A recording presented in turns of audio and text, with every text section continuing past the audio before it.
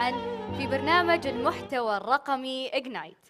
نستضيف اليوم ثاني فعالية ضمن مبادرة تنظيم الفعاليات على نطاق واسع والتابع لمجلس المحتوى الرقمي إجنايت، وبتنظيم وزارة الاتصالات بالشراكة مع هيئة الأفلام. فمرحبا بكم جميعا في أبرز تجمع لصناعة الأفلام والمحتوى المرئي بالسعودية، إجنايت ذا سين.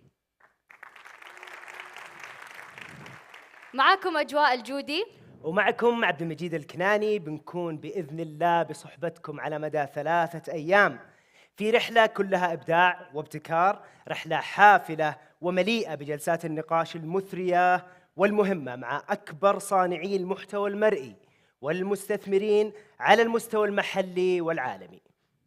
ممثلين، كتاب، منتجين، مخرجين، صانعي محتوى وغيرهم كثير. نتحدث معهم في ال3 أيام الجاية عن مسارهم المهني، خبراتهم ونظرتهم لمستقبل المحتوى المرئي والأفلام. جلسات، لقاءات مثرية مع أسماء بارزة ولامعة: الصندوق الثقافي، إثراء، فيلم العلا، مهرجان البحر الأحمر، مهرجان أفلام السعودية، وغيرهم من الأسماء البارزة اللي وضعت بصمتها في مجال صناعة الأفلام. عبد المجيد، حدث جدا مهم للجميع، فإذا كنت من محبي المحتوى المرئي وصناعة الأفلام أو أحد المستثمرين فهذا مكانك، وهذه فرصتك للاستفادة بأكبر قدر ممكن من تجارب أبرز الخبراء في المجال. نتمنى أن الكل يكون متحمس مثل ما حنا متحمسين، ومتأكدين بأن كل جلسة اليوم وباقي الأيام بيكون لها طابع خاص تنمي شغفك وتشبع فضولك. بالطبع شرفني أنا عبد المجيد الكناني وزميلتي أجواء الجودي بدء هذا الحدث اللي راح نكون متواجدين مثل ما قلت لكم بشكل يومي كمقدمين ومحاورين للجلسات واللقاءات المختلفة. أصحاب السمو، أصحاب المعالي والسعادة، حضورنا وجمهورنا الكريم، نفتتح معاكم بإذن الله جلسة اليوم. تفضل يا أجواء. وبسم الله جاء الوقت اللي نستفتح ونبدأ فيه أولى فقراتنا في Ignite the Scene. نرحب بمعالي المهندس هيثم بن عبد الرحمن العوهلي لإلقاء الكلمة الافتتاحية.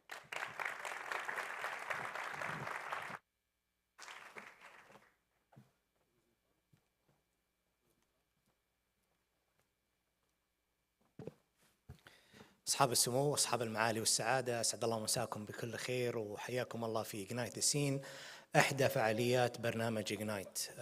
برنامج Ignite اللي أطلق بدعم وتمكين من صاحب السمو الملكي الأمير محمد بن سلمان للنهوض بصناعة المحتوى الرقمي في المملكة العربية السعودية، وزيادة مساهمة القطاع المهم في الناتج المحلي من 5 مليار إلى 25 مليار بحلول 2030 بإذن الله. الحقيقة البرنامج يهدف بشكل كبير إلى تحسين البيئة التشريعية والتنظيمية للمحتوى الرقمي في المملكة العربية السعودية، إضافة إلى تنمية السوق ودعمه ودعم الاستثمار في هذا المجال المهم، وأخيرا وليس آخرا الاهتمام بالمواهب وتنميتها اللي هم الدافع والمحرك الرئيسي وراء هذه الصناعة. للمحتوى الرقمي أسواق كثيرة، منها سوق المحتوى المسموع، سوق الألعاب الإلكترونية، سوق الإعلانات الرقمية، وسوق أو المحتوى المسموع المرئي واللي اليوم نجتمع من أجله. الحقيقة السوق هذا ليس بمنأى عن متغيرات التحول الرقمي. كلنا شفنا كيف منصات زي نتفليكس وغيرها غيرت استهلاك المشاهد للمحتوى الرقمي أو المحتوى الرقمي المرئي من ناحية ساعات الاستهلاك ولا أوقات الاستهلاك. وسيستمر هذا التغير مع وجود تقنيات زي الAR والVR. بدأنا نشهد تطبيقات جدا مهمة تغير هذه الصناعة. الذكاء الاصطناعي هي تقنية أخرى تنذر بتغير كبير في هذا المجال، فبدأنا نشوف تطبيقات للذكاء الاصطناعي في صناعة الأفلام مثلا بمختلف سلسلة القيمة فيها، سواء كان على مستوى كتابة السيناريو أو على مستوى التوزيع والإنتاج. فالسوق حيمر بتغيرات كثيرة. زملائي وزميلاتي في جلسات الحوار وورش العمل راح يتناولون كثير من هذه المتغيرات. اليوم أيضا راح نسعد وزملائي راح يطلقون العديد من المبادرات لتمكين هذا السوق المهم، منها صندوق الأفلام، أكاديميات MBC، وحنعلن عن مجموعة من أو سلسلة من الأفلام القصيرة والأفلام الروائية.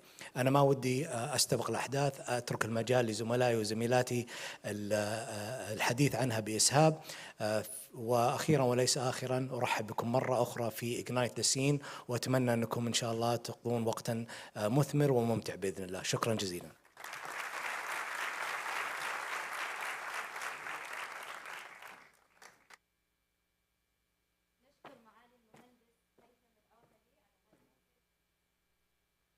ولا زلنا في جو الترحيب والاحتفاء بحضوركم في هذه الفعالية اللي صممت خصيصاً لكم. عنوانها التطور والإلهام، وحافزها الإبداع والتمكين. وبما أننا نحكي عن التمكين، رحبوا معي بسعادة الرئيس التنفيذي لهيئة الأفلام المهندس عبد الله العياف.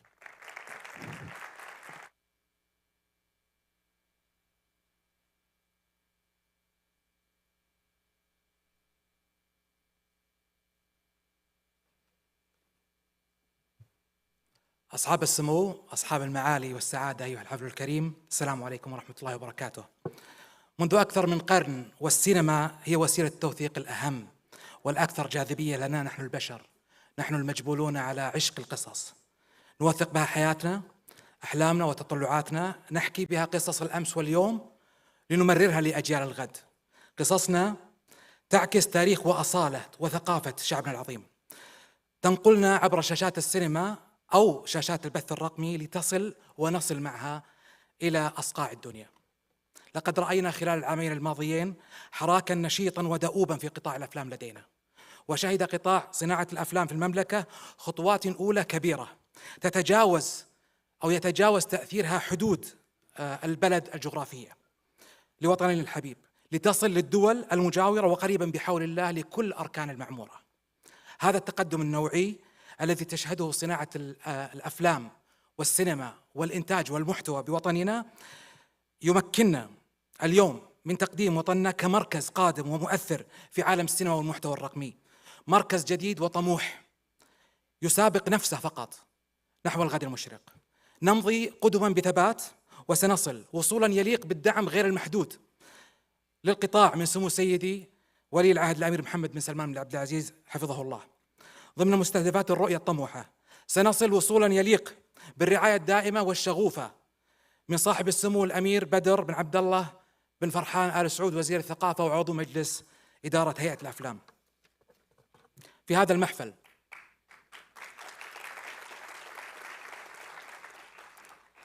المحفل نحتفي ونسعد بالشراكة والحضور في فعالية إغنايت معك يكتمل المشهد، وكأحد منسوبي وزارة الثقافة وهيئة الأفلام وكصانع أفلام أتقدم بالشكر لوزارة الاتصالات وتقنية المعلومات، وعلى رأسها معالي المهندس عبد الله السواحة ونائبه معالي المهندس هيثم العوهلي على هذا الدعم والاهتمام.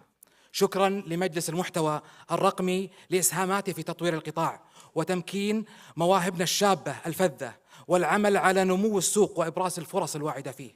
شكرا لشركاء التميز ورفاق الدرب فريق إغنايت، الزميل الأستاذ محمد الربيعان وفريقه المميز المخلص الذي قام بجهود جبارة ومتفانية لنلتقي في هذا المساء الجميل في هذا المكان الجميل. شكرا للحضور الكريم الذي شرفنا اليوم دعما للقطاع وللفيلم السعودي. وأخيرا شكرا لنجمات ونجوم المشهد الأجمل والأكثر إلهاما، مصدر فخرنا واستشرافنا المتفائل لمستقبلنا، وأعني صناع وصانعات الأفلام السعوديين والسعوديات.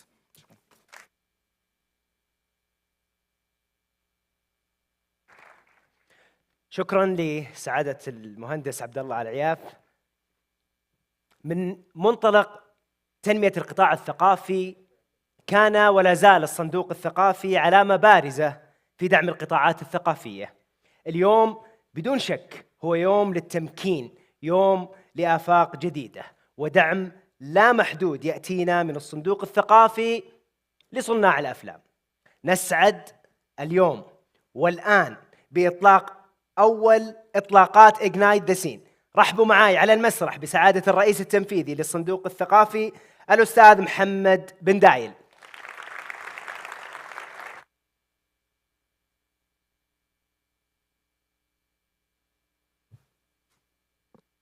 بسم الله.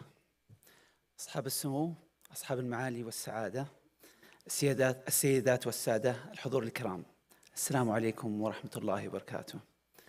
بداية أود أن أتوجه بجزيل الشكر لمعالي وزير الاتصالات والمعلومات وتقنية المعلومات على تشريف هذا الحفل. كما يطيب لي أن أتقدم بالشكر لوزارة الاتصالات وتقنية المعلومات، وزارة الثقافة، مجلس المحتوى الرقمي، وهيئة الأفلام لما يقدمونه من جهود نحو تنمية قطاع الأفلام والعروض المرئية في المملكة العربية السعودية. الحضور الكرام، يبذل الصندوق الثقافي منذ تأسيسه خلال العامين الماضيين جهوداً كبيرة لتمكين المبدعين والصناع في القطاع الثقافي من خلال برامج ومنتجات مختلفة تم إطلاقها مع شركائنا الاستراتيجيين، ويأتي هذا اليوم امتداداً لهذه الجهود. وبفضل من الله ثم بدعم وتوجيه مجلس إدارة صندوق التنمية الثقافي برئاسة سمو وزير الثقافة الأمير بدر بن عبد الله بن فرحان آل سعود، نعلن اليوم عن إطلاق الرسمي لبرنامج تمويل قطاع الأفلام، إحدى مبادرات برنامج المحتوى الرقمي إجنايت، بميزانية تبلغ 879 مليون ريال سعودي.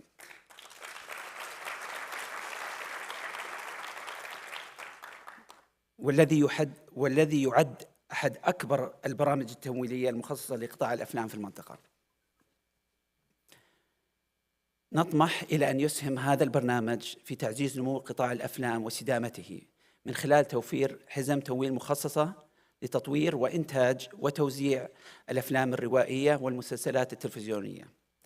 كما يسعى البرنامج من خلال باقات التمويل المختلفة إلى تمكين شركات تطوير البنية التحتية للقطاع والمنتجين والموزعين والشركات المختلفة العاملة في قطاع الأفلام، مما سينعكس على تعزيز التنافسية في القطاع الخاص. سيقوم برنامج تمويل قطاع الأفلام بتقديم نوعين من الأدوات التمويلية. الأول مسار الإقراض، ومن خلاله يتم توفير حزم تمويلية بميزانية قدرها 579 مليون ريال. والثاني مسار الاستثمار، وهو سلسلة صناديق استثمارية تستهدف الشركات الصغيرة والمتوسطة ومشاريع البنية التحتية ومشاريع الإنتاج في قطاع الأفلام. واليوم يسعدنا أن نعلن بالتعاون مع شركائنا الاستراتيجيين لندو السعودية المالية وصكوك المالية عن إطلاق مسار الإقراض.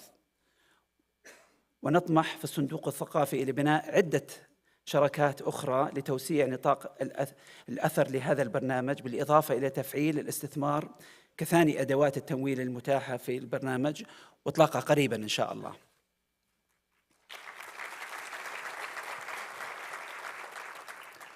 ختاماً، يرحب الصندوق بجميع مشاريع شركات قطاع الأفلام المحلية والإقليمية والدولية التي تطمح للاستفادة من البرنامج والمساهمة في تعزيز ازدهار قطاع الأفلام في المملكة. كما نشكر جميع شركائنا ممن أسهم في دعم جهود إطلاق البرنامج. والسلام عليكم ورحمة الله وبركاته.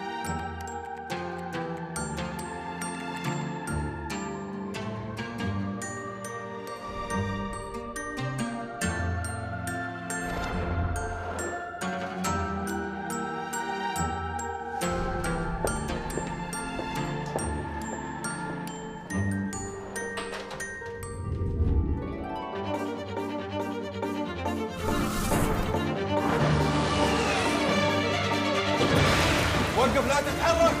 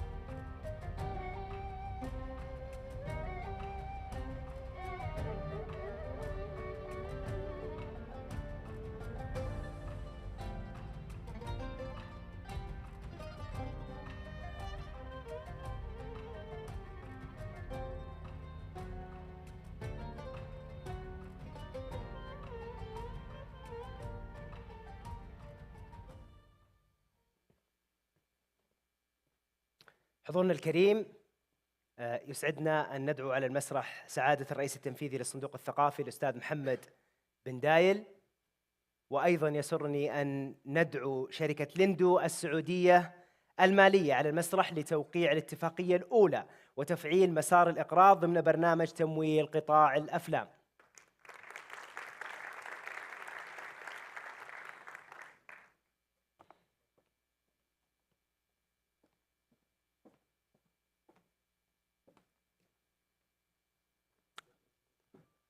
أهلا وسهلا، تفضل.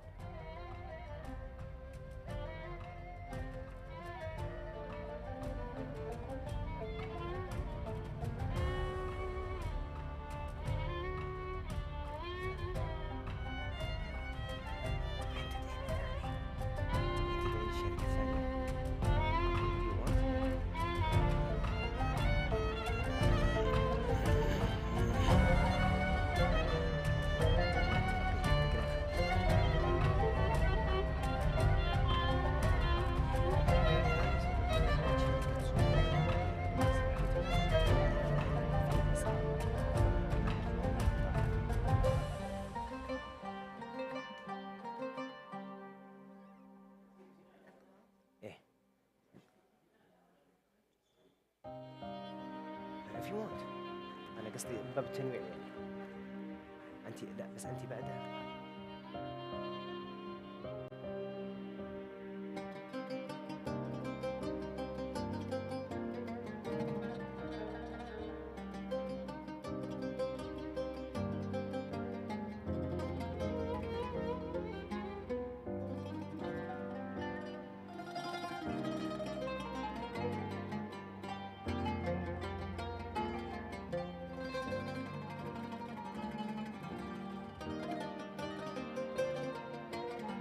شكرا جزيلا لممثلي شركة لندو السعودية المالية، ويسرني الآن دعوة شركة صكوك المالية على المسرح لتوقيع الاتفاقية الثانية وتفعيل مسار الإقراض ضمن برنامج تمويل قطاع الأفلام.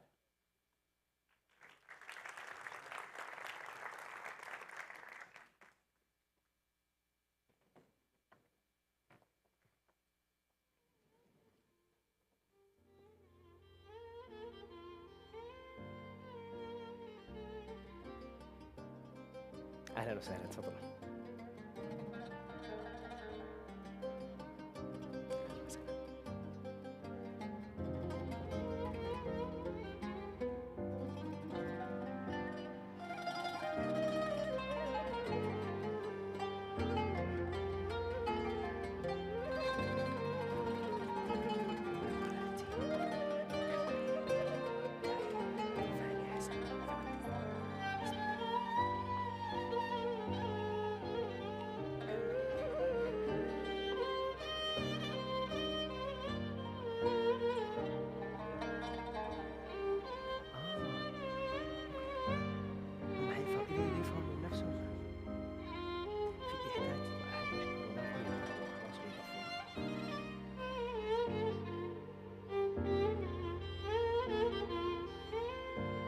شكرا جزيلا أستاذ محمد.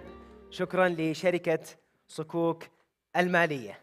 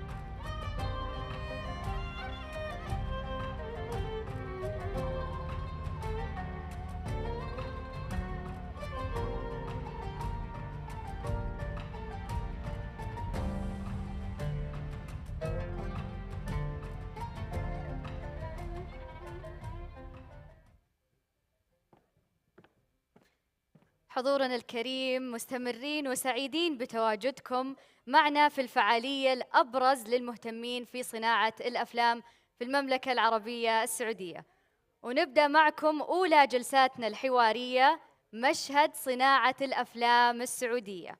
رحبوا معي على المسرح بالأستاذ عبد الجليل الناصر، مدير عام تنمية القطاع وجذب الاستثمار في هيئة الأفلام، والأستاذة نجلاء النمير، الرئيس التنفيذي للاستراتيجية وتطوير الأعمال في الصندوق الثقافي، ويدير الحوار زميلي عبد المجيد الكناني.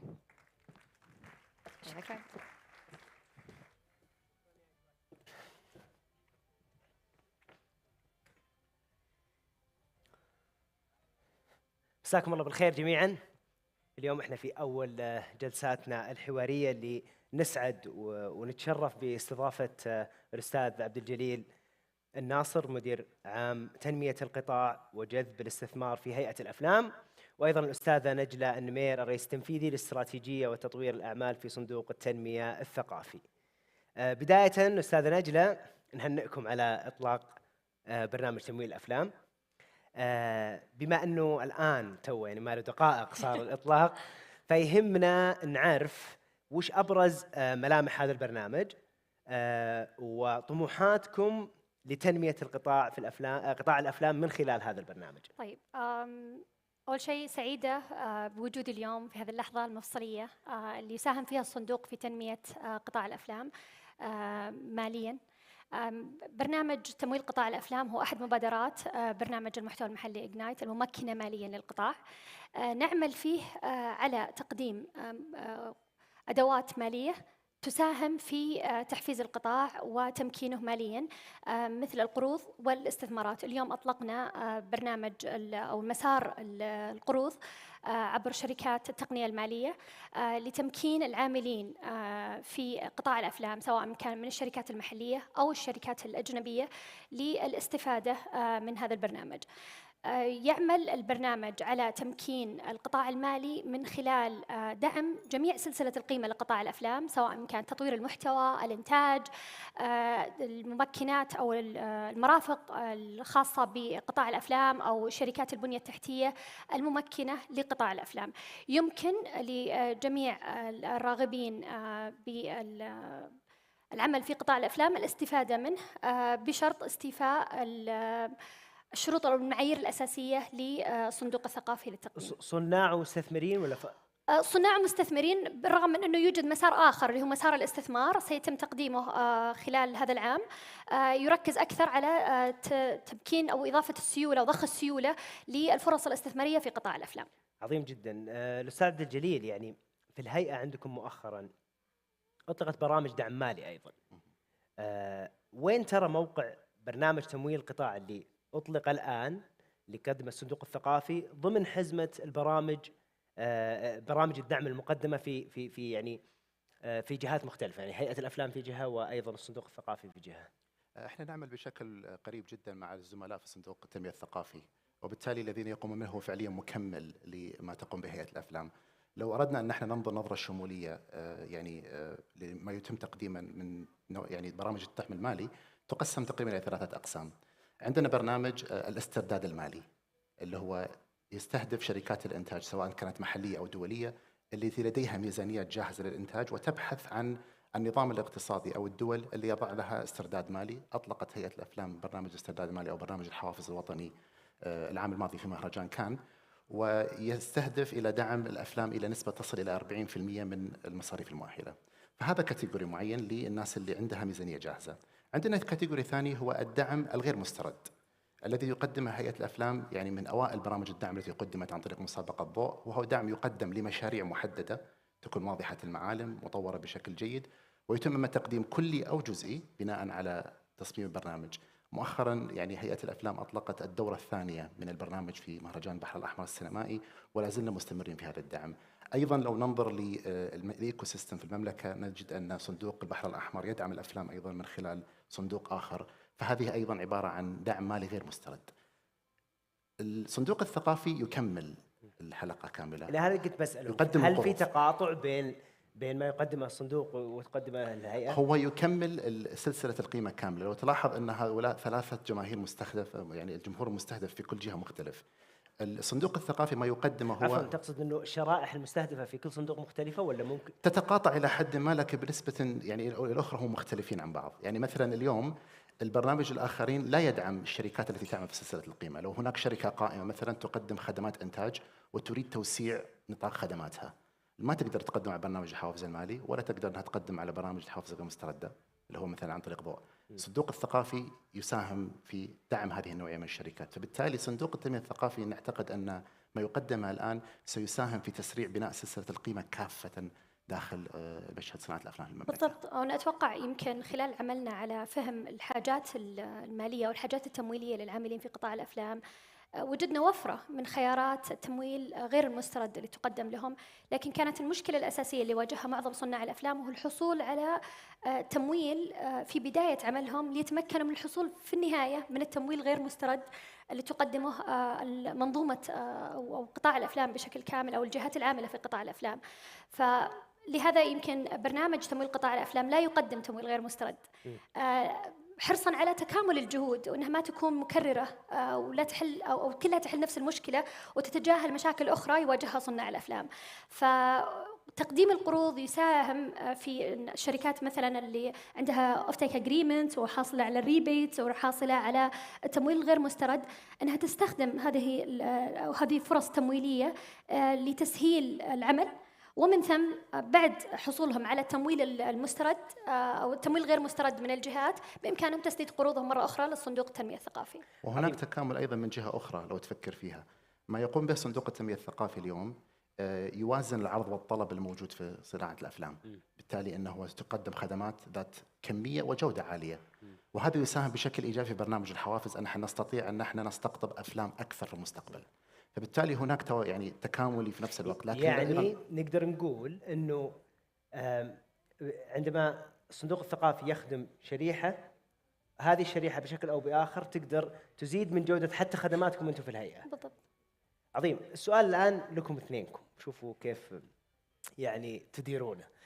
الحديث عن الحراك السينمائي موجود في البلد، من الناس، من الصحافة، من حتى رجل الشارع العادي يتحدث أن في حركة سينمائية موجودة وحركة أفلام، حتى من الصناع أنفسهم. أنا حاب أعرف رأيكم حول هذا الحراك، بس من وجهة نظر أشخاص يعملون في القطاع، مو من جانب فني، لا من جانب خلينا نقول إداري. كيف تشوفون هذا الحراك؟ طموحاتكم وين لوين يوصل؟ I'll take it first. طيب من ناحية قطاع الأفلام، يمكن الحراك اللي صار في صالات السينما، افتتاح صالات السينما، زادت الطلب ووضحت ربحية القطاع بشكل كامل. فمثلا خلال 4 سنوات الماضية نمو مبيعات التذاكر وصل ل 199% تقريبا من بداية العرض. هذا يبين كوننا أيضا بعد يعني أمة شابة أو تستهلك قطاع الأفلام بشكل كبير أو منتجات قطاع الأفلام بشكل كبير، هذا أثر على نمو مبيعات التذاكر، بالإضافة إلى أنه ساهم بطريقة أو بأخرى في تحفيز القطاع الخاص لخوض غمار أو العمل في قطاع الأفلام. خلال مؤتمر لي بالعام الماضي فتحنا تسجيل الاهتمام، لما أعلنت عن برنامج تمويل قطاع الأفلام فتحنا تسجيل الاهتمام للنظر في مدى اهتمام العاملين في القطاع الثقافي أو في قطاع الأفلام بالعمل في هذا المجال. وصلنا تقريبا 500 طلب خلال 3 شهور، 47% منها كانت شركات إنتاج، 23% منها تقريبا كانت شركات توزيع، 16 أو حدود 20% منها كانت الخدمات المساندة أو الشركات الأخرى العاملة في قطاع الأفلام، تقريبا حدود 20% تقريبا. هذا يمكن شيء نقدر نفهمه من قطاع الأفلام أو بالعمل مع الزملاء في هيئة الأفلام، نقدر نفهم توزيع العاملين فيه. ما كانت النتائج أو الأرقام صادمة بشكل كبير، لكن لما نعرف أن 44% من المتقدمين كانت شركات ناشئة، شركات تبي تبدأ تنتظر هذه الفرصة عشان تاخذ تمويل وتبدأ عملها في قطاع الأفلام. هذه تقريبا نص الشركات، 250 شركة تقريبا مهتمة أنها تبدأ العمل في قطاع الأفلام، وهذا شيء مبشر. ويثبت أيضا يعني فكرة أن الحراك الآن ما زال مستمر وقاعد يندفع للأمام، وأن في رغبة كبيرة وطلب متزايد للعمل، طلب من الجهتين، طلب من الجهات اللي تبغى أنها تعمل في القطاع أو قطاع الأفلام، ومن المستهلك اللي بيستهلك المنتج اللي يطلع من قطاع الأفلام. عظيم. عبد الجليل، بالتأكيد وأنت أكيد أدرى يعني صناعة الأفلام متعددة، لها أبعاد كثيرة، اقتصادية، اجتماعية، ثقافية أيضا. أنت كيف ترى المشهد منها يعني بالنظر إلى الزوايا المتعددة لقطاع الأفلام؟ هو القطاع الأفلام عندما تفكر فيه يعني قد نحن نرى أن جانب إبداعي وثقافي بالدرجة الأولى، لكن في نفس الوقت حينما تتحرك قطاع الأفلام في مدينة معينة أو في دولة معينة، يتحرك ما يقارب 20 قطاع ليس له أي علاقة مباشرة بقطاع الأفلام. فعلى سبيل المثال أنا بطرح لك مثالين لأفلام تمت في المملكة. عندنا فيلم محارب الصحراء الذي تم تصويره بالكامل داخل المملكة في منطقة اليوم، وعندنا فيلم قندهار تم تصويره في العلا وجدة. فيلم قندهار نزل التريلر يمكن قبل 3 أسابيع. هذه الفيلمين أفلام أجنبية تم استقطابها داخل المملكة. تحركت قطاعات بالكامل. في هذه الفيلمين تم إشغال 13 فندق بالكامل، فقطاع الفندقة يتحرك، قطاع الصحة يتحرك، قطاع الخدمات الإنتاجية، الأكل والمطاعم والكيترينج، كلها تتحرك. بل أيضا تتحرك قطاعات ثقافية أخرى، الكتابة تتحرك، الموسيقى، الاركيتكتشر لأنك تبني مواقع تصوير. فبالتالي الأثر الاقتصادي لقطاع الأفلام لا ينحصر فقط في قطاع الأفلام، بل أيضا يحسب بالأثر الغير مباشر. فإحنا رأينا هذا الأثر اليوم. يعني مثلا لو مثلا أيضا نظرنا من ناحية الوظائف ومن ناحية مشاركة المحليين أو قطاع أو الكفاءات المحلية في الأفلام، فيلم محارب الصحراء 20% من العاملين في القطاع في هذا الفيلم من داخل المملكة، وهذا يعتبر من الأفلام الأولى. فأعتقد أن احنا لا زال أمامنا مساحة كبيرة للنمو. هناك يعني نمو كبير في كافة المجالات داخل قطاع الأفلام في المملكة. وهناك هناك نقطة مهمة جدا، وهي قضية القوة الناعمة للمملكة. حينما تكون المملكة هي وجهة لتصوير الأفلام، أنت فقط لا تقدم خدمة اقتصادية لهذه الأفلام وبالتالي تنمي الاقتصاد المحلي، أنت تضع المملكة على الخارطة العالمية فيما يتعلق بالثقافة، فيما يتعلق بمواقع، قطاع السياحة يتحرك. فبالتالي أنت تضع المملكة في يعني في منطقة أقوى من ناحية القوة الناعمة عالميا. عظيم. كل المجهودات هذه اللي قاعدين نشوفها، وأيضا الإطلاق اللي صار اليوم بالتأكيد هو شيء عظيم وإيجابي، لكن كيف ممكن نحافظ على استدامة هذا الأمر؟ يعني هل هو دعم سيظل مستمر بهذا الشكل، ولا في خطط ليكون هذا الموضوع مستدام من القطاع نفسه، يعيد تشغيل ذاته، يعيد يساهم في نموه، وانه يكون يعني عجلة الإنتاج مستمرة من خلال القطاع نفسه؟ هل في تصور عندكم لهذا قطاع الافلام يمكن او برنامج سمو قطاع الافلام لما اطلق الصندوق الثقافي كان التركيز الاساسي فيه او يستهدف 3 مستهدفات اساسيه. اولها المساهمه في التطوير الشامل لقطاع الافلام او مخرجات قطاع الافلام. الثاني ترسيخ مبادئ الاستدامه الماليه. اليوم نشوف عناصر كثيرة وأنشطة كثيرة من سلسلة القيمة لقطاع الأفلام يا إما محتكرة، يا إما الممارسات فيها ما تتماشى مع الممارسات الدولية الرائدة، يا إما ما فيها وجود محلي. فترسيخ مبادئ الاستدامة المالية عن طريق التحفيز بالأدوات المالية اللي يقدمها الصندوق تساهم في تحسين الممارسات هذه واستدامتها، بالإضافة إلى أنها تعزز التنافسية في القطاع الخاص. فكل ما كانت في فرص أو قدرة على الوصول لممكنات مالية أو فرص استثمارية أو مخصصات للقطاع نفسه تعزز من دخوله، زي ما ذكرنا شركات جديدة أو حتى شركات تتوسع في أعمالها وتدخل في أنشطة أخرى. هذا كله يساهم في استدامة القطاع، وأن المستثمر سواء كان محلي أو أجنبي يرى فيه فرصة أنه يدخله، لأن في ربحية واضحة وفي طلب متزايد على المنتج أو المخرج اللي يطلع من قطاع الأفلام، سواء كان في شركات داعمة، سواء كان في الإنتاج نفسه أو في الاستثمار بشكل عام في كل ممكنات قطاع الأفلام.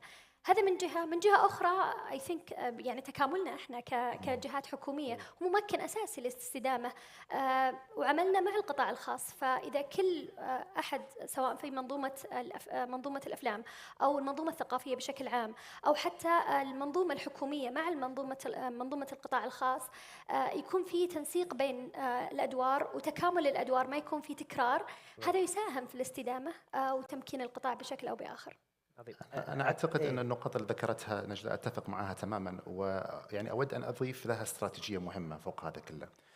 حين نبني كل البرامج اللي يعني نقدمها في هيئة الأفلام، أعتقد أن الاستثمار في رأس المال البشري هو أهم نقطة للاستدامة، لأن القطاع الذي نعمل عليه هو قطاع إبداعي بالدرجة الأولى، والإنسان المحلي، الإنسان السعودي هو العنصر الأساسي في هذا الإبداع. فبالتالي رفع الكفاءات، التدريب، التعليم، نقل المعرفة، كل البرامج التي نقدمها نحاول أن احنا نرفع عدد وجودة العاملين في هذا القطاع. مستقبلا لو قلت كل عناصر الدعم الأخرى، بقاء هذا العنصر البشري هو الذي سيضمن استدامة هذا القطاع بلا شك. جدا. يعني بشكل واضح عبد الجليل ونجا يقولون ان وجود الاستثمارات مش فقط استثمارات مالية، الأهم هو الاستثمار في الإنسان أو في الفنان إن صح التعبير نفسه. شكرا أستاذ عبد الجليل على هذه الجلسة وعلى هذه الكلمة، هذا النقاش الرائع اللي عرفنا فيه كثير من الأمور اللي تهم صناع الأفلام في صناعة المشهد، صناعة الأفلام السعودية. شكرا أيضا أستاذة نجلة على هذه الكلمات الرائعة. شكرا لكم حضورنا الكريم على حضور هذه الجلسة النقاشية. راح نترككم الآن إلى وقفة لصلاة المغرب. بعد 20 دقيقة بإذن الله راح نستكمل بقية جدول فعاليات اليوم الأول من Ignite the Scene. شكرا، يعطيكم العافية.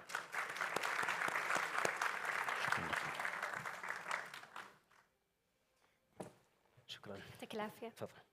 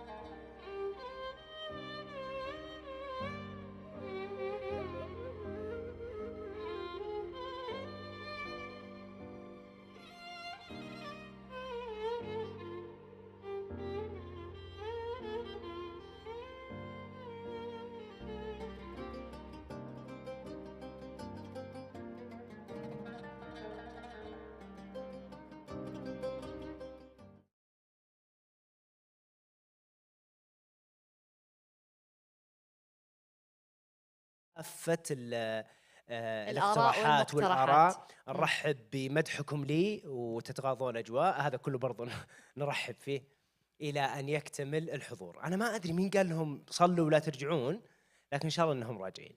والأهم من هذا كله عبد المجيد، حنا أيضا نرحب بالأفكار للجلسات الحوارية ممكن للأيام القادمة أو بالضبط. غيرها. بالضبط. أي شيء ودكم، يعني هذا الحفل والفعالية هي لكم، فأي شيء ودكم أن نناقشها فيها ممكن. انا شفت مزروع المزروع موجود، رجع. شفتوا له استاذ مزروع؟ اذا رجع بالله ضروري تبلغوني، انا بعرف ايش جابه. اصلا ليش؟ بعرف ايش جابه. المفروض يكون في اجنايت ذا ساوند السنه الماضيه، مو بالان. الفيلم فيه ساوند أيضا يا عبد المجيد. طيب ندور واحد ثاني. فيصل السيف ايش يبي؟ فيصل السيف تقني ايش يبي بالافلام؟ الفيلم فيها برضه تكنيكال يعني برايد. اذا فيصل يستخدم كاميرا الجوال مو معناته انه يجي يحضر ايفنت افلام، صح ولا لا؟ واضح انك تجرب حظك يا صديقي. امورك تمام مشت؟ الله يسعدك يا رب. طيب ايش في عندنا جلسات جايه يا اجواء؟ الجلسة اللي راح نكمل فيها بعد شوي هي من أهم الجلسات لنا احنا صناع الأفلام، والكثير منكم ممكن يستفيد منها. هي جلسة الملكية الفكرية في صناعة الأفلام، وراح تكون مع متخصصين سعوديين وعالميين في حقوق النشر والاستخدام العادل. عظيم. تقدمينهم من فضلك؟ أي. جاهزينهم؟ جاهزين؟ جاهزين. طيب رحبوا معي بالأستاذ خالد العسيري وكاميرون كرافورد وروبرت كارتر والأستاذة درة رمضان، ويحاورهم تاد نمس.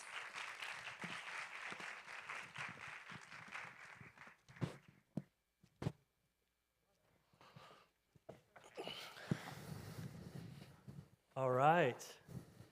Hello, Riyadh. Hi. Hello.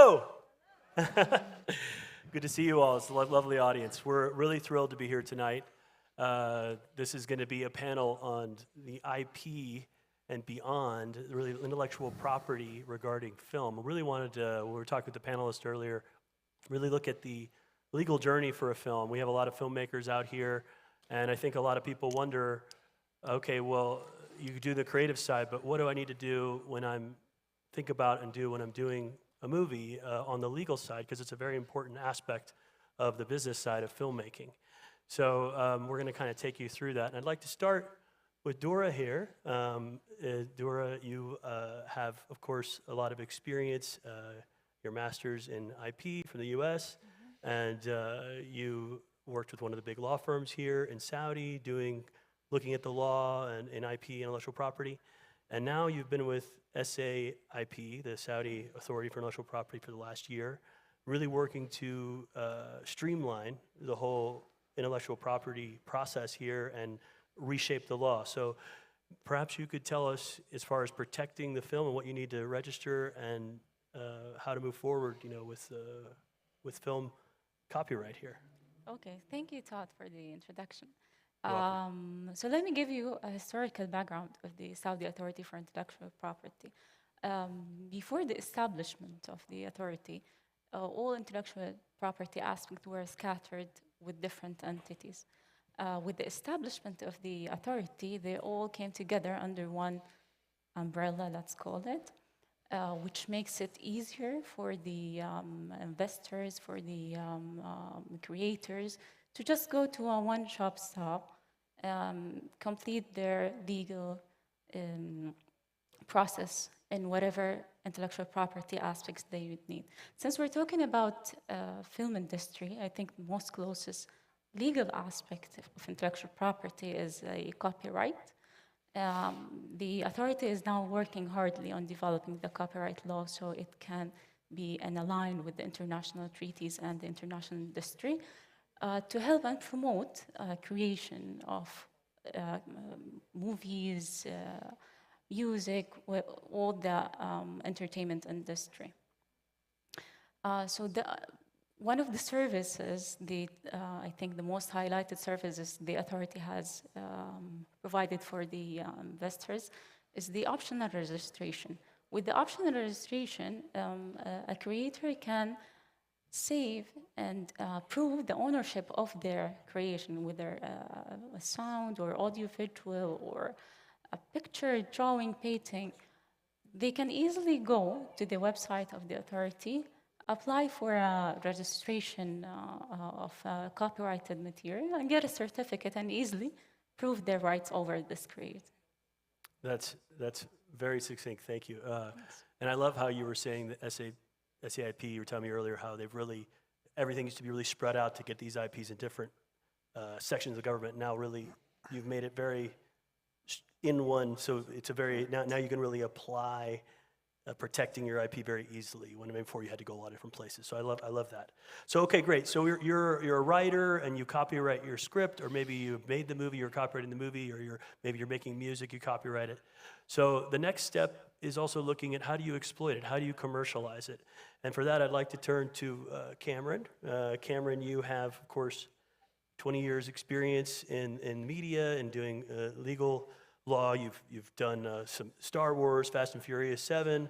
Now you're Dubai-based. A lot of that's Dubai, but you have a lot of experience, I think, kind of doing this step with how do you utilize that IP in licensing, this kind of thing. So please tell us perhaps a story from. Thank you, Todd. So in any successful project, there will come an inflection point at which someone is prepared to put money on the table in order to turn this from an idea, from a concept, from a project into an actual commercial venture. It could be when you have a concept that someone's willing to invest development finance in, or a script that someone's willing to put money into to turn into a production, or indeed you might have a finished film that you want to exploit. What's important to remember at that stage is that you don't just have one thing that you're selling. You're not selling a film, you're not selling a script. You own some intellectual property that you'll want to retain ownership over, and then you're going to slice and dice the rights into various packages. So if you take, for example, a children's TV project, you may well license the broadcast rights to broadcasters in various territories for a certain period of time, but you'll also want to retain ownership in the concept and the idea and the characters, so that when the show becomes successful, you can, for example, license different rights to make merchandise and soft toys and children's stationery and so forth. You might want to engage with new technologies such as the metaverse and NFTs and things like that we don't yet know about even.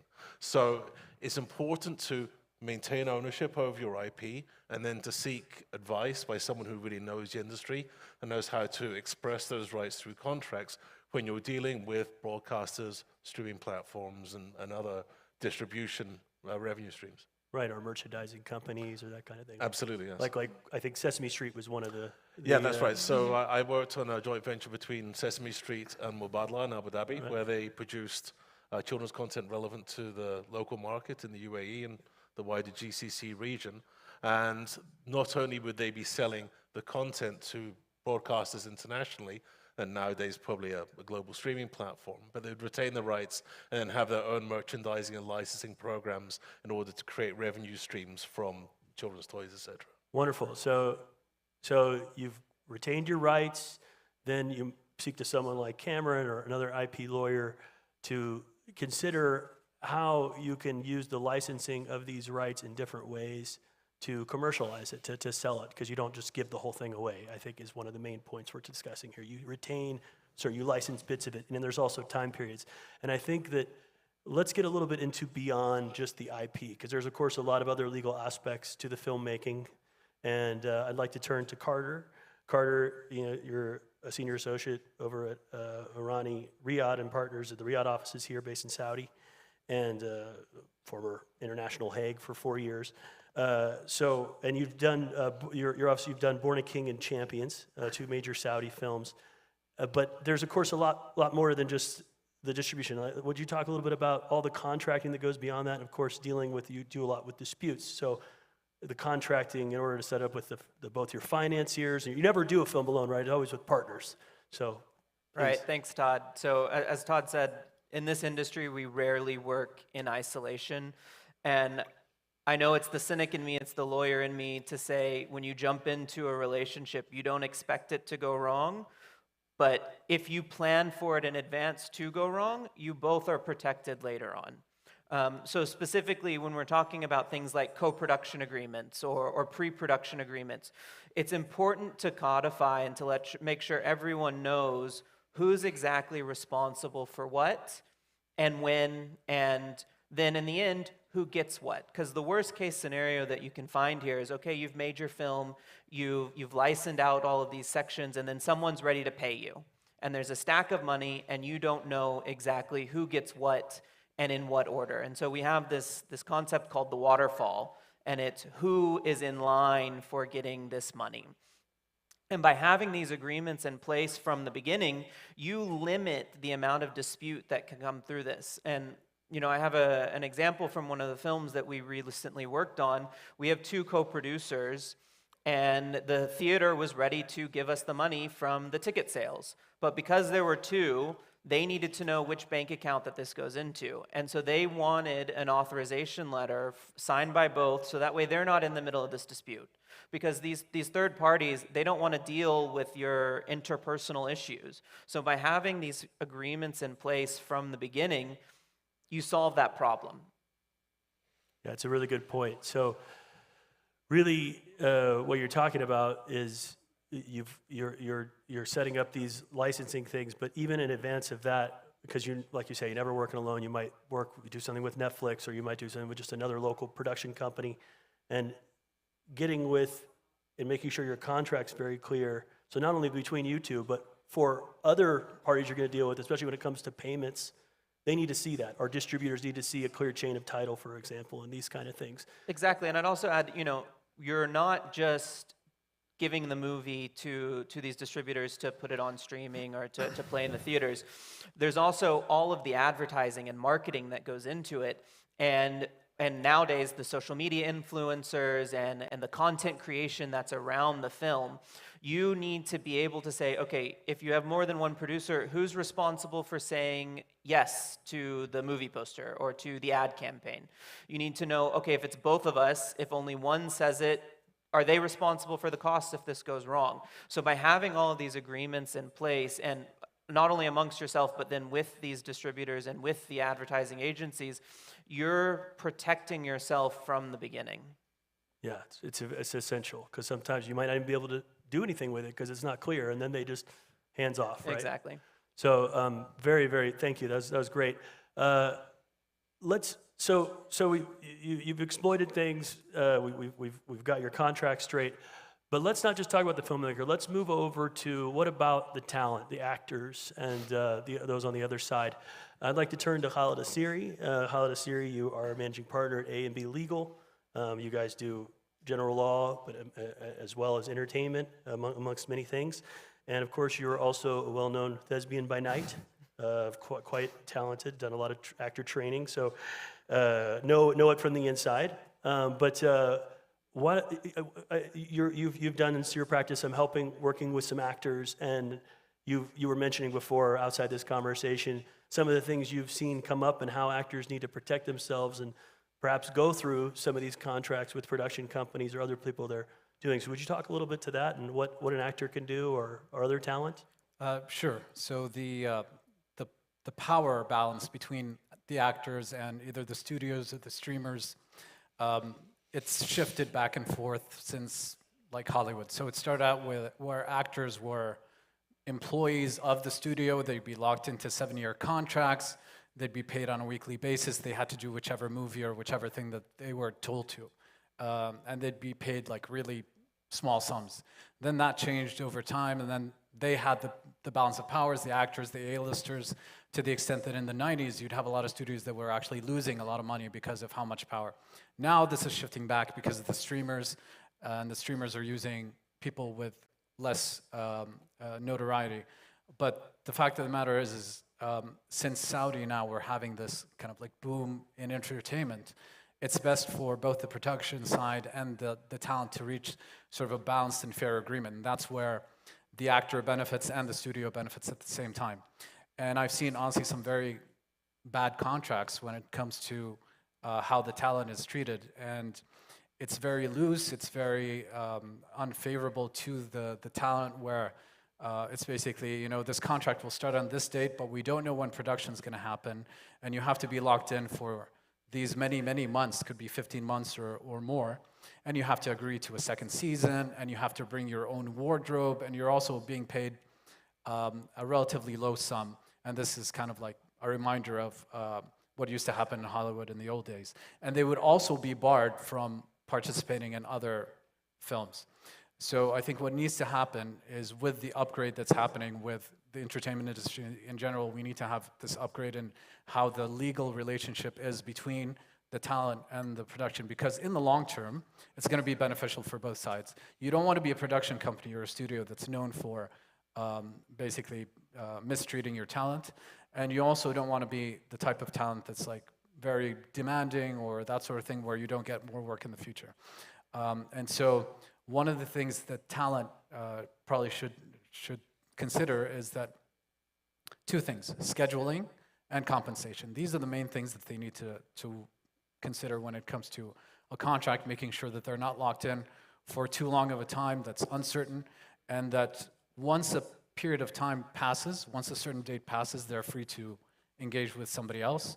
The other thing in terms of compensation, and I would say this not just for actors, also for writers as well, the more you can get up front, the better, because everything else is up in the air. It's depending on a lot of different factors that you as an actor or talent or writer have no power in whatsoever. And if you're just there flailing in the wind, just depending on what circumstances can happen, that can be very detrimental to you, because what you're selling is your time. Your time is very valuable to you as talent and as a writer, and so you want to make sure that you're not locked into something where you can't, achieve the buys that, either for not just money, for notoriety. You want your name to come up in as many credits as you can. You want people to know you for the work that you're doing, and that's also a very important thing to have in your contracts, as well as making sure you have a credit clause, among other things as well. Yeah, great. So as an actor or talent, be wise to get a lawyer to look over For sure. Get what a lawyer, you're doing, get an look at some of agent, these points. Get a manager. Yeah. I know there's a few investors in the audience here tonight, so I think another very interesting topic we were talking earlier about special investment vehicles and these kind of things and instruments. In the Hollywood system, or in the West, usually you'd do an LLC for a movie. For example, you would create you do, I don't know, IP and Beyond Movie LLC, right? And then all your investment would go into that. All the rights would be contained with that. And that's so it makes it very easy to sell the rights or the money to go in and out of that vehicle. However, I'd like to hear from, maybe you, Cameron, since I think that you've really dealt with this a lot, about the UAE and what you're seeing in Saudi, and what we could also maybe, like, what's going on, and maybe ways we could improve this. But could you go to speak to that a little for the investors? Yeah, certainly. So the reason why we have SPVs is that you don't want the funds from one project commingling with the legacy of another, or some employees that were working 2 or 3 years before the project kicked off. You want all the money that goes into this project to go into one company, and then all the money spent through it to come through that, so that when you apply for rebates or when you have to account to investors, the bank accounts match the production accounts. Mm-hmm. Now, one of the challenges we found in the UAE, there were twofold. One was visas and bringing in people for short-term visas to work for a few weeks on a specific production. But another one was the cost and time taken to set up an SPV just for one production would be excessive. So the cost would be several $1,000s, and then the process of setting up a bank account. I have one client who may be in the audience who could testify to this. Is very onerous. And it's not just the fact that it causes delay. It's not just the fact that it costs money. It's the fact that a producer's time should be taken making production decisions and focusing on making the production the very best it can be, not filling in forms and going in person to the bank and doing all these things. So if there were a way, there's an opportunity here perhaps for KSA to look at having a very simple, streamlined process for a company that was not going to have permanent offices. It wasn't going to have long-term residency sponsorship privileges, but it were able to be set up specifically to manage the production process and rebate application process in KSA, I think that would be a tremendous opportunity, legally speaking. That's a very good point. I think there is a big opportunity here, as I think even auditing, you really need that, the cleanness, and then you also, I think a big challenge is getting bank accounts, right? From what I understand you were talking about before. The biggest challenge. Right, to just have a bank account for this company. Right. In general, the company's registration process has a much lower KYC and formality threshold than opening a corporate bank account, and often the banks don't really care about a few $100,000 in the grand scheme of things, so they're not going to give you special access because you're making a film, and you'll have to join the queue like everyone else. Yes, absolutely. It's more of an investor point, but and people that are setting up the film, but this is, of course, a very interesting area that I think we could really benefit from here in the country as the movies are starting to become big. I know we just had one film, Saudi film, become one of the top grossing of all time almost. I mean, I think it's in the top 3 of all time now for the whole MENA region. So it's exciting, and I'm sure there'll be these kind of legal aspects are become more and more important as films start to travel beyond the MENA region and go internationally. And so all these things being bigger budgets, more, but at the same time, more due diligence at the front in the legal. And I hope we've kind of give at least an overview here of some of the highlights. Before we close, I'd love to hear any other points, if there's anything else that you guys, any of you would like to, any last comments on what I guess additional areas maybe filmmakers, investors, actors should be thinking about in this legal journey, maybe specifically here in Saudi, of course. Should I start with you, Dora? Yeah, I would say an investor or a filmmaker should take care of not invading other rights, as much as protecting your right, as much as respecting other rights, just not to get into bigger trouble during the journey. That's a very good point. Yeah, you want to, I think in that case, just to illustrate the point, because we were talking about that earlier, I mean, you can't just put someone's music in your film, for example, unless you're making it yourself. You have to get those rights established. So it's not about the rights, your stuff, it's also getting other people's rights and making sure that is clear, the music you're going to use, or you can't just use even the likeness of some famous celebrity. You can't do a cartoon of them without getting their permission and all these kinds. So this is what you're referring to, of course. Right. Yeah, it's a very important point. It's a very good point. Thank you, Dora. What are you, Cameron? While we sit in this beautiful cinema, I would say to any young aspiring Saudi filmmakers and storytellers out there to embrace the variety of media there are now. Saudi's a very digital savvy, tech savvy environment, so look at various formats in which you can tell your stories. It's a good point. Thank you, Cameron. Look at various points. I'll say something that will probably get some eye rolls because it's coming from a lawyer, but engage a lawyer early. It will really save time on the back end. And yes, it is a bit of a sales pitch because we're all lawyers up here, but it really, like I said earlier, you don't go into these relationships thinking that something's going to go wrong, but something can go wrong, and having those protections early on will really help in both time, expense, and heartache at the end. That's a very good point, Carter. And I think as films become more commercial, where there's more money coming up front, it becomes more and more important. It's one thing to do a small film, but then you really need to do that. And I want to touch upon one other thing while you're up here, because we were talking about it earlier. Standardized contracts.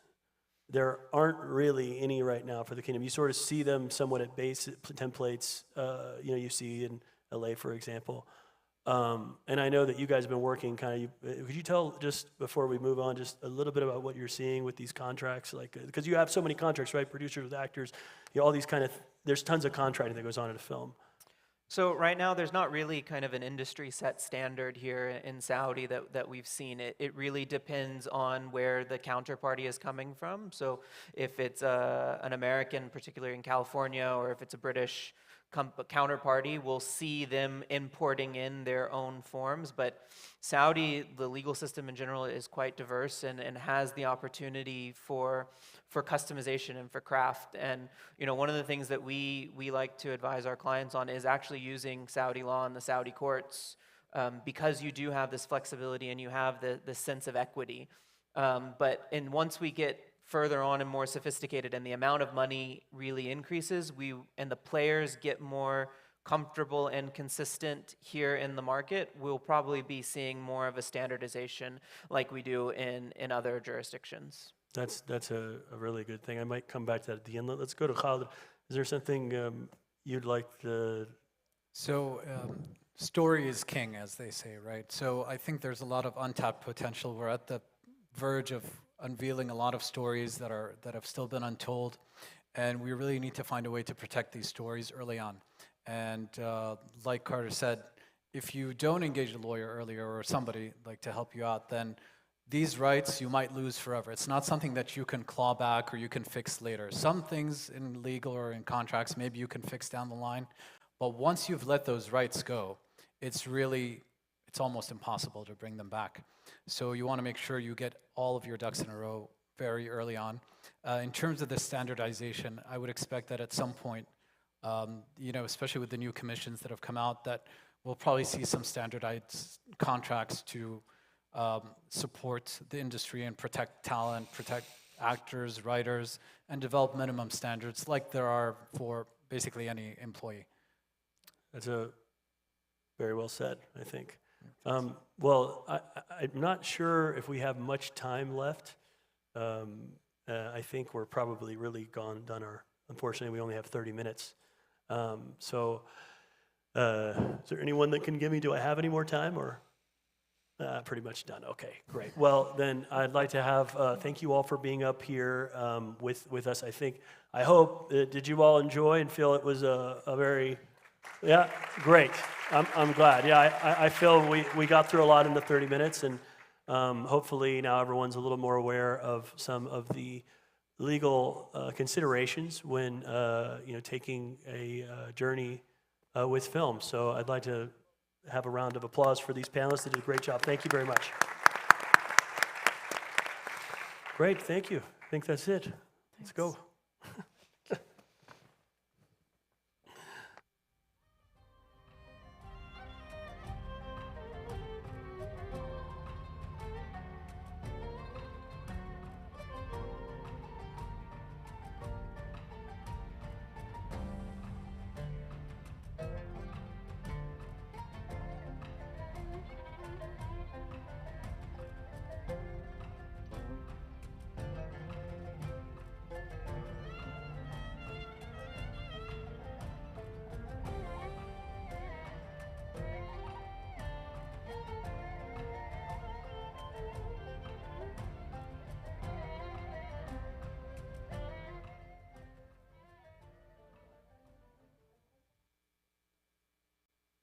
حياكم الله من جديد، أهلا وسهلا، وتقبل الله منكم للي طلع للصلاة.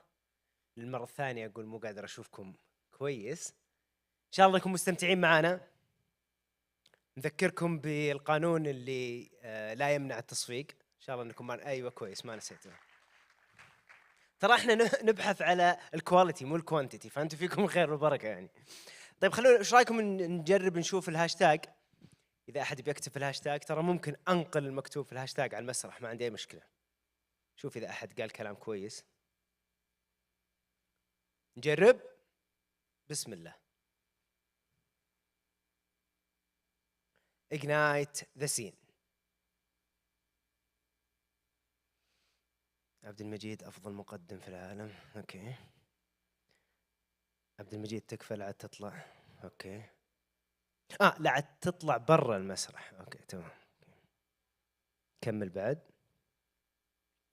اكتبوا ترى راح أقرأ على المسرح ما عندي مشكلة. طيب أنتوا حصل لكم تشوفون بقية المناطق، منطقة الإلهام، منطقة الإبداع، مناطق فيها الكثير من البرامج وكثير من الفعاليات اللي راح تستفيدون منها. فكل الشكر لإجنايت ذا سين. مثل ما قلنا لكم احنا في أبرز تجمع لصناع الأفلام. هذا الحدث مهم بالتأكيد والمواضيع كثيرة وشيقة. نشكركم طبعا جميعا على الحضور وعلى التفاعل. أيضا عندنا جلسة جديدة أتمنى من الجميع أنه يستفيد منها ويستمتع فيها. فإذا تسمحوا لي نرحب في ناس جدد جو. يا مرحبا حياكم الله، أهلا وسهلا. أعطوهم تحية بعد يستاهلون. أيوة كمان عشان ننشط المكان، مكان بارد. المكان بارد. طيب قبل بسألكم لو سمحتم، مين مهتم بتمويل الأفلام؟ في أحد مهتم بتمويل الأفلام؟ ما في أحد مهتم بتمويل الأفلام. طيب سؤال آخر، وش أكبر فرصة ممكن تستفيدون منها لتطوير الأفلام؟ يعني في أحد منكم عنده فيلم وجاي هنا يبحث عن وسيلة يطور فيها فيلمه؟ صناع الأفلام وين؟ فيلم ميكرز، أهلا وسهلا، شايف يدك، صانعة أفلام؟ ها؟ إيش؟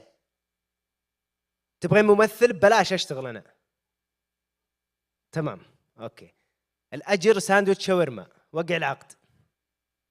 طيب الجلسة اللي راح تشوفونها الآن راح تجيب على كثير من الأسئلة، راح تجيب على أسئلة الفرص في تنمية صناعة السينما المحلية وتطويرها، كيف يمكن للمنتجين المحليين والعالميين الاستفادة بشكل أفضل من مصادر التمويل العامة والخاصة.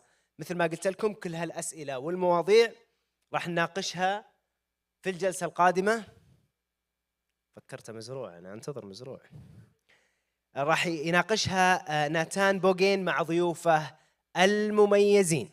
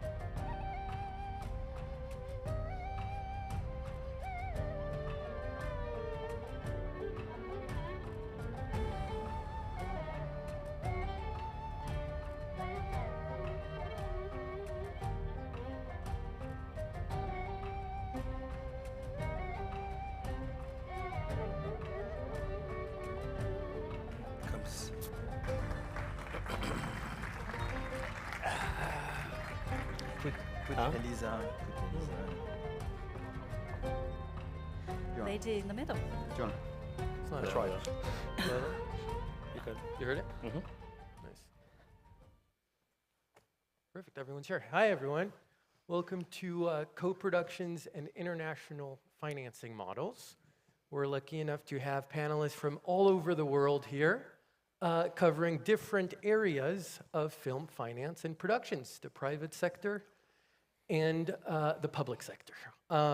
So why don't we start with you, David, and then we can go down the row and just introduce yourself and tell us a bit what you do. I am David Uslan. Hello, everybody. It's nice to be here.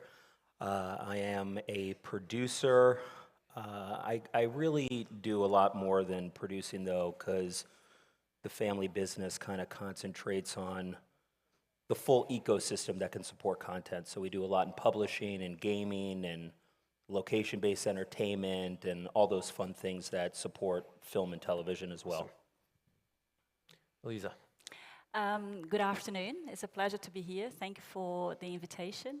My name is Elisa Alvarez. I'm based out of the UK. I'm a financier through and through. Spent the last 18 years financing entertainment in different capacities and have been running an advisory working with venture capital over the last 4 years. My name is Gianluca Chakra, and I run a company called Front Row Film Entertainment. We're a Middle Eastern distribution company. We just released, well, the biggest Saudi film that was produced and developed by Telfaz and Al Shamaisi Films. Congratulations. Thank you. Huge well, success. You should congratulate the Absolutely, Ibrahim here. the team. Yes. That, and lately we started producing and developing content for the region. And Jan. Hi everyone, my name is Ilan Girard. Thank you also for the invitation. I'm based in Paris. My background, I'm still a producer. I produce international film in different places. I'm also running a platform called Olfi, which is a database about all the public funds around the world. And from that experience of being a producer and working on public funding, I'm also acting as an advisor for producers and film fund. Awesome. So how are you guys coming from different aspects of the industry in different parts of the world? How does the region in Saudi Arabia specifically, you guys see and have seen what's going on here in the ecosystem, how does it fit in to your respective worlds? Well, I think it's amazing what's going on here. Yeah. You and I were just at the Red Sea Film Festival not too long Incredible. ago, which was an incredible event, one that I heavily suggest everybody come and join us at from here on out, because it was very well run and structured, and the attendance was fabulous, and it showed how important this country is to the global entertainment market. You had so many major buyers that were there, unbelievable talent. Yeah. And there were a lot of people that at least I met there, and just in the last 6 months, a year, that are just producing fabulous local content. And again, I'm seeing stuff that is coming from kind of the graphic illustrated, comic book space. I'm seeing amazing things from the gaming space here. So there's a lot of amazing things that are happening in this. I mean, just look at the Comic-Cons that are local to here now.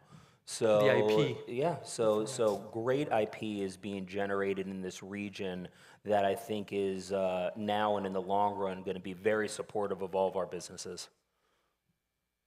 I'm a bit of a newbie to the region, I must admit, but I come with a lot of interest, having started conversations with local players last year. And what I'm seeing is quite unique compared to what I've seen in other parts of the world, having worked with North America, Europe, and Latin America primarily. I think there's a real willingness to create something here that's quite special, that is based on the principles of efficiency, commercial success, but also integrity towards talent. I think the ecosystem is still in its infancy, and inevitably challenges lie ahead. But with the support of the public initiative and public funds, combined with the entrepreneurial spirit that I have been witnessing here, it seems to me that's incredibly exciting, and so many opportunities lie ahead for you. To us, when it comes to distribution, except for the last 5 years, before that, Saudi was completely a dead market. Like, you couldn't distribute anything. It was quite, if I may, sad. Now it just exploded. We gained the territory when we acquire a film, for example. We acquire the Middle East, and that comprises of 24 territories. Not everything, obviously, is operational, but Saudi to us is like a completely new market, So that opened up new opportunities, obviously. That also in the past were not there. So you have the theatrical windows. It also created, though, a demand for local content, which in the past was not here. The Middle East region has always been dominated by the Egyptian cinema. That's considered like the Hollywood of the Middle East. Whereas now it's like, there is a hunger for local, like actual Saudi products. Before, for example, Sattar, and now you have another title that was released called Hamur, which is considered also quite a success. These are kind of like the benchmarks now that people have to beat. So you are creating also competition, which in the past was not here.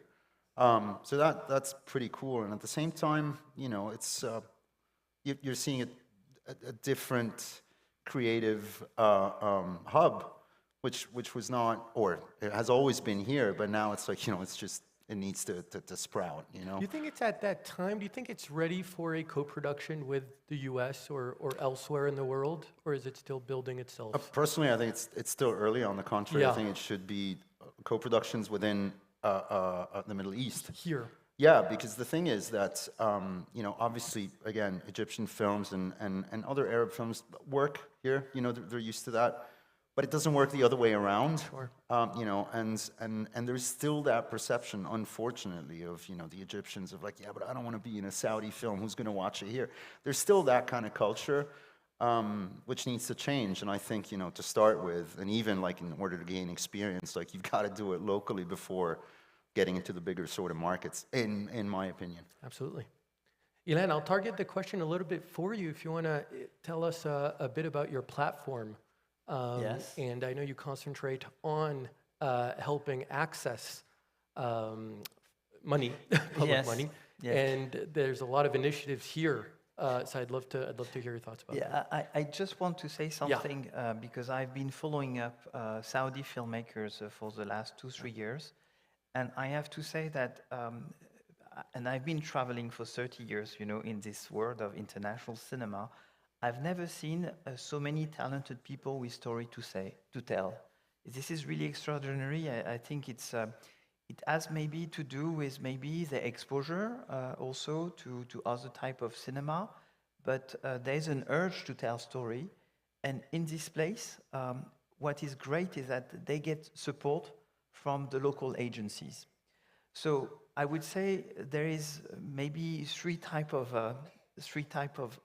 segment. Mm-hmm. There is a segment of I would say the art house, which is really where talent are created, where with not too much money you can get to the international festival, you can give exposure to your country, and you can get your story out. You have a commercial level that we see with some talented production companies and also this ecosystem in the region. And then we have also bigger projects, which are also very often incoming production, which are there because of the international incentives that have been developed, which also will help Saudi Arabia to have a presence abroad, to have this huge soft power that cinema can give. And you have to combine those three levels to progress alongside. And that's a delicate exercise, but I have the impression that the people in charge of this aspect really understand the challenges. Now, going back to my platform, we are listing the Saudi incentives, as we do for 95 countries in the world. Altogether, we have about over 1,000 incentive programs. What is interesting is that if you take the situation here, is that Saudi is one of the few countries in the region that is combining production incentive for international projects and local incentives. And that's really important because those local incentives, they're there. I mean, program have been designed to cater for every category of production, every stage of production. And that will help to create that new industry here. So the platform is relevant for Saudi when they look for partners, okay? And this is why, what's going on with the Red Sea Film Festival is really important. But I think that we also need to tell other people that this is not only about the international incentive, but also an ecosystem where local filmmaker can also finance their project and be in charge, which is really important. Sorry, been a bit long. There's a lot happening at once, and it's the creation of an ecosystem from all aspects. So you have the talent side, the financing side, the crews that needs to be trained, etc. Everything is starting at the same time. What challenges do you see and foresee, and what solutions to those challenges do you see? I'm starting with you, David. We talked about crews earlier. Yeah, I could just say one thing. You know, there's a lot of questions out there, and there's a lot of clarity that's needed in different ways for people to feel secure. Yeah. You know, bringing their productions here. Yeah. So the one thing I'll say that's a huge positive for this country is that I have had the benefit and honor of spending a good amount of time with a lot of people within the different ministries here that cover the entertainment landscape. And it was very surprising to me how accessible everybody is, how open everybody is, and the willingness, if they don't have the answers on hand, to get those answers. And I think that's a huge benefit for this country, and it's going to allow things to progress in a very steady, straightforward, clear way. So I think that's great, but there are definitely some questions out there, like, you know, where you're going to get your crews and how talented those crews are. But again, the way that this country looks at the industry, especially from an educating, you know, those out there and getting them really proficient in certain areas. You know, they're on an amazing track here. And I think that a lot of these questions that still remain are going to get solved in quicker time than we find in other areas. But it's great to have that rapport with those here that are the decision makers and their openness and willingness to figure this all out with all of us. Agreed. So, of course, there are many areas to further develop. I'll speak about mine. I think until private capital is ready to participate in film production and distribution, you can't speak of an industry. And so we need to look at what comfort private capital would require in order to join in the party and want to participate. Private capital typically is reactive and would need to be educated, which is natural. That's what happens everywhere. But in order to achieve that level of comfort, we need to present a series of mitigants from international standard insurance packages, mitigation towards completion risk, whether it's from a completion guarantor or other local guarantees, governmental guarantees included, and so on and so forth, including, as we saw in the previous panel, the certainty that deals are documented according to international standards. I cannot emphasize enough how much good lawyers are needed in our industry, and thankfully it seems that there are plenty already operating in the space. But I think once those elements are in place, there's an educational work that has to be done by local operators. But, and of course, we need some track record in terms of commercial viability of projects, which is something, obviously, Gianluca, you have a lot to speak about. Well, yeah, no, but that's, as I was saying earlier, like the challenge is really, you know, now it's like, yes, there is a hunger for Saudi cinema. There isn't much experience. You know, it's very much a YouTube culture so far, so it's changing a lot and fast. But, you know, as a distributor now that we're producing and partly also financing films, it's hard to go after just a purely Saudi film. Because, I mean, already it's hard to finance a film that goes, internationally. It has to tick all the boxes and all the right elements.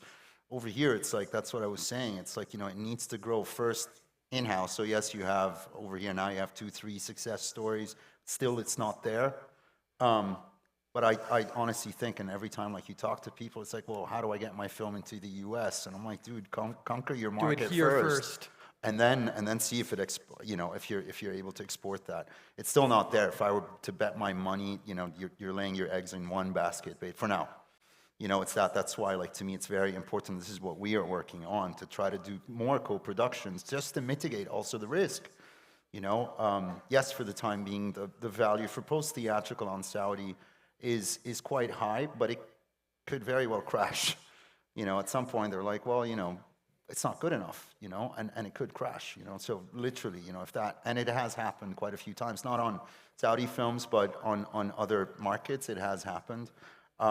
So this is why, to me, it's very important, and even on the stuff that we're working on, to work on local co-productions, because in this case, you can base yourself in more than one market, at least theatrically, and also post-theatrically, it's that. So far, none of that is existent, And if the talent pool is here, right, and growing, is the lack in the infrastructure side, is that what needs to be put into place? I mean, if I were to go look for talent. Yeah. What would you do? It's hard. It's like you have your usual names, but it's really hard to get, to find talent. And plus, even when you do, the problem is a lot of the talent is spoiled right now. So, if you want to work on your little indie, forget about it. It's very hard that you find the like-minded person because, at the end of the day, a lot of the filmmakers or a lot of the talent are struggling. So when you have, a massive network over here that pays you just to give me Saudi content because this is what sells, I think that's damaging. At the same time, you're spoiling the talent because that, down the line, it's like you're not really being sincere, and you want to mentor these guys, and it is like that. And I think a lot of that is missing. Again, as I said, there are 2, 3, 4 maybe, good companies that you could rely on. The rest, it's like there's a lot to be done, a lot. Interesting. Ilan, from a financing perspective? Well, a lot of interesting things have been said already. I think what is very special here is there's a huge ambition, but we're starting from nearly from scratch. And so you need to allow for time and for, it's not about modesty, but for a time for learning. Yep. Understanding the process, understanding that it's not the same thing producing a Hollywood movie and producing an art house film. Also making sure, and I agree with Elisa, is that it's very important that international practice are being brought here, but also for valuing the different element of the value chain. Having contracts is really important to value the writers, because otherwise what's going to happen is that frustrated writers, they will sign immediately with Netflix, okay? And so the IP, the story of this country, will be lodged in another country. Yeah. So I think it's really important to be careful in developing those different, to align those different stakeholders in a process where they can grow together. Correct. And probably, I agree with you, because there's a lack of crew. Yep. It's important to have young people wanting to be in the film industry.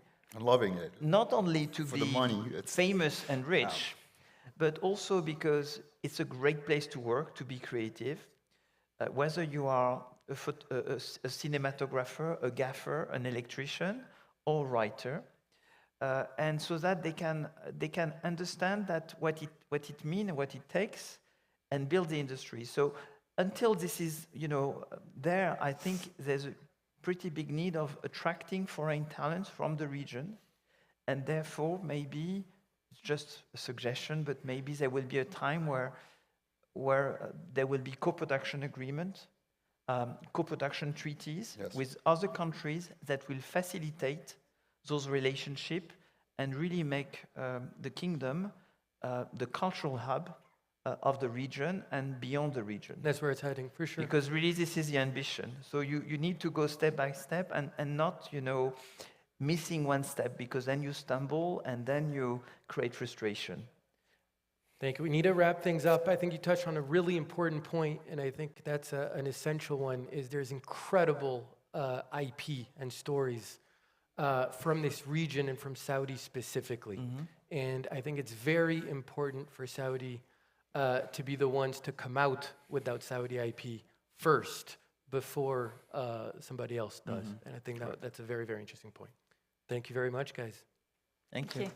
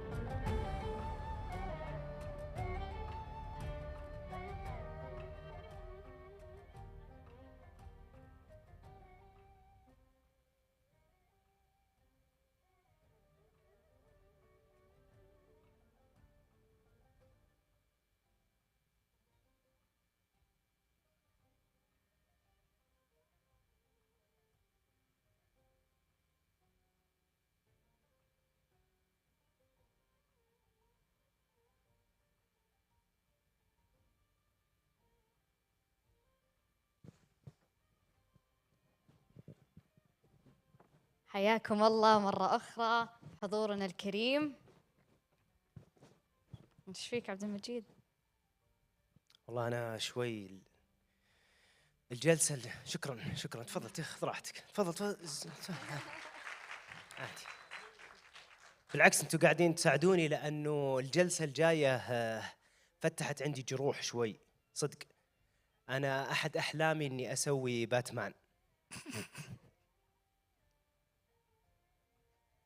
أفا لا بالعكس تقدر. في كحة شيء؟ لا صدق والله أبد بس اللي مانعني أنا شوي ما أحب اللون الأسود. بس هذا اللي مانعك عبد المجيد. أوكي الوزن يعني نلقى له حل. ترى على فكرة مشكلة الوزن أنا لقيت لها حل. السنة الماضية رحت منطقة غوثام زرتها أسطورية يا جماعة. مين زارها؟ أحد زارها؟ أوكي 2 زاروها أسطورية بس كان مشكلتها وينها؟ مين اللي قال زارها؟ بس بعرف مين اللي قال الشباب. زارها. في نيويورك. هي مشكلتها أن التعب إذا مشيت فيها واجد تتعب. هي في نيويورك موجودة. هي وين في نيويورك؟ جنب ايش عبد المجيد؟ أجواء لا تدققين واجد. شكرا على التعزيز. مرة شكرا على التعزيز. يعطيك العافية. أنا أحبك يا صديقي. فالجلسة القادمة بتكون مثل حالة إلهام لكثير من محبين باتمان. طيب جمهورنا الكريم بنترككم الآن في رحلة عن روح ريادة الأعمال مع شخص يعني بذل جهده عشان يظهر شخصية باتمان بالكاركتر اللي نعرفها اليوم. رحبوا معاي جمهورنا الكريم وبتحية كبيرة بمايكل يوسلان المنشئ والمنتج التنفيذي لأفلام باتمان. نتمنى لكم وقت ممتع. Thank you so much. Yeah, great. Thank you. Thanks a lot. Good evening. Hi. So, thank you. I have a question. What do you do when you're burning with a passion? I mean burning with a passion, you can feel it coursing through your veins. I think that everybody who's here tonight has got to be an entrepreneur. And the key to the entrepreneurial spirit is simply that, it's passion. It's passion that ignites the entrepreneurial spirit. It's passion that empowers you to become a storyteller. Because only when you're in a situation in the world of motion pictures and television and streaming and animation that your projects will come to fruition because of the passion you exude, the enthusiasm that you have for your project through the storytelling that you do. I learned my first lesson in life about passion from my dad. My father was a stonemason. He had to drop out of school when he was a teenager to go to work and support his family during the Great Depression. My father worked 6 days a week his entire life, but he loved what he did. What he was able to make out of brick and stone and cement, beautiful fireplaces and homes, he took pride in that as an old world artist, as a craftsman. And as a child growing up in a house like that, where you see a father getting up every day, 6 days a week, with a big smile on his face, and he can't wait to get to work. How can you not want that for yourself? How can you not want to wake up on a rainy Monday morning and say, boy, I can't wait to get to work? But it's not easy to take your passion and turn it into your work. It's something that could be very long and hard to accomplish. It all starts with the magic of one thing: getting up off the couch. If you get up off the couch and are proactive about making your dreams come true, you can make your dreams come true. As I've lectured around the world at universities and comic book conventions, I've met a lot of young people. And while I hate to generalize, I would say that probably today, 15% are willing to sacrifice any sense of entitlement they may misguidedly have and get up off the couch and be proactive to make their dreams come true, to discover their passion and then follow it. But passion comes with other things: commitment and perseverance. Commitment and perseverance. Two things that I learned from my mom about what it takes. And when you make a commitment to your passion in life, to making your dreams come true, nobody is going to say, oh, it's going to be very quick. Oh, it's going to be very easy. Because with the concept of commitment often comes pain. Batman took 10 years to bring to the motion picture screen from the day I bought the rights from DC Comics. 10 years. And I speak now not simply as a filmmaker, not simply as a producer, not simply as somebody who creatively builds global branded franchises, but I speak to you as a comic book geek, as a comic book fan. That's who I was growing up. By the time I graduated from high school, I had over 30,000 comic books. It filled my parents' garage. My father never once was able to get a car into the garage. I went to the very first comic book convention ever held on the planet Earth. 200 of us showed up at the first Comic-Con, as opposed to these days where you'll get 100,000 or 200,000 to a big comic book convention. It was a different era and a different time, but I loved my superheroes. I loved Spider-Man and Superman. I loved the Hulk and Wonder Woman, all of these great characters. And I wondered, how could I take this love that I have and convert it into my work? Well, my first opportunity came when I went to college. I went to Indiana University in the United States. It was the early 1970s, and they had just started something a little bit different. It was an experimental curriculum department. And they said, if you have an idea for a college course that's never been taught before and could get the backing of a department on campus, you would then, even as an undergrad, I was only 20 years old, you would then have the right to appear before a panel of deans and professors and pitch your course. And so I said, nobody has ever done a college course on comic book superheroes. So I went to the folklore department and got my folklore professor to listen to me. I told him the ancient gods of Greece, Rome, Egypt, they all still exist today. But now they wear spandex and capes. Case in point, the Greeks called him Neptune, the Romans called him Poseidon, but I call him Aquaman. The Greeks called him Hermes, the Romans call him Mercury, I call him the Flash. And the professor said, Michael, you're right. The ancient concept of folklore tales still live on in comic books today, and it does not matter if we call them King Arthur and the Knights of the Round Table or if we call them the Avengers. It's all the same, and I will back you. I wound up teaching the world's first college-accredited course on comic books. There was a lot of publicity about it. I never taught a class that wasn't filled with cameras from television stations around the world and reporters. And I was invited on radio talk shows and TV talk shows.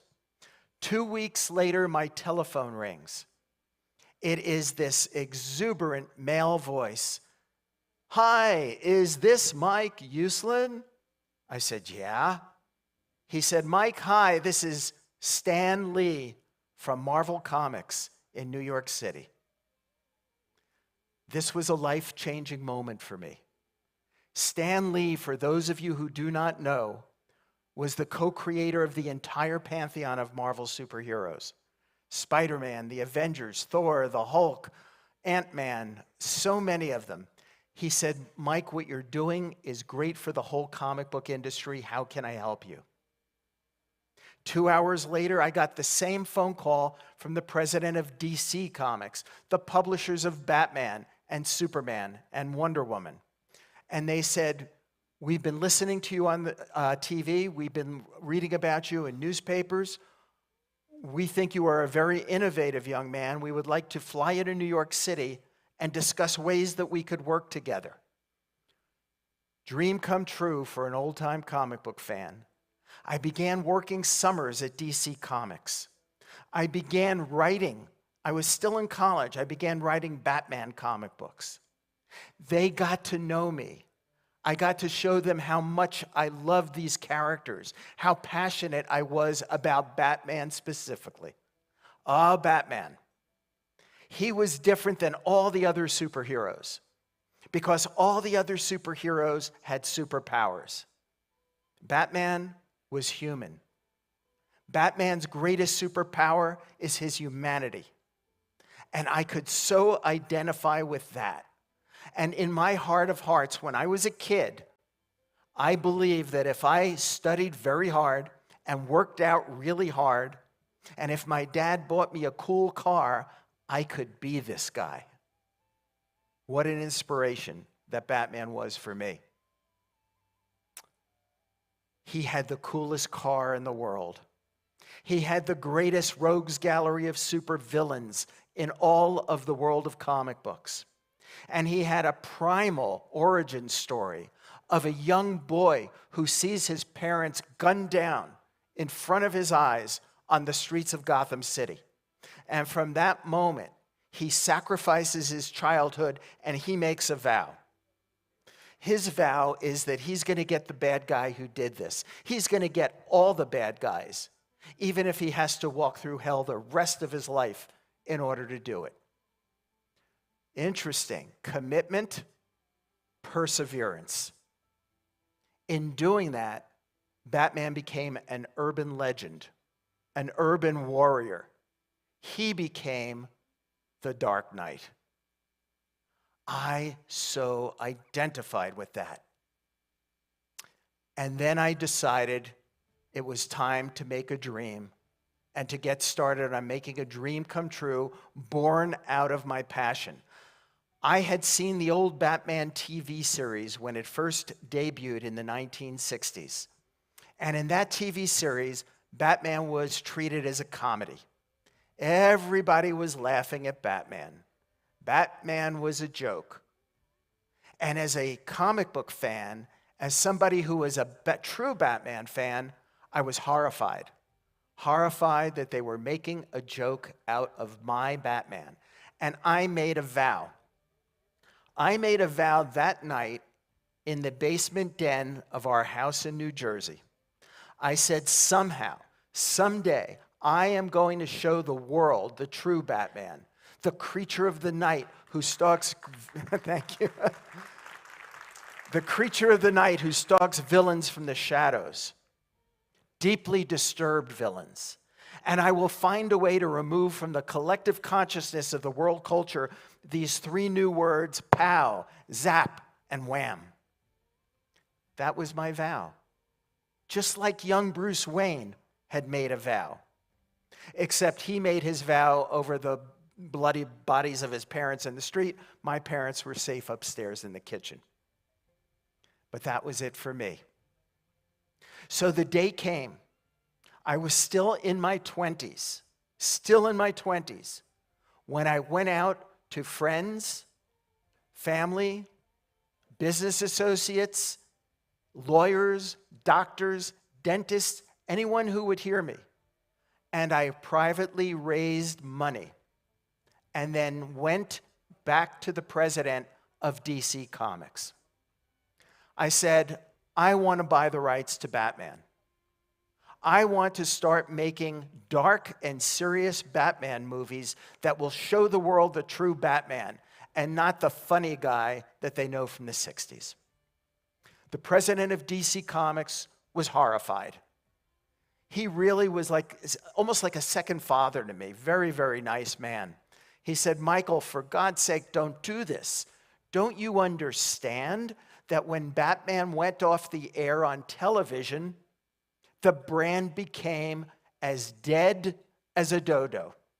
He said, Michael, nobody's interested in Batman anymore. I said, yeah, but nobody's ever seen a dark and serious comic book superhero movie before. This is going to be like a new form of entertainment. And he shook his head and said, is there any way I can talk you out of this? And I said, no. He said, all right, come on in. That began a 6-month negotiation. And on October 3rd, 1979, we signed the contract, paid the money. I got the rights to Batman, put it in my back pocket, and flew out to this strange world of California where I knew nobody. I had no relatives in the business. I had no friends in the business. But I thought that every major movie studio, every production company would line up at my doorstep. How could they not? This was going to be a slam dunk. How could they not see the potential for sequels, animation, games, toys? It's going to be easy. I was turned down by every single studio in Hollywood. I was told this was the worst idea they ever heard. Michael, you're crazy. You cannot do serious comic book movies. Michael, you're nuts. You cannot do dark superheroes. Michael, you're out of your mind. You can't take an old TV series and turn it into a movie. Nobody's ever done that before. As a result, from that moment I bought the rights till we finally got that first movie out, 10 years. That's a long time. Think about where you were 10 years ago. That is a long time. So what do you do? What do you do to hang on by your fingertips to survive this human endurance contest of taking your personal project, your dream, your passion, and making it come true? What do you do when everyone is telling you it's a terrible idea? Don't do it. You have to look deep inside your soul. This tests your mettle as a human being. And I had to deal with this question. Is everybody right and I'm just being stubborn? Or do I really, truly believe in this and in myself? And I kept coming up with the latter answer. To survive that for 10 years, when I had an obligation to put a roof over my family's house, to put food on the table, luckily I had a completely supportive wife, parents, family, and friends behind me, because I don't know any other way to make these kind of dreams come true. Then the day came. The day came, it was 7 years into the process, when a young genius by the name of Tim Burton came into our lives. Tim Burton, a former Disney animator, who came in with the big idea. I always call it the big idea.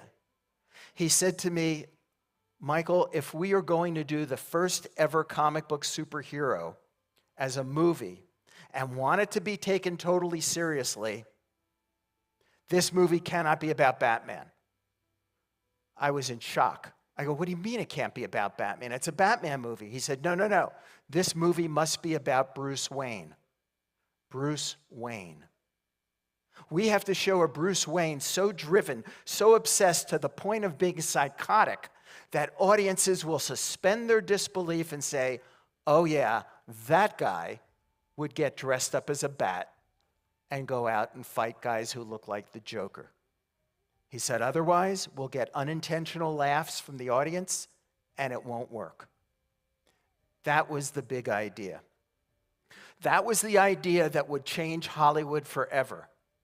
That was the idea that would open the door to the Marvel Cinematic Universe. Think about it for a second. If you've ever seen an Iron Man movie, I think you'll agree with me that in truth, they should be entitled Tony Stark. If you've ever seen a Spider-Man movie, I think you'll agree with me, they should be entitled Peter Parker. There was a corollary to Tim Burton's big idea. He said, world building. From the opening scene of this first Batman movie, we have to make Gotham City the third most important character in this film. Because if right from the first frames, the audience does not believe in Gotham City, they will not then be able to believe in a guy dressed as Batman fighting a guy who looks like the Joker. And that revolutionized Hollywood. That changed the world's perception of comic books and superheroes. Everything changed. A few years later, another genius walks in the door by the name of Christopher Nolan. Christopher Nolan's job was to restore the darkness and dignity to Batman on screen. He wanted to do what Tim Burton had done, but he was going to come at it 180 degrees differently. Instead of doing what Tim did, Tim built Gotham City, 5 square city blocks of it on the back lot of Pinewood Studios outside London. Instead, Christopher Nolan wanted to do this as realistically as possible. The world had changed. This was no longer a black and white world of good versus evil. This was no longer a world in the comic books of the Joker as the clown prince of crime. The world had gone gray. We were living in a post-9/11 world of order versus chaos. The Joker was now a homicidal maniac. So how did Christopher Nolan respond? What was his challenges? They were amazing. Number one, to make you as an audience believe in Gotham City. And the way he did it, he chose Chicago, Illinois, to be the set. Because he knew that if he took a couple of iconic buildings out of the skyline of Chicago, most people around the world could not recognize the city. As opposed to choosing New York City, and the second you see the Statue of Liberty or the Empire State Building or Times Square, you go, oh, it's New York, and it breaks the suspension of disbelief. Challenge number 2. How does he convince you that Bruce Wayne could be real? How can he convince you that this is a real young man with post-traumatic stress syndrome on a journey like out of Lost Horizon, a journey of self-discovery? Well, with Christian Bale, they crafted a performance that made us all believe in Bruce Wayne. Next challenge. How could he make you actually believe in the Joker? That the Joker could be real. He turned him into a modern-day terrorist, someone who places no value on human life whatsoever. And in an amazing performance of a lifetime by Heath Ledger, that is worth applause. They brought the Joker to life, and he was scary, and he was real. And then the biggest challenge that Christopher Nolan faced, how does he convince you all that all the gadgets, all the tech could possibly be real? He hired Morgan Freeman to tell you it was real. And if Morgan Freeman said things were true, by God, things were true. And so the Batman franchise has grown. And with each new filmmaker comes a new vision. With each new vision comes a rebranding of Batman. And that should be a reflection for everyone here who's an entrepreneur. Because we all must make ourselves into Batman. Periodically, we must acknowledge that our business is changing. Our industry is changing. technology is changing. And if we don't adapt, if we don't push ourselves out of our comfort zones, which is very difficult to do, and adapt, we will quickly become irrelevant in our own business. So it's critically important that we rebrand ourselves from time to time the way Batman has done.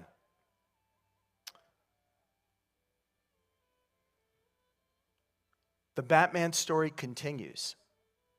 We recently had an incredible portrayal of Batman by another genius, Matt Reeves, in the movie The Batman, showing a very young Bruce Wayne, relatively just starting out, still unsure of himself, tripping over his own feet, still getting hurt, trying to figure it out, trying to grow into what one day will be the legend of the Dark Knight.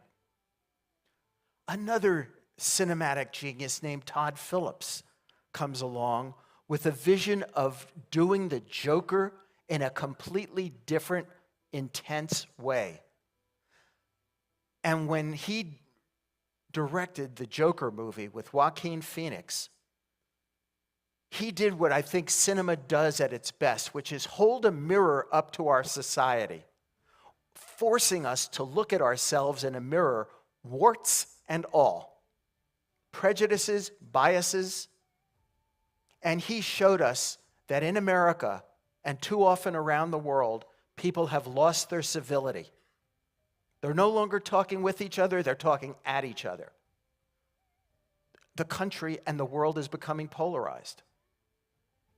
People are not paying attention to mental health issues. And mental health is attached to gun violence. And he sent out a loud and clear message about that in what was a movie that completely reinvented what a comic book movie could be. Joker 2 is now in production with Joaquin Phoenix and Lady Gaga. And once again, it will turn the world on its head and explore new ground.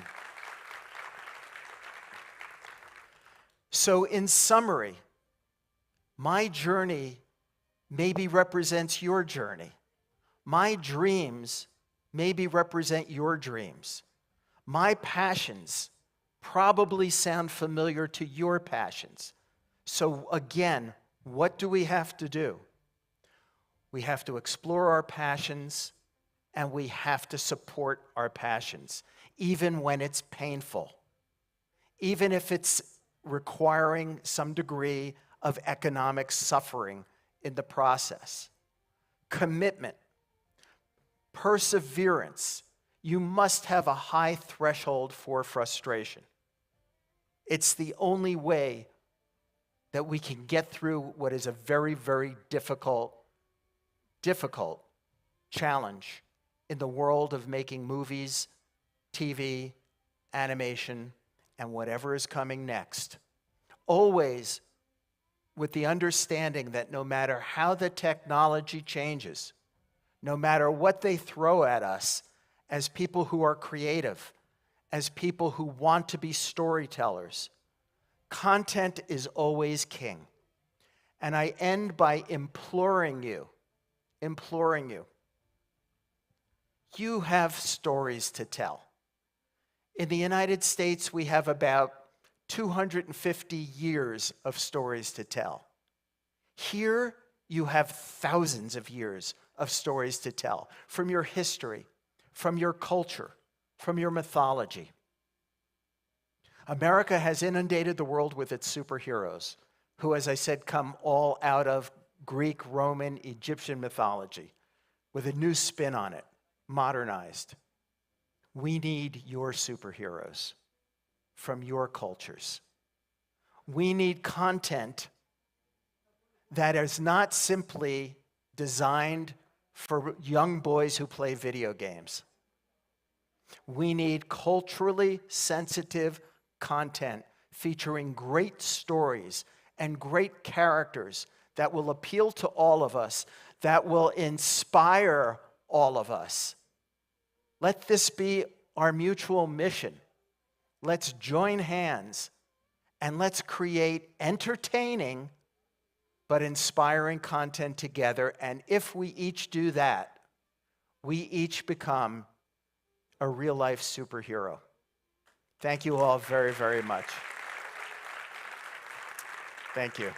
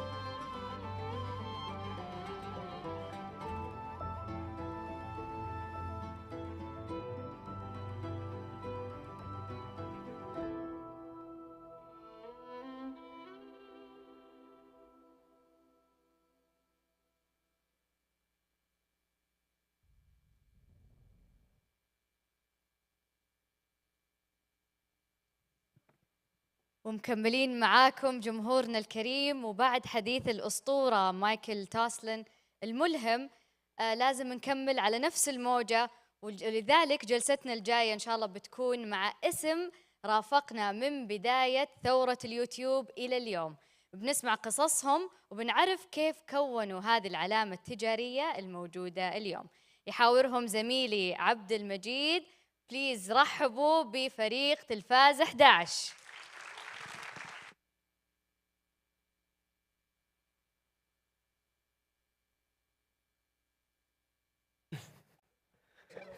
اهلا وسهلا اهلا وسهلا.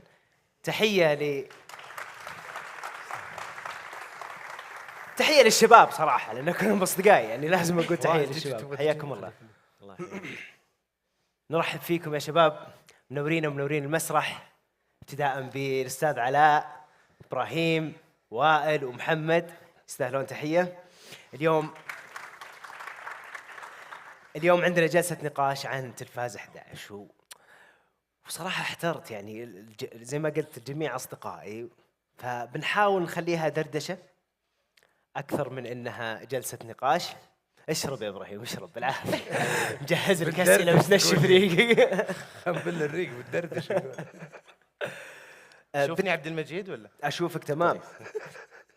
بالتاكيد تلفاز 11 اسم سعودي، براند سعودي نفخر فيه كلنا، قصه نجاح للامانه ملهمه، وانا متاكد ان اغلب الموجودين راح يجد في هذه الجلسه الكثير من اللي يلهمه.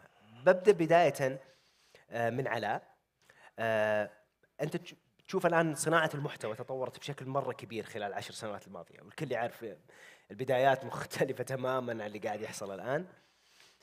كيف واكب التلفاز هذا التغير الضخم اللي صار خلال 10 سنوات الماضيه؟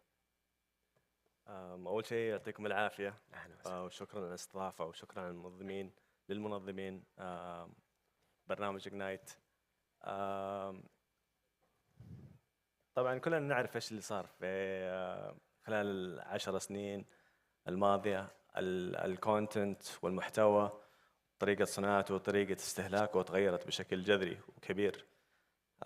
إحنا في بداياتنا أول ما بدينا طبعا يعني بدينا بالديجيتال، واستغلينا انه صار في تغيير جذري في طريقه استهلاك الكونتنت عبر وسائل التواصل الاجتماعي، اللي هو السوشيال ميديا.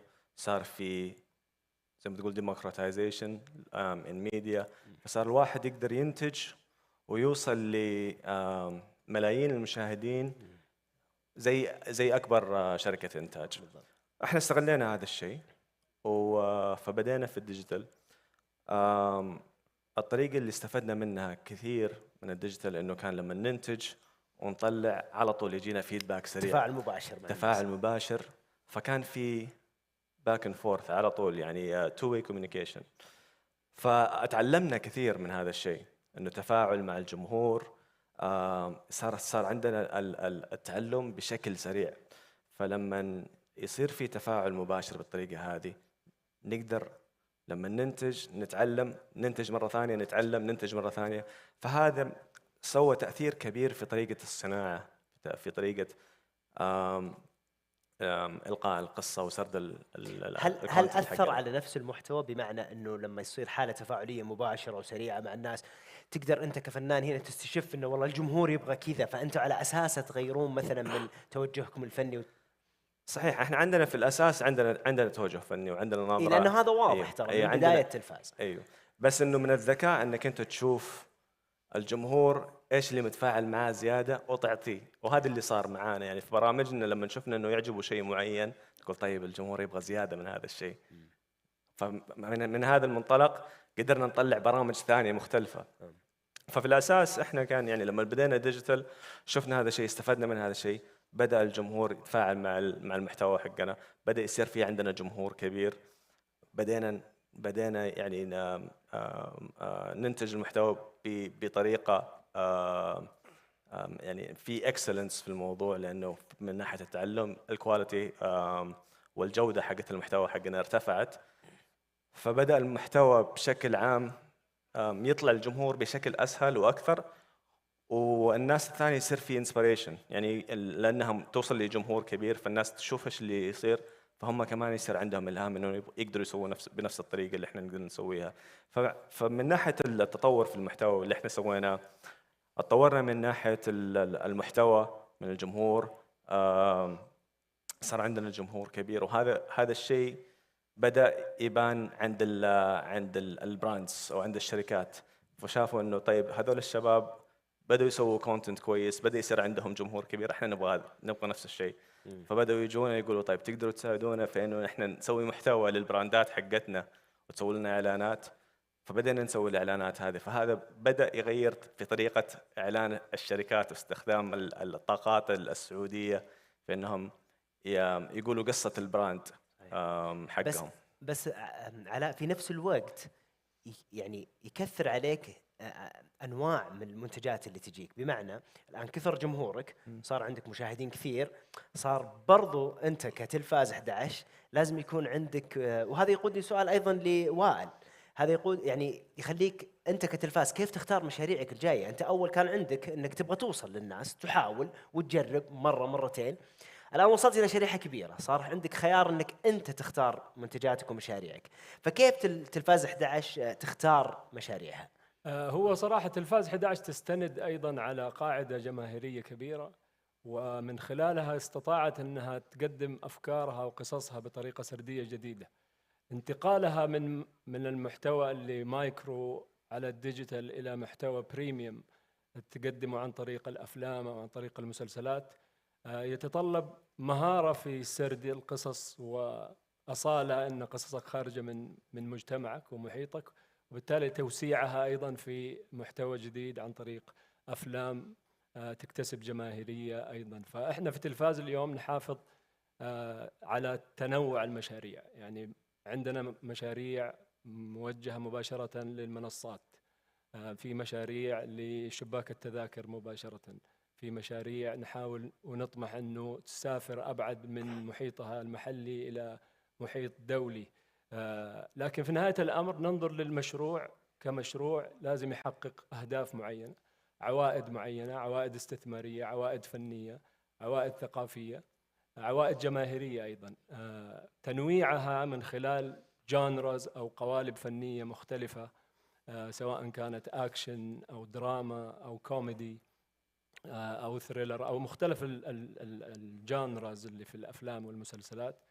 هذا يتطلب أنه قرب من الجمهور وتفهمهم، وأيضا تلبية طلب متزايد في السوق. اليوم لو نلاحظ في السوق في طلب عالي جدا وعرض أقل منه بكثير، ولكن الجيد في التجربة في الفترة القصيرة الماضية أنه وجدنا أنه سوق متعطش وجاهز يستقبل مشاريع طالما كان فيها نوع من الجودة الفنية وقصص أصيلة وموجهة للجمهور المحلي، فبالتالي التفاعل فيها يزداد. وهذا التفاعل اللي هو أنا أعتبره ميزة لتلفاز من يومها الأول، إنها عندها جمهور مخلص يحاول دائما يتفاعل وتلمس تفاعله بشكل مباشر على المنتجات.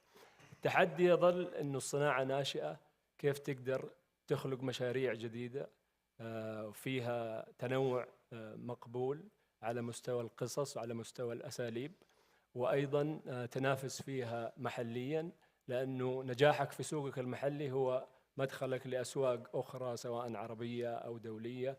وهذا اللي أعتقد الطموح اللي عندكم صانع أفلام. في نهاية اليوم إحنا في تلفاز صناع أفلام، صحيح. ننظر للمشروع بهذه المعطيات، إنه كيف نقدر نحقق أفلام تحقق نجاحها مع مشاهدها الأول في سوقها المحلي، وعندها القدرة أنها أيضا تسافر لأسواق أخرى لجماهير أخرى، لأنه هذا الهدف اللي يسعى له أي صانع فيلم. جميل.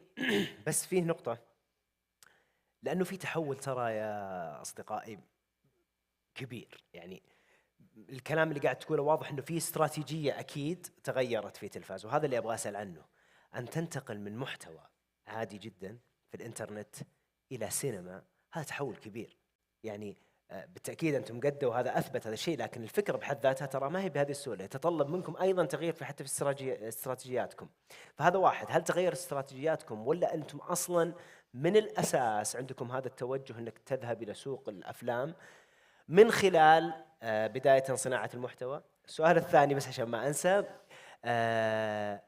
الشريحة العريضة من الجمهور، الشريحة العريضة من الجمهور كانت داعم لكم قوي جدا أكيد، بس هل برضو استندتوا عليها أنها ممكن تكون هي لنا دافع أن نروح نتحول إلى سوق الإنتاج السينمائي؟ صحيح. إحنا أعتقد النموذج التجاري اللي موجود في تلفاز، اللي هو كونها نشأت من الديجيتال، أعطاها ميزة نسبية، أنها هذا القطاع اللي في الديجيتال يمكن توظيفه بشكل عضوي مع التوجه نحو السينما، فبالتالي هذا يخدم الديجيتال، والديجيتال أيضا ممكن يخدم السينما من خلال التسويق للمشاريع، من خلال الترويج لها، من خلال ظهور الممثلين في المنصات الرقمية اللي يساعد في الترويج للمشاريع السينمائية.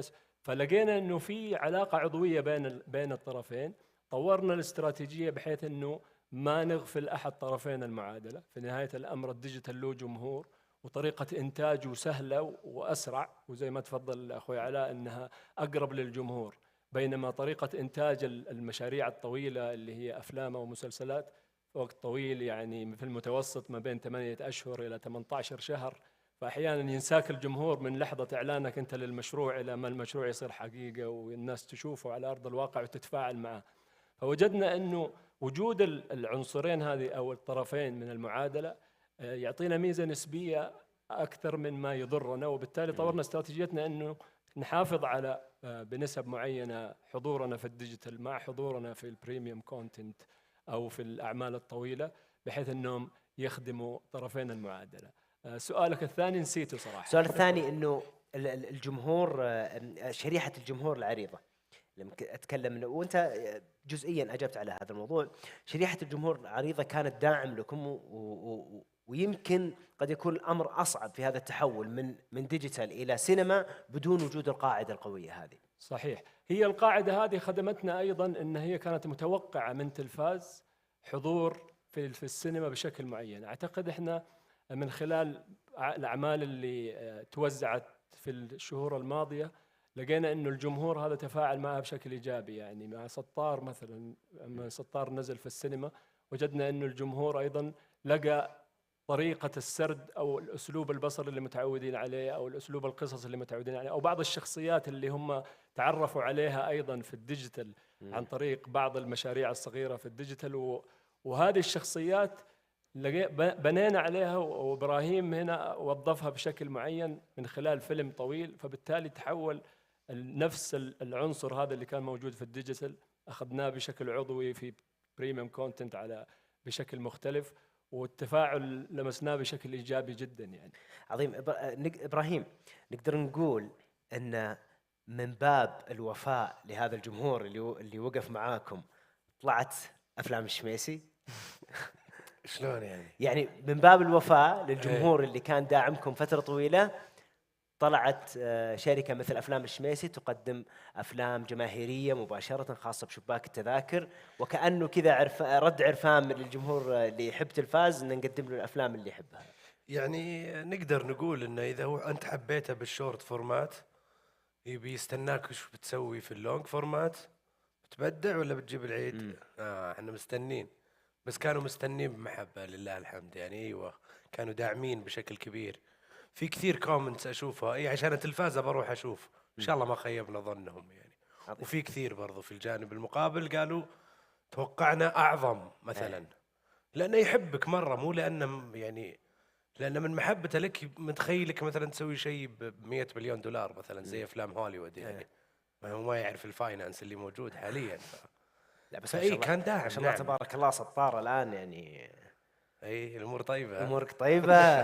من الاثرياء انت الحين يا ابراهيم. الحمد لله. السؤال قبل ما تنتجون سطار وينزل للجمهور في شاشات السينما، كثير كان ينطرح هذا التساؤل من بدايه افتتاح قاعات السينما: هل شباك التذاكر السعودي مستعد للافلام السعوديه ولا لا؟ في تجارب قبل وكان في تخوف، وكان في ايضا ضغط على تلفاز، لانه تلفاز قالوا انتم الاقدر وعندكم قاعده جماهيريه، ليش الى الان تاخرتم؟ انت كمنتج لسطار، كونه باكوره انتاج افلام تلفاز في بالشق التجاري، هل كنت متوقع ان يعني السوق كنت ترى انه جاهز؟ هل تفاجأت؟ هل هو حسب توقعاتك؟ لا متوقع انه جاهز. يعني في نسبة حضور كبيرة من الأفلام المصرية، ومو بصعب أنك تكون على الأقل قريب من شوية من بوليوود، طبعا متفوقة بس أتوقع في الأفلام اللي في المنطقة في المصرية ليفل طيب من الكونتنت اللي تقدر تصنعه قريب من اللي حولك، سواء أفلام مصرية سواء أفلام هندية سواء أفلام عربية بشكل عام. فكأرقام كنا متوقعين يعني ما كنت متوقع توب 4 الحين يعني بس كنت متوقع انه يكون في ارقام عاليه. ليش؟ لانه شفت وش فيه القائمه العامه، ومين اللي قاعد يجيب ارقام، وش قاعد يسوي كبنش مارك، تشوف وش فيه في البنش مارك، مين شغال وكيف شغال.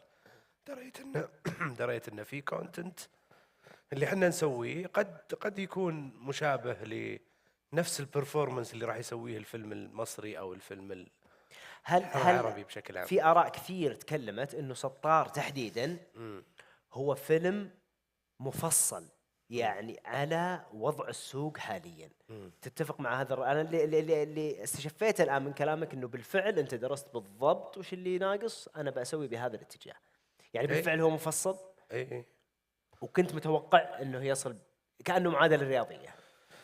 الى حد ما يعني قاعد تشوف وش الناس اللي موجوده. اوكي كوميدي كوميدي كوميدي كوميدي واحد بس دراما مثلا، معناها الدراما مو مره محبوبه. الساي فاي ابدا مو محبوب في السينما، لا تروح ساي فاي. يعني كل شيء قاعد يعطيك كانها كيوبس تتركب انه هي هنا هذه هي. فاي كوميدي كان عمود اساسي. اذا تبي في فيلم ينجح روح كوميدي. استخدام الميوزك بشكل عام، كل الافلام اللي قاعده تستخدم ميوزك في التسويق قاعده تنجح. فاذا صحيح. لازم يكون عندك نزلنا البوم كامل بالضبط. يعني في سطار غنائي ما له دخل في الفيلم. فالممثلين الموجودين، طريقه الدليفري حق الجوك، كم وقت فيلمك صحيح. لا تكيني ساعتين ثلاثه، الله يرحم والدينك تعبان. أنا تيك توك وبطفش وبمشي. أنت تدرس أفلامك جيت تجي بهذا الشكل؟ طبعا لازم تشوف البرفورمانس حق الناس اللي قاعدة في السينما. دامك يعني تدرسها بهذا الشكل إبراهيم أنا أعرفك الآن أكثر من 11 سنة صحيح. تمام، وصديق أتشرف فيه حبيبي. السؤال الأهم في سطار يا أخي، لماذا إبراهيم الحجاج؟ أنا موجود يا أخي. صحيح وفيك الخير. الحجم نفس الشيء. فيك الخير. دقن عندي دقن يا أخي. لا ترى هو أسمن شوي، ترى يمكن هذه. لا صدق إبراهيم الحجاج يعني يمثل فنان، نوجه له تحية أكيد. إبراهيم الحجاج. هو أنا صراحة كان ودي أسألك ليه ما عزمتوني، بس ما عرفت أصيغة بس. مشغول أنت دقينا بس ما شبك. الحجاج فنان جميل، كوميديان حلو. أتشارك معاه المسرح دائما أيام الستاند اب كوميدي. كان يهمني بطل الفيلم يفهم مصارعة، وأنا أدري إنه يتابع مصارعة. واليوم اللي بغيت أكلمه فيه كان لابس تيشيرت أندرتيكر. يعيده واجد هو ترى بتشوفونه في فكان لابس تيشيرت أندرتيكر. قلت خلاص هذه إشارة، هذا ساين. ألو إبراهيم اليوم أبغى فيس تايم معاك أشرح لك السكريبت كامل. وفعلا فهمه وحبه. لو جبت أحد ثاني مثلا كبطل يقول لا بس مصارع بنطق، لا هو عارف. يعني المدرب اللي جايبينه حق المصارعة اللي هو مصارع أصلا، اللي باي ذا واي اكتشفناه من خلال البحث في منظمة مصارعة اسمها SPW، كل ويكند عندهم شو رهيبين، عالم موازي رهيبين يعني الله يوفقهم. الله يوفقهم. لما يتكلم معاه أنا ما أفهم في بعض المصطلحات. الحين بعلمك تسوي سبير اللي هي كيف حركاتهم يعني. حافظها ابو حجاج ما شاء الله عليه، حافظها. يقول له شوف انا اقدر اسوي هذه وهذه وهذه صعبه مثلا. فاي تحتاج واحد صحيح. يعني كان تحس انه اقرب للفكره اصلا وهذا يمكن ياخذنا الى سؤال، واتوقع ان جميعكم تقدرون تشاركون فيه. صلى الله ان شاء الله يرزقكم زود ان شاء الله. الفيلم مربح، الفيلم السعودي. انت كمدير تنفيذي لتلفاز، تلفاز ستيدز، وايضا انت في افلام الشميسي ومحمد، هل الفيلم مربح؟ هو احنا عشان نجاوب على السؤال هل الفيلم السعودي ممكن يكون مربح ولا لا، هو طبعا الاساس هو ان عشان شيء يكون مربح لازم تكلفة انتاجه يكون اقل من الدخل من العوائد. اللي شفناه في الافلام اللي قاعدين نسويها خاصة فيلم سطار، لما درسنا السوق شفنا انه طيب واضح انه في مبيعات. افلام هوليوود، افلام مصرية بتجيب مبيعات، بتجيب 800 مليون تذكرة. طيب معناته انه في سوق. فكان السؤال هل ممكن فيلم سعودي يوصل هذه المبيعات؟ واذا قدر يوصل هذه المبيعات طيب بكم نقدر ننتج فيلم سعودي؟ لانه مثلا الفيلم المصري عندهم البيئة هناك والاندستري نفسه يمكن تقدر تنتج فيلم مصري بنص سعر تكلفة صحيح. فيلم سعودي. فالأساس إنه هو كان بزنس كيس بالنسبة لنا، وسطار يعني بزنس كيس. إحنا شفنا إنه خلينا نشوف كم التكلفة اللي نقدر ننتج فيها فيلم بكواليتي معين ويستوعب المشهد السعودي والماركت السعودي. واللي اتضح الحمد لله إنه أول حاجة واحد إنه الأفلام السعودية ممكن تنتج بكواليتي معين، وكواليتي يستقبلوا الجمهور بصدر رحب. فهذا واحد. اثنين، هل في السوق يستوعب انه يجوا ناس كفايه لفيلم سعودي؟ والجواب كان برضو نعم. فالجواب على السؤال نعم، الفيلم السعودي ممكن يكون ناجح، بس لازم يكون الفيلم السعودي فيها معايير معينة. التكلفة لازم تكون صحيحة، والكواليتي لازم يكون بشكل يرضى الجمهور. فمو أي فيلم حيطلع ويتسوى حيكون ناجح بس عشانه سعودي. الجمهور مطلع شايف نتفليكس الجمهور وهذا لا تسلك له فيلم. صحيح، لأنه كان في رأي، ويمكن محمد تشاركنا في هذا الشيء، إنه الجمهور السعودي متعطش لأنواع كثيرة من الفنون من ضمنها السينما. فيجيك شخص يقول لك خلاص الجمهور متعطش، انتج له، نزل شيء سعودي صدقني بيشوفه. واثبتت التجارب يمكن في كثير من الافلام. صحيح. طبعا اثبتت تجارب لزملاء لنا في افلام اكيد نجحت، ولكن في افلام يعني ما قدرت تصمد حتى ايام. صحيح. هنا السؤال مو يعني ما تقدر تتعامل، هل تقدر تتعامل مع المشاهد السعودي والجمهور السعودي انه خلاص هو متعطش وكذا خلاص اعطيه منتج؟ ما في شيء يجيك بالساهل يعني. وهذه تعلمناها وتسطرنا ايام الديجيتال كثير. لما الناس ما يعجبهم شيء يقولون لك ما عجبنا، ولا في اي توقع حتى مع الارث القديم من الاشياء اللي انت سويتها. لسه العين عليك، الناس تتوقع يا اما انك تعطيهم اللي يبون، او انك تعطيهم اللي انت بهم ما يدرون انهم كانوا يبونه. وهذه كانت المعادله من ايام الديجيتال من قبل. يعني كان عندنا اشياء مثل خنبله تكلفتها عاليه، لكن الاساس فيها انه صوت جديد الناس ما شافوه قبل، فيقولون هذا اعجبنا، فيفتح الباب ويشق الطريق لاشياء ثانيه بعدها. بينما على الجهه المقابله كان شيء مثل التمساح انتاجه اقل، تكلفته الانتاجيه اقل، لكنه يلمس كل الاشياء اللي تبيها الناس ويوصل لهم بشكل سريع ومستمر. وبينها يقع الخلاط اللي هو كان جزء اشتغلنا فيه اكثر من 20 حلقه ديجيتال. الهدف منها كان احنا عارفين انه خلاص بدأت تنفتح الامور، راح يكون عندنا صناعه.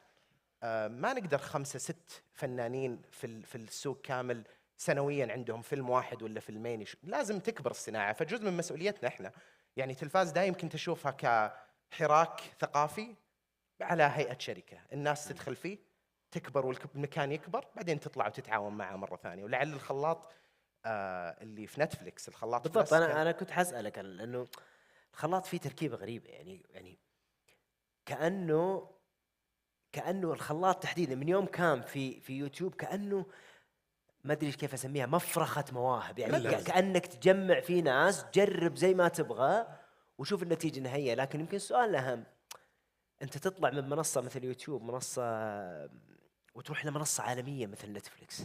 كيف اهميه انه يكون عندك عمل سعودي ومشاهد في نتفليكس، ومؤخرا وصل حتى للتوب 10 في نتفليكس.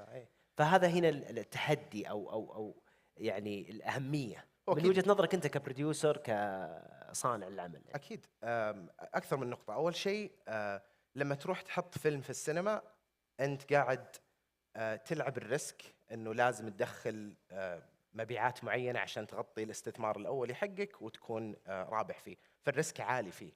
وفي النقيض عندك لما تروح مع منصه تعمل معهم على عمل اوريجينال، خلاص هم يتكفلون بالتكاليف كامله، وانت كمنتج عندك ربح معين ثابت سواء ادى الفيلم ولا لا. لكن الهدف الاساسي انك كيف تقنع المنصه هذه او اي منصه ثانيه انه لا، افلامنا راح تجيب لك مشتركين، راح تجيب لك متابعين، راح توصل خارج المنطقه. وطبعا منصه عالميه مثل نتفليكس احنا دخلنا فيها عارفين احنا من الاساس كل الاشياء اللي عندنا اللي سافرت وطلعت برا هي اللي كنا صادقين فيها مع انفسنا. المحتوى المحلي اللي تارجتنج المتابع المحلي، وبطريقتنا وبعفويتنا بنفس الاسلوب، لكن بلمسه سينمائيه، لانه السينما لغه بصريه. اي انسان من اي مكان في العالم يشوفها. وشفنا اشياء مثل باراسايت ولا المسلسلات الكوريه اللي طلعت على العالم. هذه ما هي ضربه حظ، هذه يعني حراك من 10 سنوات 15 سنه يحصدون نتائج الان. بالضبط. فاحنا كان عندنا التحدي، اول فيلم بننزل فيه بالسينما، عفوا في نتفليكس، ايش راح نسوي؟ الخلاط كان له ارث، والخلاط زي ما تفضلت كان مدرسه. كنا يعني انا اذكرها نص جديد، بعدين يا شباب مين بيخرج اول مره؟ فالكتاب يرفعون ايدينهم، مخرج من برا يجي يجرب.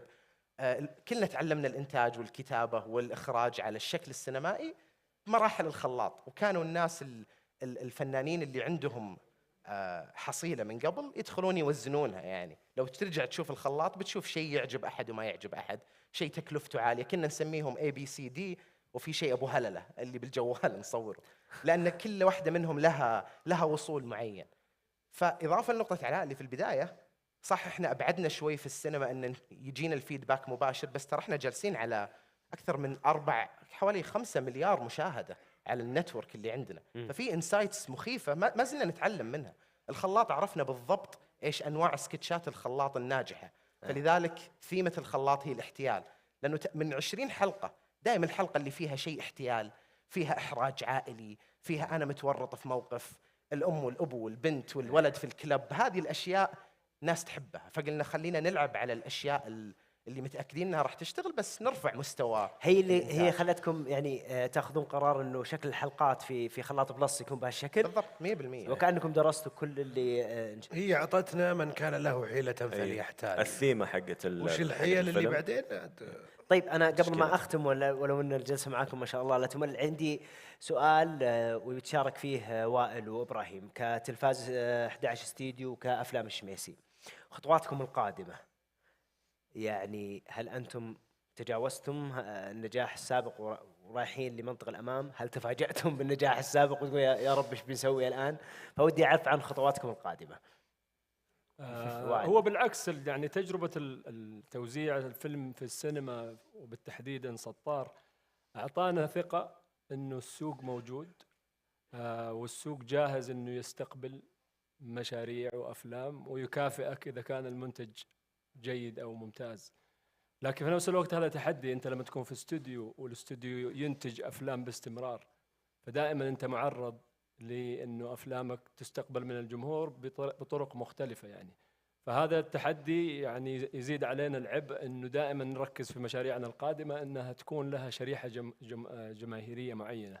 تختلف الأفلام من فيلم لآخر بحسب نوعه وأسلوبه وصوته، ولكن في نهاية الأمر احنا مركزين إنه يكون لكل الحرفية تكون ظاهرة في الفيلم، سواء الحرفية في جانبها التجاري، الحرفية في جانبها التسويقي، الحرفية في جانب السردي، في الجانب البصري. وبالتالي الجمهور مع الوقت حتى لو ما كافأنا على مشاريع معينة، لكن هو يكافئ الجهد الجماعي اللي بيحصل في الاستوديو، خصوصا إنه السينما في السعودية الآن هي في مرحلة نمو رهيب، وهذا النمو السريع بضرورته يفرض عليك تحديات معينة بنحاول نواكبها، بس احنا نشعر انه الجمهور في صفنا. اذا اعطيته منتج جيد باسلوب جديد بطريقة سرد جديدة حيستقبله وحيكافئك عليه بغض النظر كيف كان شكل المكافأة، وعشان كذا نحاول ننوع.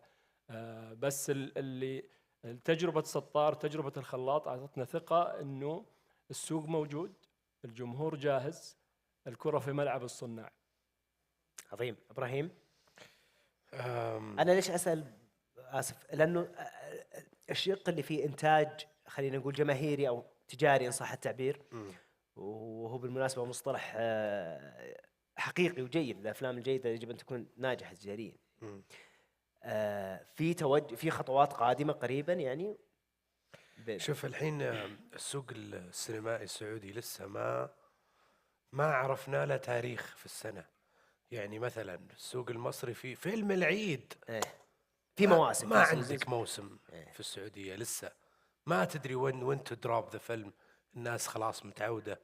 الحين الشتاء اللي فات صار في سطار وفيها أمور ممتازين، الله فيلمين حلوين، فكأنه بان أفلام الشتاء دائما سينما حلوة. هل فيلم العيد الجاي هو مقياس ولا حنخليه للفيلم المصري؟ فأنا الحين في مرحلة اكتشاف تيراتوري جديد. هل فيلم أكتوبر حيكون هالوين؟ لا، ما احنا بأمريكا. صحيح كذا.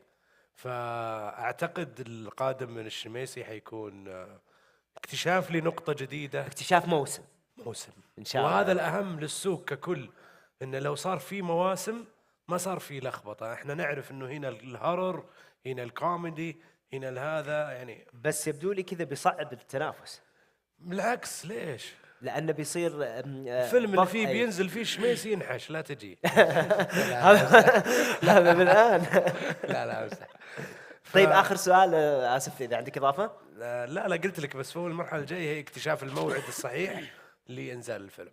آخر سؤال محمد أختم فيه جلسة اليوم، هل تلفاز ستبقى مفرخة تستقبل مواهب جديدة ولا بسم الله ما شاء الله كبرتوا دلوقتي وخلاص يعني؟ اسهل شيء ان نوقف ونموت بعد كم سنه، يعني زي ما تفضل وائل قبل شوي، استراتيجيه الديجيتال متوازيه جدا مع استراتيجيه الاستوديوز الاثنين.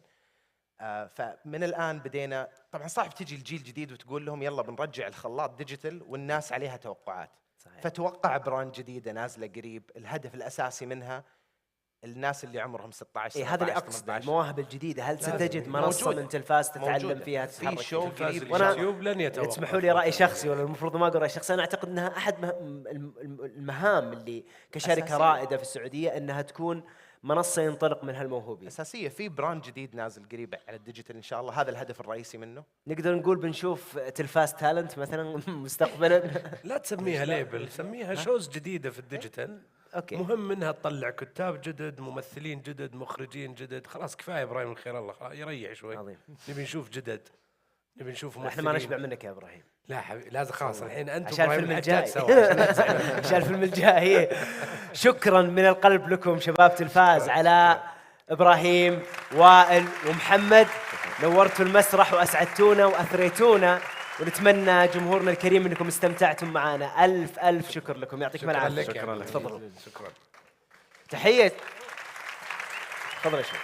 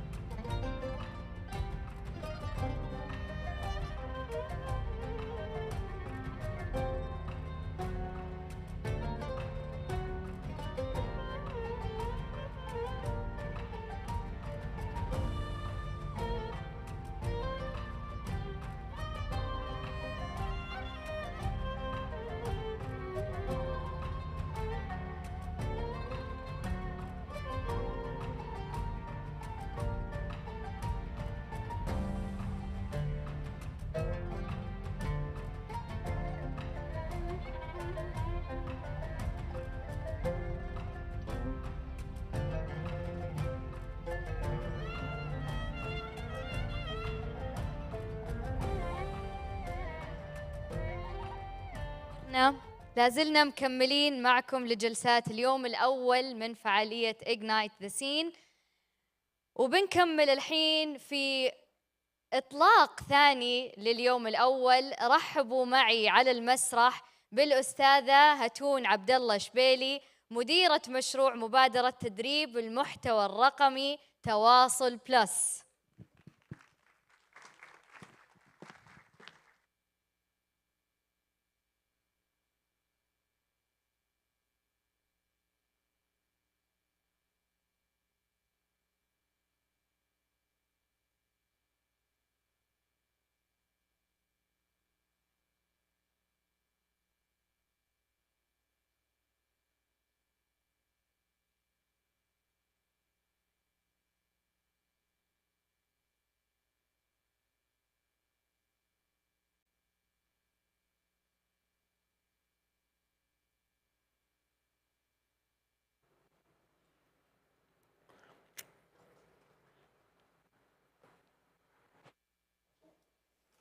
من ضيوفنا الكرام، شكرا لوجودكم معنا الليلة.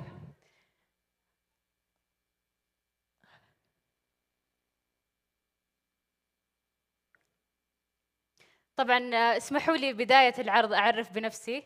معاكم هتون شبيلي، مديرة تواصل بلس، مبادرة التدريب للمحتوى الرقمي. قبل ما أبدأ عرضي ودي أعرفكم شوي عن نفسي. هتون شبيلي مواليد التسعينات. من يوم وأنا صغيرة كنت مهتمة دائما بالإعلانات، بالأفلام الكرتون، بالأغاني، واستمر معي هذا الحب إلى أن تخصصت في دراستي الجامعية في اتصالات الإعلان، وتخرجت منها وتوظفت، واليوم أنا مديرة لهذه المبادرة، واللي أتوقع أنها سبب يعني اتباعي لشغفي.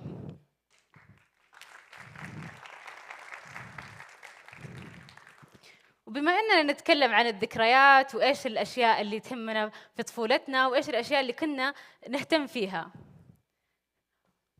ودي أخذكم معي لرحلة من الذكريات. مستعدين؟ طبعاً الذكريات اللي بنشوفها بعد شوي هي كانت تجمعنا كلنا وكلنا نهتم فيها. طيب، ذكرياتنا بتكون عبارة عن صورة، صوت، لعبة، وإعلان. هي ذكرانا بالأمس وطموحنا في الغد. اسمحوا لي نبدأ بذكريات اللعبة.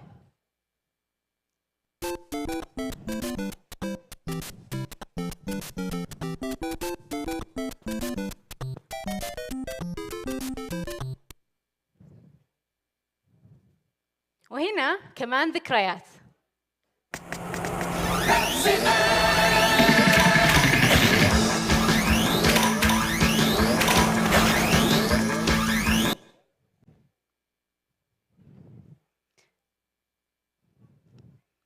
من يا رب يشتغل وإيش آخر شريط نزل؟ عادي أحد منكم يحكي لي عن ذكريات مع بلاي ستيشن 1؟ أتوقع جيل التسعينات كنا نمسك الشريط ونهف عليه ونمسحه ونحطه يا رب يشتغل وندعي، وحتى أوقات نغمض عيوننا نظن إنه إذا غمضنا عيوننا راح يشتغل. إلى عالم اللعبة الرقمية والبي سي، واليوم نلعب في بيتنا مع أي شخص في العالم. وبكذا تحول المحتوى الرقمي في اللعبة من بلاي ستيشن 1 والدعاء إلى أن احنا نلعب من مكاننا مع أي شخص في العالم. ومن ذكريات اللعبة إلى ذكريات الصوت. إذاعة المملكة العربية السعودية.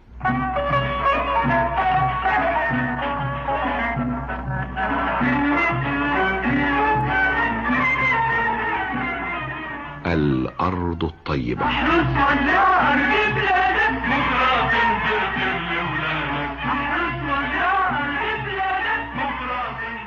إعداد. من ذكريات انتظار الأغنية المفضلة، ويوم كنا نتصل على الإذاعة بس عشان نشارك بأغنية أو مسابقة أو حتى نهدي رسالة لصديق، إلى عالم البودكاست. اليوم في جيوبنا صار جوالنا، نقدر نسمع الإذاعة اللي نفضلها ونحفظها ونشاركها غيرنا كمان، ومن أي وقت وفي أي وقت ومن أي مكان. طبعاً ذكرياتنا ما وقفت، ننتقل من ذكريات الصوت إلى ذكريات الإعلان. طبعا هذا واحد من أفضل الإعلانات بالنسبة لي من يوم ما كنت صغيرة إلى اليوم صدق، وأتوقع أغلبكم زيي. إي طبعا إعلان عافية.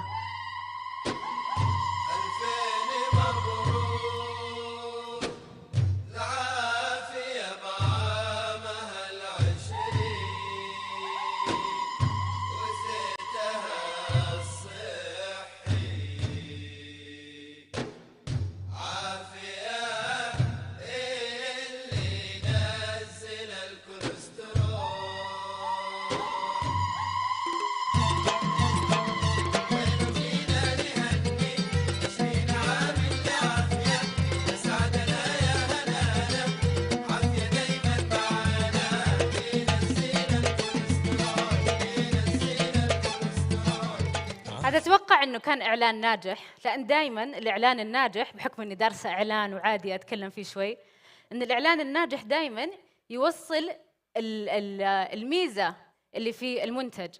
وطبعا زيت عافية كان يقولوا ينزل الكوليسترول، فأتوقع أنهم نجحوا في هذا الإعلان من 20 سنة أو يمكن من أكثر. طبعا عندنا متعة صناعة الإعلان تتطور يوم بعد يوم، بالأفكار، بالإبداع، حتى بطريقة تصويرها وطريقة تقديمها كيف تطورت. حتى أصبحت اليوم الإعلانات عندنا ثقافة مؤسسية، في كل موسم سواء رمضان، يوم الوطني، يوم التأسيس، ننتظر إعلانات الجهات بطريقة الإبداع اللي راح تقدمه، التصوير، الأفكار. وهنا بعض أمثلة من الإعلانات السعودية في المواسم. حنا السعوديين قريبين من بعض، قريبين حتى مع الغريب. تبي تعرف كيف؟ تعال أوريك. خالتي هذه مو بخالتك، العباية طالعة. يعطيك العافية. صديق وهذا مو بصديقه. مطر هذا سيل يجي ياخذ.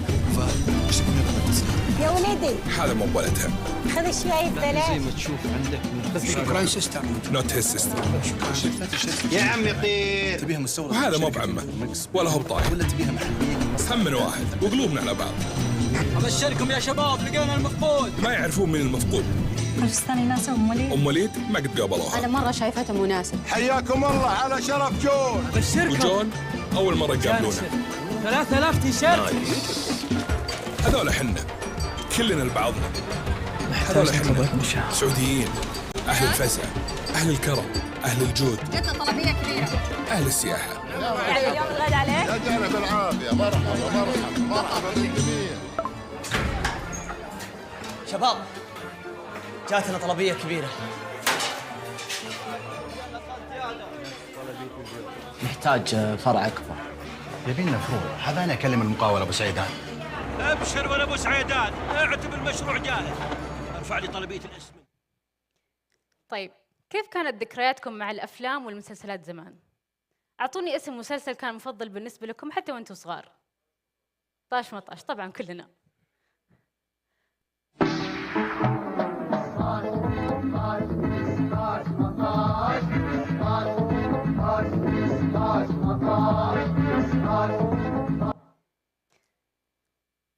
طبعا كنا عائلة أو أصدقاء نجتمع في صالة بيتنا على شاشة واحدة عشان ما تفوتنا لقطة، أو حتى بعض الأوقات نجتمع ونشوف الحلقة ونرجع نجتمع مرة ثانية نحلل الحلقة. استديو تحليلي كان للحلقة طبعا. بس اليوم الشاشة صارت بين أيدينا، في أي مكان وأي زمان نقدر نطلع جوالنا من جيبنا نتفرج، شاهد، نتفليكس أو أي كان من البرامج والتطبيقات اللي اليوم موجودة تسمح لنا أن احنا نتفرج الأفلام والمسلسلات ونستمتع فيها. تعرفوا أحد فيهم؟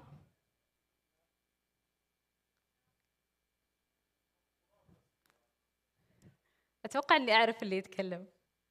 طيب هذول الأطفال اليوم حققوا تأثير وإبداع في مجال المحتوى الرقمي. واضح من صورهم أنهم مبدعين ولا؟ إلا واضح.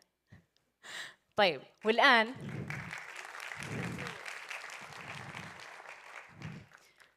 من فينا ما يعرف اليوم تلفاز، ميركت، خلاط، مسامير، وصدق نشكرهم على الإبداع اللي هم اليوم يقدمونه لنا بحيث صار محتوى مثري يشبهنا، يمثلنا، يتكلم بلهجتنا، يتكلم بلغتنا وأفكارنا. حتى بعض الأوقات أفكار إحنا ما نتكلم فيها بصوت عالي، ولكن من خلال البرامج والإبداع اللي يقدمونه إحنا نسمع أفكارنا.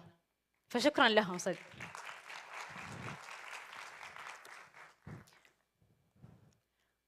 وعشان يصير عندنا أمثالهم كثير، اليوم إحنا هنا تواصل بلس مبادرة تدريب المحتوى الرقمي. مبادرة تدريب المحتوى الرقمي، مبادرة تواصل بلس، هي إحدى مبادرات برنامج إغنايت، وتأتي هذه المبادرة وتستهدف إلى دعم وتمكين وتطوير مهارات حديثي التخرج في سوق العمل. طبعاً نتكلم عن المؤشرات، 120 موهوب و30 شركة من القطاع الخاص في المحتوى الرقمي، وكل هذا يستهدف إلى أن إحنا نرفع مهارات الموهوبين من حديثي التخرج ودمجهم في سوق العمل، بحيث نبني محتوى رقمي يمثل ثقافتنا ويعزز من هويتنا المحلية. طبعاً المبادرة تستهدف أن تعزز العلاقات اليوم مع الجامعات والأكاديميات، واللي من خلالها راح نستقطب حديثي التخرج، وأيضاً القطاع الخاص واللي هم راح يكونوا الجزء الفعال في هذه المبادرة، بحيث أنهم راح يمكنوا هؤلاء المتدربين من خلال التدريب على رأس العمل. طبعاً مجالات التدريب في المبادرة نتكلم عن الفيديو الرقمي، الألعاب الرقمية، الصوتيات الرقمية، والإعلانات الرقمية، وهذه هي المجالات الأربعة اللي تستهدفها المبادرة وتستهدف إلى تمكين الموهوبين فيها.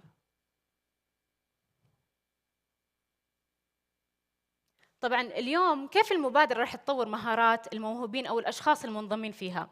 المبادرة راح تقدم 3 أشياء. في البداية دورات تدريبية مكثفة حضورية وافتراضية، وأيضاً تدريب على رأس العمل لمدة 6 أشهر، بحيث أن المتدربين اليوم ينضموا إلى شركات القطاع الخاص، يحتكوا بالداعمين والمنتجين في سوق العمل، ثم بعد ذلك يندمجوا في سوق العمل. وآخراً ورش عمل تطويرية في بناء الهوية المهنية، وذلك لأهميتها اليوم. مهم أن الشخص اليوم يتمكن من بناء الهوية مهنياً، ويبرز أعماله خصيصاً في مجال الإبداعي أو المجال المحتوى الرقمي.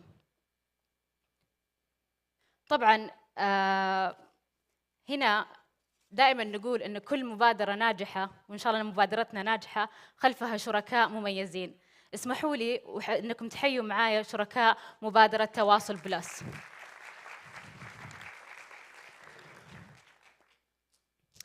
وهنا راح نشوف فيديو من شركاء المبادرة إلى الأشخاص المنضمين لهذه المبادرة. هنا وفي هذا الاستديو بيكون العمل كثر، ولأن الألعاب الرقمية منافسة كبيرة، شاركنا. ومن خلال الصوت وأثيره متشوقين لبصمتك. ولأن عالم الإعلانات ما يفترق بحدود الإبداع، اخترناك أنت. في تواصل بلس. في تواصل بلس. في تواصل بلس. في تواصل بلس للمحتوى الرقمي، الميدان ينتظركم. وهنا نقول في تواصل بلس الإبداع ينتظركم. قبل الختام، شكراً لكل الداعمين لهذه المبادرة من شركاء، وعلى رأسهم معالي وزير الاتصالات وتقنية المعلومات المهندس عبد الله السواحة، ومعالي وزير الإعلام الأستاذ سلمان الدوسري.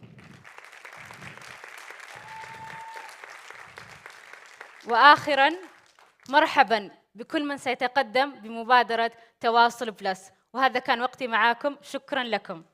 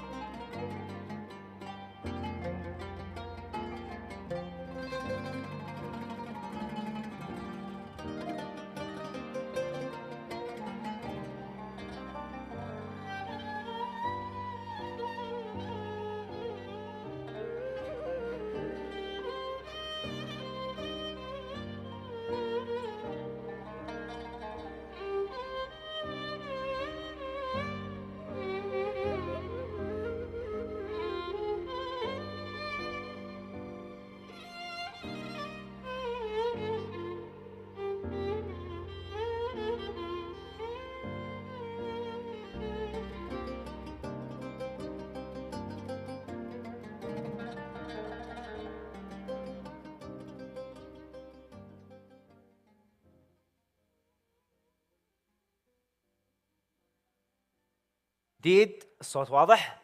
يا هلا ومرحبا، رجعنا لكم من جديد مستمرين في فقرات أول يوم من إجنايت ذا سين. إن شاء الله أنكم استمتعتوا معنا بالجلسات السابقة، لكن الجلسة هذه مختلفة.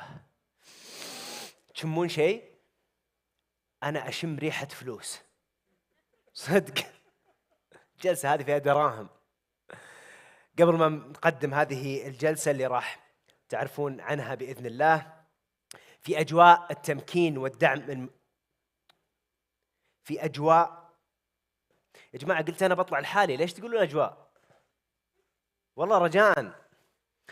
في أجواء الدعم والتمكين المبهرة لصناع الأفلام، وفي وقت سابق كان مستحيل تكون الفرصة هذه متاحة ومقدمة على طبق من ذهب أكثر من هذه الفترة.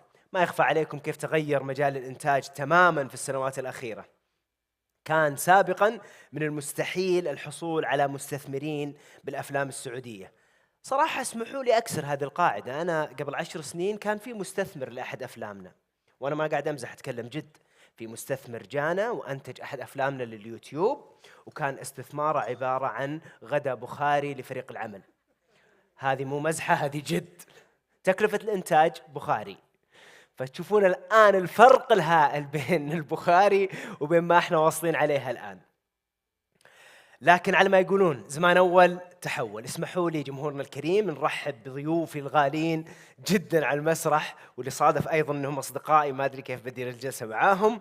نرحب بالأستاذ عبد اللطيف المبارك، مدير إدارة الشراكات والعلاقات الدولية في الصندوق الثقافي، والأستاذ ماجد سمان، رئيس قسم السينما بمركز الملك عبد العزيز الثقافي العالمي إثراء، والأستاذ عماد اسكندر، رئيس صندوق البحر الأحمر. حياكم الله. تمام. يا هلا وسهلا. تفضل هنا لو سمحت. أيوة. يا مسهل يا رب. يا مسهل يا رب. يا مسهل. بسم الله الرحمن الرحيم. بما أنكم موجودين معانا وأنتم الاستثمار والفلوس، بدأنا. شوف الجلسة بعد. قدر الله علي وانتجت فيلم فيه 7 ممثلين، واحد منهم صار له حادث، فودنا والله يعني إذا ما تقصرون معانا. هل لو جاكم شخص بهذا الشكل تدعمونه؟ صدقا يعني لو جاء شخص كيف يعرف آلية التقديم على الدعم المادي في الجهات اللي أنتم تمثلونها؟ نبدأ بعبد اللطيف. طيب، يعني أعتقد أنه سؤالك إذا يعني هو سؤال ممكن أرد عليه رد مباشر، بس خلني أحاول أني أخذه إلى منطقة مرتبطة بعملنا يمكن في الصندوق. كثيرين من الذين يعملون في قطاع الأفلام وبقية القطاعات الثقافية يكون ليس لديهم الاستعداد أو الجهوزية الكاملة لأخذ مثل هذه الدعوم أو القروض. فيعني احيانا تكون كلماتهم افضل من قدر الله عليه. لكن يكون عندهم رغبه في الدخول، فينقصهم احيانا الخبرات تطوير هذا النوع من الجهوزيه. ففي صندوق التنميه الثقافي لدينا منتجات متعدده، منها المنتجات المرتبطه بالتمويل المالي والتمويل الذي نسميه تمويل غير المالي.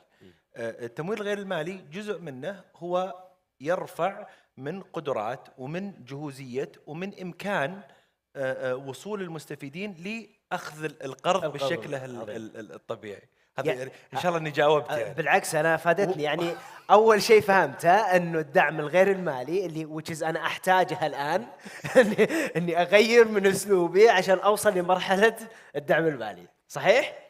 يعني أنت دائما على حق. شكرا جزيلا. لأن دائما صانع الأفلام على حق. هذه ميزة أنك تدير حوار في أصدقائك. أستاذ ماجد، وش أبرز الحوافز العامة المتاحة لإنتاج الأفلام في المملكة العربية السعودية؟ ويمكن تجربتك أنت يعني في إثراء ماخذة طابع مختلف، لأنه أيضا داخلين في مجال الإنتاج، فعارفين السوق سواء بالدعم أو حتى أنك تعرف السوق وش احتياجاته. فإيش أبرز الحوافز اللي ترى أنها متاحة في السوق؟ طبعا كنت بس بجاوب على حاجه واحده. لو جاني احد وقال يبغى فيلم، اول شيء اسويه ارسل له عبد اللطيف، انه معروف عبد اللطيف ما شاء الله طيب، فيعطي الناس ان شاء الله. ولكن احنا عندنا يعني زي ما تعرف في إثراء بدأنا 2017 وكان أنتجنا إلى الآن حول 20 فيلم من أفلام قصيرة وأفلام طويلة. طبعا هذيك الأيام حتى السينما ما كانت موجودة عندنا في البلد، فكانت ما كانت معضلة صراحة، ما كانت صعبة، بس إنه كنا الوحيدين اللي بنشتغل على الشيء هذا. بس الحمد لله الآن زي الشباب اللي هنا معاه كانوا طلع وصار في حوافز أكثر وأكثر. وما بقول إنه إحنا دحين بنسوي زي يعني we're not competing، بالعكس إحنا بنشتغل مع بعض. وهذه ترى من جد يعني احيانا اكلم عبد اللطيف ولا مثلا اكلم عماد وايش المشاريع اللي عندكم، نساعد بعض عشان ننتج الافلام مع بعض ونعطي صناع الافلام اكبر قدر ممكن من الحوافز ولا من يعني هي مو بس ترى فلوس، مو بس انه خذ يلا فلوس روح سوي فيلم، لا احنا يعني مثلا في إثراء نعطيهم ورك شوبس، نعطيهم اوقات يروحوا يتكلموا مع مخرج ولا منتج، وبعدين نتابع معاهم الفيلم، هم بينتجوا الفيلم مع بعض من بري برودكشن والبوست برودكشن مع بعض. فالان يعني انا شايف انه العصر الذهبي للفيلم ميكرز في السعوديه صراحه. صحيح. اسمعوا يا جماعه، العصر الذهبي، العصر الذهبي لكم. فتعالوا لنا هنا. عبد اللطيف اول شيء.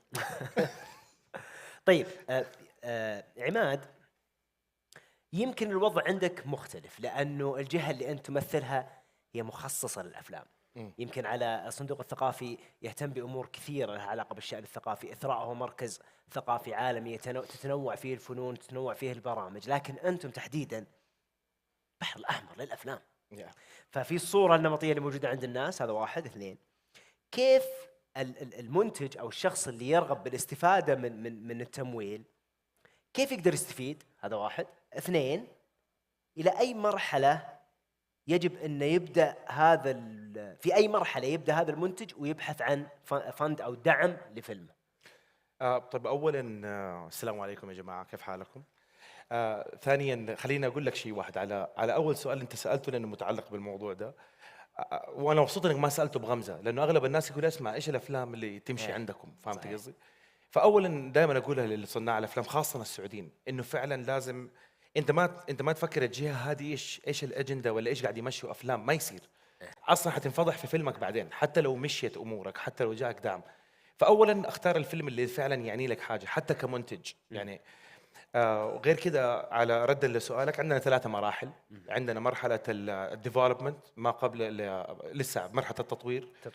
هذه المرحله اللي قبل ما عندك اي سكريبت، بس عندك اللوج لاين، عندك السينوبسيس، انت فاهم قصتك ايش، بس لسه ما بديت تكتبها. في عندنا الديفلوبمنت، هذه مرحله الديفلوبمنت. بعدها في مرحله البرودكشن، معناته عندك السكريبت، عندك البروديوسر، عندك الكاست، كل شيء جاهز مع برودكشن بلان. ناو تقدم في مرحله البرودكشن. بعدين في شيء اسمه البوست برودكشن اللي هو مرحله ما بعد الانتاج. والثلاث المراحل هذه نحن تعنينا انه نخليها مستمره طوال السنه في اوقات معينه موجوده، يعني تقريبا تبدا في فب ومنها كل شهرين ينفتح عندنا السكجول موجود.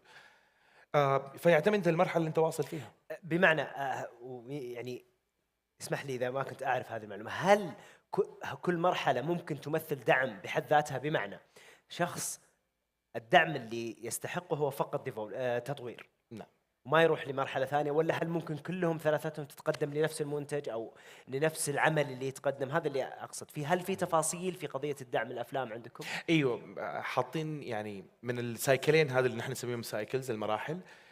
لك يعني لك الحقيه انك تاخذ منهم مرحلتين. فاذا جيت في مرحله التطوير ممكن تاخذ البرودكشن، اخذت مرحله الانتاج تاخذ البوست برودكشن، بس مو الثلاثه كلهم، لانه جزء كبير من اللي نحن والبروموتنج نبغى الناس يتعودوا عليه اللي هو البارشل فاندنج. ما نبغى نكون الجهه الوحيده اللي تدعم منتج كامل على فيلم كامل، لانه السوق دوبنا بادين كلنا. فانت تبغى البروديوسرز الفيلم ميكرز اللي موجودين عندنا يتعودوا على البيتشنج سيشنز، يروحوا لكذا جهه، لانه اليوم في الدعم مستمر. بكره ممكن بدال ال100 فيلم اللي نحن دعمناهم اول سنه يصير بس نختار كل سنه 5 أفلام مثلا. صحيح. فانت تبغى البروديوسر، تبغى الفيلم ميكرز يكونوا هاسلرز، يعني يكونوا متعودين يروحوا لكذا جهه، ما يعتمدوا على بس جهات معينه، مو بس علينا ان شاء الله، لسه يروح انترناشونال ليفل. انت تتمنى السعودي يروح من يجيب دعم من دول خارجيه كمان. بصراحه، والسؤال لكم جميعا، هل تواجهون تحدي ان ما زال فكره الدعم بمصطلح الدعم هو خذ فلوس وانتج؟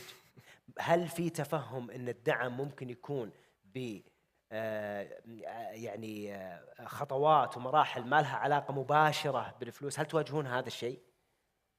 عبد اللطيف. يعني يمكن ابدا انا بفكره انه اليوم وهذه من الاشياء الايجابيه بشكل كبير، صار عندنا اكثر من يعني جهات متعدده حكوميه فيما يتعلق بالدعوم المرتبطه بقطاع الافلام. لكن اللي نظرا لزياده الطلب في قطاع الافلام، احنا نسعى في الصندوق لتطوير المفهوم اللي ذكرته، مفهوم الدعم اللي هو المباشر، ليكون يكون فيه تداخل كذلك مع القطاع الخاص، مع المنظومة المالية، بحيث أنه يكون في الدعوم غير المباشرة، والدخول إلى مناطق مختلفة من سلسلة القيمة، يعني مثل المشاريع المرتبطة بمشاريع تطوير البنية التحتية، المرافق الخاصة، البرامج مثلا تنمية المواهب الفنية، فتكون ممكنات قادرة إلى أن تكون هي بشكل عام داعم للقطاع. وعملنا طبعا هو يعني يكون من ناحية التمكين المالي كمكمل للمنظومة يمكن اللي تقودها حكوميا، تقودها وزارة الثقافة ممثلة بهيئة الأفلام. عظيم. بالنسبة لكم أنتم هل تواجهون هذه أنا شخصيا أشوف أن في صورة يعني تراكمت عند الناس، ومن يمكن لها علاقة بالتلفزيون كيف كان ينتج، كونه كان هو المنصة الوحيدة للفنون تقريبا، أنه خلاص الدعم خذ فلوس يلا تفضل سوي فلوس. واجهنا هذه المشكلة من جد في البداية. تشعر أنها تقلصت؟ تقلصت كثير الآن، خاصة بعد ما طلع إنه في يعني أكثر من منشأة أو أكثر من جهة ممكن يصير الدعم للأفلام. وإحنا الآن البرنامج حقنا اللي هو الإثرا فيلم برودكشنز الآن إن شاء الله حيخش في المرحلة الثانية. عندنا دعم للأفلام، فاندنج، كو فاندنج، وكوميشنينج حيكون إنتاج كامل للفيلم. الفاندنج والكو فاندنج لو الشخص جانا وعنده يعني ربع المبلغ ولا نص المبلغ ولا هو الآن واصل في البوست برودكشن، نشوف الفيلم ونقيم الفيلم مع الأخصائيين معنا عندنا، ونشوف مين الجهات الثانية اللي دعموا الفيلم هذا، وحنخش معاهم نساعدهم عشان نعطيهم البوش الأخير هذا. وهذا اللي سويناه السنة الماضية على ما أعتقد مع فيلمين برضو. عظيم. اللي هو إرجيحة ورقم هاتف قديم. فكانوا عندهم يعني 75% من البادجت، بس باقي 15-25، وكانوا يحتاجوا هذه البوش. وصراحة شفنا إنه يعني كواليتي كويس وممتاز، وما يحتاجوا إنه نساعدهم. فيعني ما يحتاج مثلا دعم تقني أو دعم يعني إنتاجي، كان بس الدعم المالي عشان يخلصوا الفيلم، وقلنا أعطيناهم الدعم. في البحر في صندوق البحر الأحمر هي المعاناة موجودة. المصيبة كيف أجيب الجملة دي؟ أتوقع لأنك أنت الفند، فالشيء ده يعمل الناس لما يقدموا فعلا، لأنه أغلب الفيلم ميكرز يحسبوا أن ناقصهم المادة، بينما هذا الشيء مو صحيح. وتشوفها في السبمشن، تشوف أحيانا الفكرة حلوة بس السكريبت فيه له مشكلة. وفعلا يعني هذا لسه حنتكلم فيها بكرة، عشان كده قاعد نحاول كراتسي، وإن شاء الله قاعد نحاول نبني زي الإيكو سيستم. لو قدمت عندنا وفعلا المشكلة ما هو ناقصه فلوس عشان يكتب سكريبت حلو، ناقصه تدريب فعلا. صحيح. البروديوسر كويس، المخرج اللي مرتبط بالعمل كويس، بس في فعلا مشكلة كتابة، في أشياء بدائية، فنوجهه لللابس. وفي نفس الوقت أحيانا يصير اللابس يجيهم ناس عشان يكونوا جزء من الكورس ده، بس يقول لا الفيلم هذا جاهز، فيوجهوه عندنا. ففعلا يعني كفيلم ميكر هنا تجي أهمية إنه يكون عندك منتج ممتاز عشان تواجه الحقيقة قبل تبدأ تقدم جهات الفند. يجيك المنتج يقول لك اسمع، المشكلة هنا عندنا مو المادة، مو الكتاب، المشكلة عندنا لازم نعرف أصلا كيف مراحل الكتابة، عندنا مشكلة في الاستراكشر حق الستوري نفسه. يعني طيب خلينا الآن يعني نرى الموضوع من زاوية غير زاوية صناع الأفلام. مساكين ضغطنا كل شيء عليهم، خلينا نحول عليكم أنتم كجهات، وأتمنى الصراحة في الإجابة. سواء الثلاث جهات اللي تمثلونها أو بقية الجهات مثل هيئة الأفلام وغيرها، هل التنسيق بينكم واصل إلى مرحلة أنتم تشعرون أنها جيدة أو تطمحون إلى شيء أكبر؟ هل بالفعل بينكم تنسيق يعني يصب في مصلحة القطاع؟ هل تحتاجون أكثر يكون بينكم تنسيق؟ يا ليت أسمع منكم. اوكي حلو. لا شوف موظفة لتنسيق يعني انا وياك عادي، بس هو المشكله. خلاص. ليش كل شيء عبد اللطيف؟ كيف انا اتكلم الحين؟ عشان ما تكلمت. لا حسيت انه يعني في تأوهات، فيعني حبيت اعطيها فرصه. في تنسيق، لا بصدق في تنسيق مرضي راضين عنه، بس نبغى يكون اكثر من كذا. انا حاسس التنسيق شويه تنسيق شخصي. انا اذا ممكن ابدا يعني ابدا بقطاع الافلام. بشكل مميز من بين القطاعات الثقافيه. يمكن يتميز قطاع الافلام بانه من اكثر القطاعات اللي تشعر، يعني اليوم احنا كبانل وانت كذلك، احنا كلنا اصدقاء صحيح بيننا على المستوى الشخصي في العاملين في هذا القطاع، وهو قطاع صحيح. يتميز بشكل كبير في انه اقرب ما يكون الى مجتمع افلام بالضبط. ففيه شيء خلينا نقول على مستوى طبيعي وفطري وعفوي في مستوى عالي في هذا القطاع من الاشياء اللي نعتبرها مميزه من بين كل القطاعات. اضف الى ذلك ان هي واحده من الاشياء اللي ربطت بين الجهات، إضافة إلى أن كون أن كثير من الجهات اليوم ناشئة جديدة.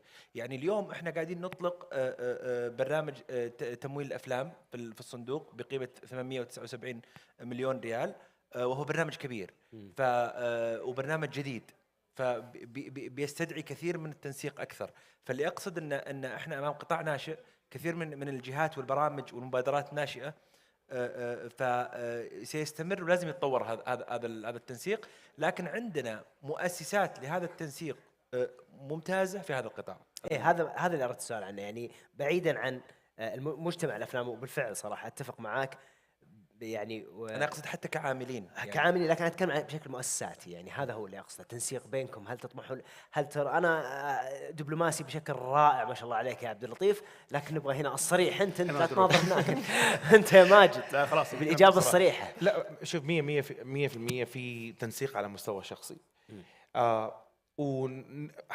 يعني اتفقنا على هذه الاشياء، انه لازم حتى ايام المهرجان في ديسمبر اتكلمنا على انه فعلا نحتاج يكون في تنسيق فعلي بيننا في بعض المشاريع. بس في نفس الوقت انت ما تبغى الثلاث الجهات حقت الفن تكون تفكيرها نفس الشيء.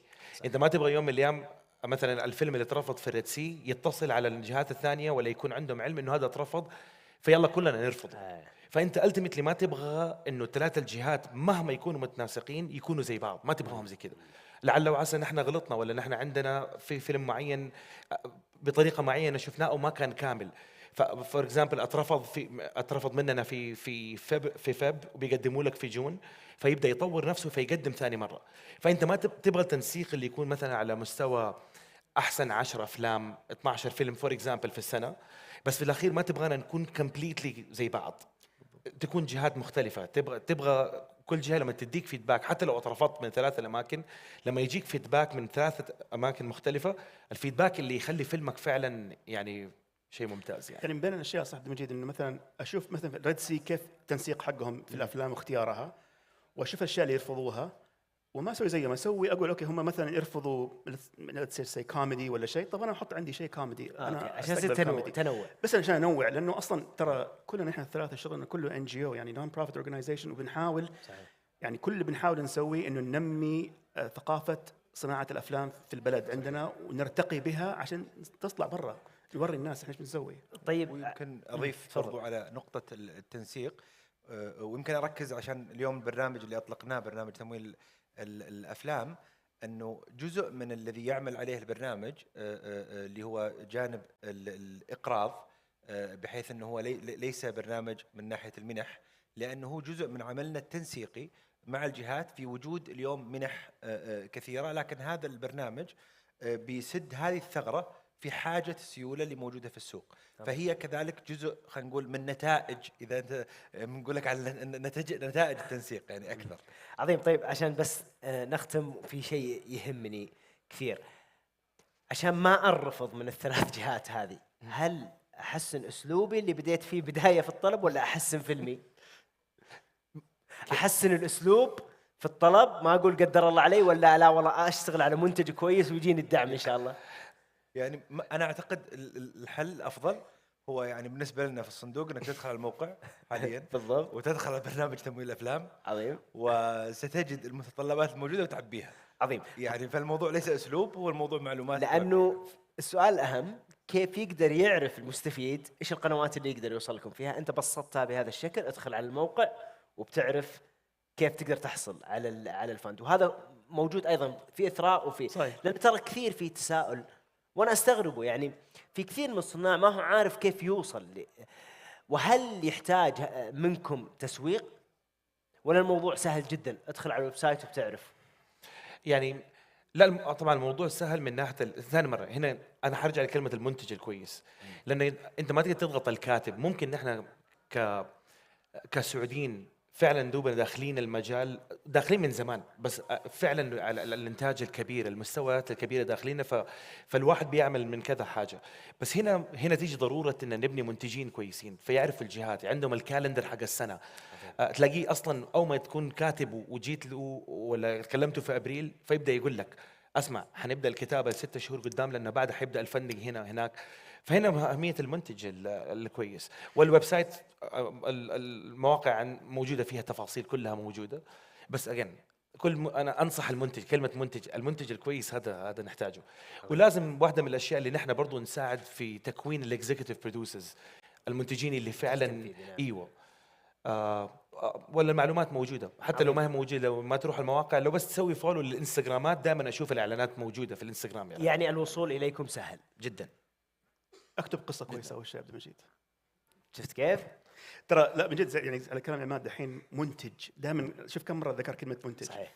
ما عندنا منتجين كثيرين في البلد اكفاء، يعني عندنا مخرجين صحيح. بس منتجين هذا الشيء اللي احنا بنحاول نصنعه، منتجين يعني يقدروا يسووا الافلام، وايضا الكتابه والسيناريو. هذه عندنا اهم اثنين. عظيم. لو قدرنا نقدر مثلا احنا هذا اللي بنسويه دحين حتى عندنا في الاثراء، لما تجينا قصه ممتازه وكويسه مكتوبه كويس، هذا اللي يبيع لنا، اللي نقول اوكي هذا في بوتنشل تعال نزيد عليه. بس نبغى منتجين. فانت منتج كويس على ما اعتقد، ولا ممثل كاتب كذا. انا بثبت لك العكس. يعطيك العافيه. يعطيكم العافيه. شكرا يا عماد، وشكرا لماجد، وشكرا لعبد اللطيف. اتمنى ان شاء الله من بين الحضور اللي حضروا هذه الجلسة تتحقق أحلامكم ويخرج منها منتج كويس ويخرج منها كاتب كويس ومواهب عظيمة بإذن الله. يعطيكم العافية. شكرا.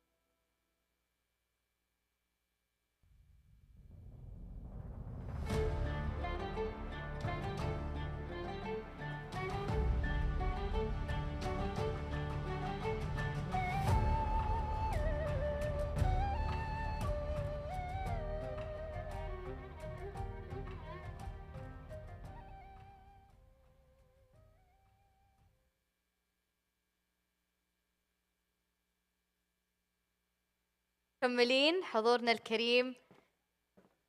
باقي يعني جلسات حقيقي تفاعلية، وراح نسمع منكم كثير وراح تستفيدون أيضا منها. إذا في أحد بس يقدر يشاركني إيش هي الجلسات اللي ودكم تسمعونها؟ ما في أحد بيشارك؟ هل في جلسات معينة أو مواضيع معينة ودكم تسمعونها؟ لا؟ طيب خلوني أجل أنا أقترح عليكم موضوع جلسة. جلستنا الجاية بناخذكم فيها إن شاء الله لرحلة حول المشهد الإعلامي وكيف تغير، أو خلينا نقول كيف تطور في الآونة الأخيرة في السعودية، راح تسمعونها بالمنظور المباشر لمتحدثين مميزين حول الوضع الحالي للإنتاج في المملكة العربية السعودية. رحبوا معي بضيوفي عبد الإله الأحمري، فهمي فرحات، وفهد العتيبي. حياكم الله. شاء تمام. ايه لا مجهز له واحده انا قبل، شوفينه والله قبل ما تطلعين. هلا يا حبيبي، هلا هلا وسهلا. هذا الكناني، الميكروفون لسه مفتوح. نقفل مايك الكناني بس. حيكون ممتع اكثر من حوار. حياكم الله جميعا، نورتونا في هذه الفعاليه. خلونا نبدا اول شيء مثل ما تكلمت في البدايه، ان المشهد الإعلامي أو المشهد الإنتاجي في السعودية تغير بطريقة ملحوظة في السنوات الأخيرة. خلينا نبدأ معك عبد الإله، وش تتوقع يعني أسباب هذا النهضة اللي حصلت في المشهد؟ 2016 أسست شركة الإنتاج. طبعا ليش؟ عشان الادفرتايزمنت، سويت أول إعلان ما نفع، قلت إنتاج. طب وقتها كان بدأت تغييرات في البلد، الدنيا كانت حرام صارت حلال، يعني هذا أول حاجة، يعني هذا تغير كبير. كان دراسة 5 مليار ريال قيمة الإنتاج، 600 مليون بس في السعودية. فعندنا جاب كبير في سعودة بنرجع اللوكال كونتنت، فهذا أكبر شيء. يعني هذا أول حاجة من حرام إلى حلال، أسهل شيء بسيط. طبعا أنا ودي أسمع فهمي بحكم تجربتك كمخرج اندبندنت. ايش اللي تغير؟ ايش اللي خلى القفزه؟ وش القفزه هذه من ايش حصلت؟ طبعا انا اي احد يقول صار فجاه التغير ما هيضايقني، لانه ما صار فجاه. تعبنا معها كثير، عانينا، يعني كان في جهود صارت من 20 سنه قبلها، من ايام عبد الله المحاسن من ما كان في الا هو الى هيفا المنصور العياف وغيره. ولما كنا انا وعهد كامل في امريكا، ما في الا انا وهي حسب علمنا اللي نسوي افلام سعوديين قاعدين يسووا افلام في امريكا. كلام هذا في 2007 6 7 وقبل يعني. وفي 2011 12 توقعنا كان حيكون في بوم، وكثير مننا جينا وكنا شغالين، وكان فعلا متوقعين انه حيصير في بوم. وايام مسلسل اسمه بعيون سعوديه كان انتاج افلام صاير، ناصر القصبي كان قاعد يمول افلام، وقلنا بس اذا ناصر القصبي شاف وحيمول 30 فيلم سعودي حيصير في بوم. ما صار البوم. واكثر من موقف صار خلال السنوات، بوم الا شويه. وبعدين جاء فتره يمكن 2016 بعد 2017 18 بدا. لا 2018 بالضبط، لان انتجت 2017 وعضيت الارض يعني. ايوه 2000 هذا بهالحقبه بدات الجهود تكبر، بدينا نشوف انه لا والله في شيء. احنا كسينمائيين غير المسرحيين مع الاسف. المسرح عظيم، احب المسرح انا وزعلان ما على وضعه، بس السينمائي ما يمكن الشغف كان غير والفرص كانت غير. حتى لما كان ممنوع وما كنا نقدر نسوي شيء سوينا، ورحنا مهرجانات عالميه ورحنا وفزنا جوائز وكذا. فصار في اتنشن انه لا والله هذا ميديم مهم جدا جدا. السينما من اهم الاشياء اللي ممكن ثقافه او دوله او تصدر كثقافه. صحيح. فصار في هذا الدعم، صار في الجهود السنوات كلها، تعب السنوات كلها اخيرا جاب نتائج. صار في اهتمام كبير، وقال هذا العمل لازم، من سواء كحكومه او كمؤسسات خاصه او غيرها، ان احنا لازم ندعم هذا القطاع. يعني التطور والتغير ما حصل بين يوم وليله مثل ما قلت، هو يعني تراكمي، اعمال تراكميه على مر السنوات. ودي اسمع منك. انا ما اختلف مع الشباب، هي تتحول طبيعي، بس اكبر مسبب انه قاعدين نشوف الان نتائج انه السينما الان متوفره بشكل كبير. ولو نرجع للاساس، انا اتوقع السينما اثرت بشكل في معنويات صناع المحتوى، مو بس في السينما، في اماكن ثانيه، انه اعطاك فرصه انه ممكن تقول في اماكن اقدر اشوف الفيلم فيها بشكل جدي. واكبر دلائل قاعده تصير الفتره الاخيره انه الافلام السعوديه قاعده تصدر الساحه، فدليل انه انت قاعد تقدر تفوز على الانتاجات العالميه اذا قدرت تقول قصه محليه. فهي ما هي فجاه.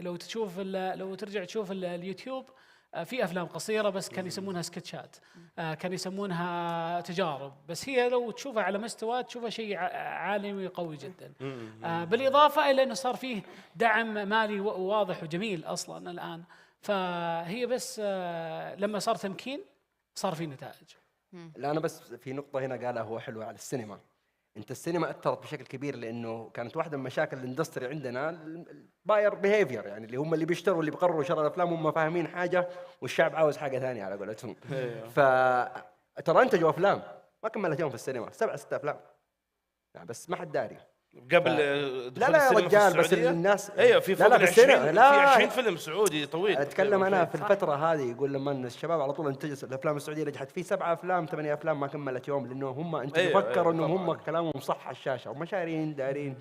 في كثير افلام ممكن ما تشوف النوع بشكل واضح وكذا، بس هذه طبيعه الصنعه، طبيعه الاندستري في حول زي ما العالم. تفضلت يعني اليوتيوبرز، الديجيتال ريفولوشن، الكاميرات، اليوتيوب، هذه كلها عوامل ساعدت. صح. يا شيخ اليوم الوطني من اعظم الاشياء اللي ساعدت الانتاج المحلي، انه كل سنه عندك كم من الفيديوهات اللي قاعده تطلع، وكثير منها من كفاءات سعوديه ومحليه فعلا. الفيديوهات هذه بشكل عام كلها بتحرك الكرو، طاقم العمل. صح. طاقم العمل يشكل جزء مهم كبير من الانتاج السينمائي. ممكن يجيب اعظم مخرج واعظم منتج واعظم كاتب، بس اذا الانفراستراكشر تحت من المساعدين الجريبس الفنيين هذا كله مو موجود او ضعيف جدا او متكهكب وفي مشاكل، ما حيمشي العمل او بشكل مهول جدا. صحيح. جدا العمل في النهايه ما يطلع نظيف مهما جبت عبقري. لو قلت ستيفن سبيلبرغ تعال اخرج لي فيلم في السعوديه بميزانيه مفتوحه، بس استعمل بس محلي، لا تجيب لي ناس من برا، حيتعب، ما حيقدر يسوي عمل ناجح. طيب أنت حكيت على الكرو والمخرج والمنتج، احنا يعني جت فترة ناس كثيرة تبغى تصير منتجة ومخرجة، بس هذه الصنعتين اللي الناس معلقة عليها، فخلينا نركز على هذه الوظيفتين. وش هي أفضل الممارسات في التعاون بين المخرج والمنتج عشان يكون المنتج شيء سليم وجيد جدا؟ طبعا اسمحوا لي بس اقول نبغى نتكلم المنتج بمفهوم البروديوسر في مفهوم السينما، اللي هو المدير المسؤول عن اداره وتمويل العمل، وليس بالمفهوم التلفزيوني او السينمائي اللي يقول لك، او التلفزيوني او القديم اللي هو يقول لك اللي حط الفلوس. هذا ما هو المنتج، اللي حط الفلوس هو الممول، هو المستثمر. صحيح. البروديوسر هي وظيفة شخص، او المنتج هو وظيفة لها كفاءات، لها سكيلز مطلوبة ولها ابداعاتها الخاصة، ما لها دخل بانه عنده فلوس وما عنده فلوس. صح. اصلا البروديوسر المنتج ما عنده فلوس، هو اللي يدير العمل، هو اللي يدير العمل بالضبط. من البدايه للنهايه، البروجكت مانجر. واللي صار دحين الفتره الاخيره الكم سنه الناس اكتشفت هذه الحقيقه انه في وظيفه اسمها بروديوسر، والبروديوسر هو كذا كذا، مش اللي يحط فلوس زي ما احنا نسمع في السينما المصريه ولا نسمع في اماكن ثانيه. انا المنتج عاوز كذا احط فلوسي، ما هي تيجي كذا. ما يقدر يقول المنتج اليوم البروديوسر الحقيقي ما يقدر يقول هذه فلوسي، انه ما هي فلوسك اصلا. صح. فلوس ناس جايبها، هي يعني هو ميزانيه الفيلم. تفضل. في النقطه هذه انا بقول لك اياها، هو صراحه عشان لا نضرب الشباب، يس الاعلان الصغير فيه له منتج، والفيلم فيه له منتج، فكلمه منتج تكون الاعلان الصغير، والمخرج برضه على الاعلان الصغير فيه له مخرج. يعني ما تحمست انت يوم تبغي تخرجين حاجه بنفسك، حاجه اسمك مخرج خلاص. ما هو المخرج ايش هو الرئيس التنفيذي حق المشروع. فانا في حاجه دائما الشباب يقولون والله انا مخرج ما افهم في الفلوس. لا، ما في مخرج ما تفهم في الفلوس، انت ما انت مخرج. ما اعرف اذا تتفقون مع هذه النقطه. انا اتفق بهذه النقطه، لانه ما بعض الاحيان يعذرون على المسرح بس احلام عصر يقولوا لك، يعني يقول لك انا والله ابغى طير يلف علي مثلا، يعني ما تصير يعني. فانت والمنتج تتفقون على الواقع، بس هي تحدي بين الاثنين. المخرج دائما يبغى احسن وافضل النتائج او عشان يحقق الرؤيه حقته، والمنتج دائما يحاول يحافظ على الميزانيه احتياطا على الظروف اللي خارجه عن السيطره. وما في فيلم نتكلم على اكثر من 10 ايام ما في ظروف طارئه، فهي تعاون، واحد يرفع واحد ينزل، فعشان يصيرون عندهم بالانس او توازن. فوظيفه الاثنين هذولا مهمه جدا. واتفق معاه على نظام المنتجين، ولكن في وعي كبير الان قاعد يصير على موضوع المنتجين. في منتجين بدأوا يفهمون هالشيء، سواء من الخبره سواء من الدراسه. النتائج اللي استثمرت فيها السعوديه خلال السنين الماضيه قاعد تجيب نتائج، وقاعد نشوفها احنا في الشاشه، قاعد نشوفها الان في المحتوى، حتى نشوفها حتى في ذائقتنا للمحتوى. انا اقول لك حاجه في حكايه المنتج والمخرج. اليوم عندنا مشكله اصلا في العالم العربي في الديفلوبمنت اريا. عندنا اي فيلم انت بتبدأين فيه في الديفلوبمنت فند، تبدأين هذه البيريد should take 1.5 years. عندنا هنا ما شاء الله يطبقونها في اسبوعين ممكن. الكتابه قصدك؟ من الكتابه الى انت عندك الكتابه تبدا، بعدين تجيب المخرج، بعدين تجيب الكاست، بعدين تجيب الايجنت، بعدين تقعد الين يجيك المشروع جاهز، وقتها المنتج يكمل ايش؟ الديل مع السيلز ايجنت، مع المستثمر، هناك يسلم المخرج العمل. طب سنة ونص هذه انت المسؤول عن كل حاجه، بتيجي انت باقي لك 3 شهور اللي فيها كل الصرف، اكيد هذا خلاص بيتفلت، يعني بيصرف بيسوي، والثاني لا يبغى يمسك، لا انا انتبهت له. فاتس اولويز ذير از ا فايت، زي لما اقول لك السي او والسي اف او دائما لازم يتضاربون. اتس اكزاكتلي ذا سيم. بس ممكن انا ما تكون سي او سي اف او، ممكن تشيرمان سي او. احنا نشبهه بالزواج. الفيلم هو البيبي والمخرج والمنتج هم الزوج والزوجه، ولازم يكون بينهم تصالح، كانك بتوفق حصان في الحلال من جد. وانتاج واخراج فيلم بهذه الطريقه عشان ما تصير المشاكل انه انا قبل التصوير قاعد اقول حط وشيل وسوي لا، من بدها احنا نتفاهم من البدايه، جايك كمنتج جايني كمخرج انه طب هذا اللي حنسويه، ايش الليمت، ايش البادجت حقك، ايش افكارك. وانا كمخرج لازم اكون واقعي برضه، زي ما قلت ما اكون ابغى كل شيء، ابغى احسن اعطيني احسن كاميرا في السوق. لا يا ابوي هذا مو اخراج ابدا. ليش الكاميرا تخدمني؟ انا ممكن فيلم بجوالي يتصور ويكون عظيم، وممكن فيلم يتصور باحسن كاميرا يكون حسب نوعيه البروجكت، هو اللي يحدد نوع الكاميرا، يحدد نوع الميزانيه وزي كذا، يحدد هل احتاج عصفور هو نقاش، يطيح ولا لا. نقاش الوصول لحل وسط يرضي الطرفين، ولازم يكون الاثنين بينهم تعاون كبير. ودائما المنتج اللي عنده رؤية فنية يساعد المخرج بحلول فنية رائعة. فهي تعاون في الأخير. طيب والحلول زي ما قال المنتج الشاطر عنده يحل مشاكل، عنده حلول دائما سواء كانت فنيه او تقنيه او غيرها. عشان كذا المنتج لازم يكون ممل.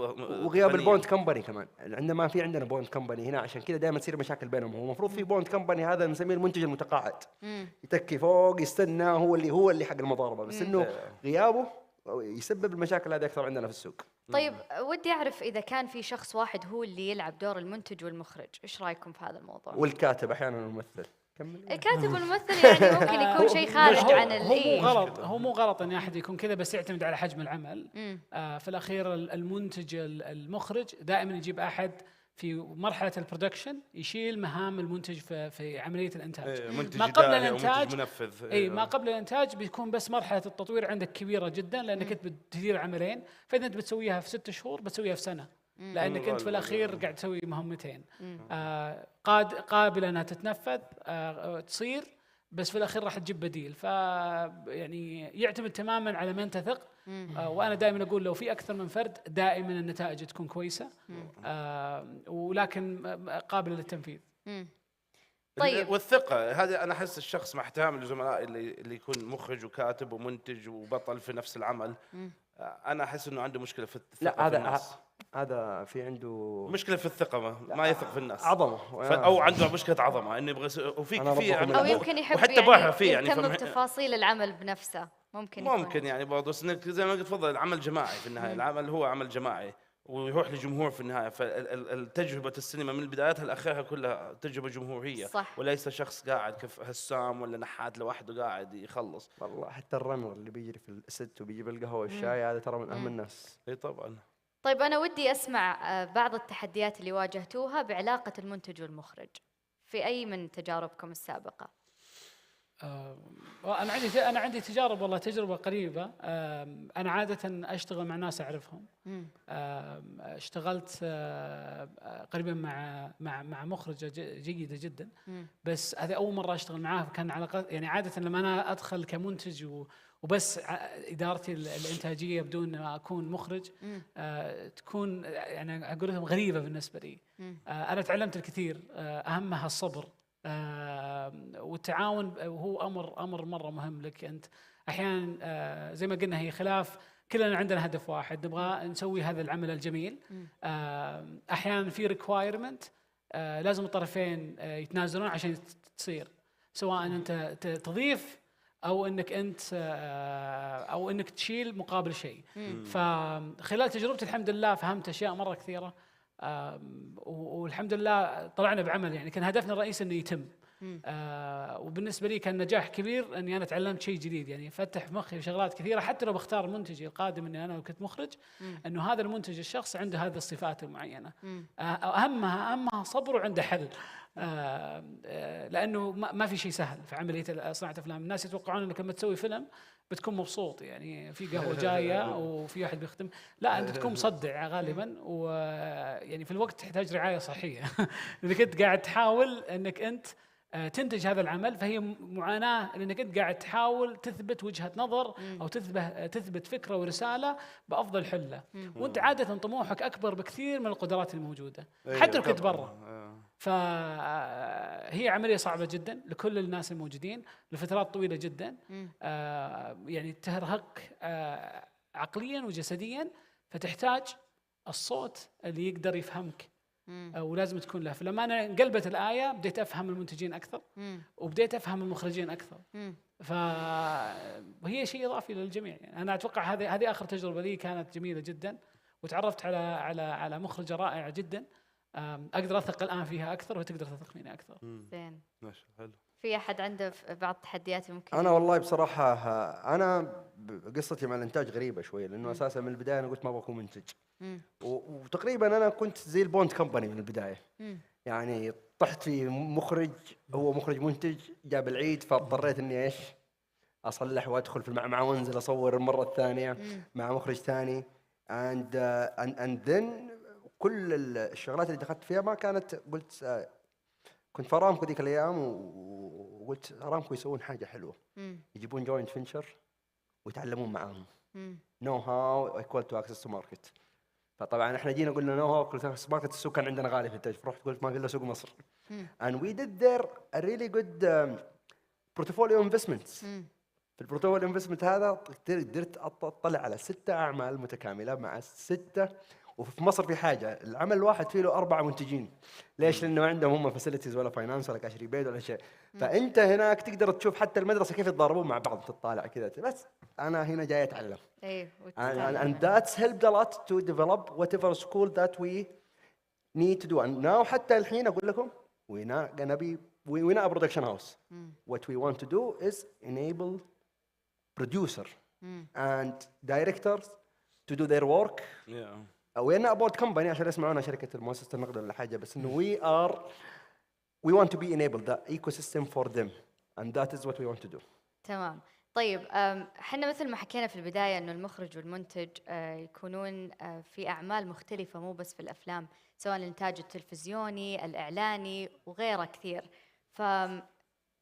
كيف هذه التركيبة قاعدة تضبط معانا الحين في السعودية؟ إذا حد يقدر يعني to elaborate.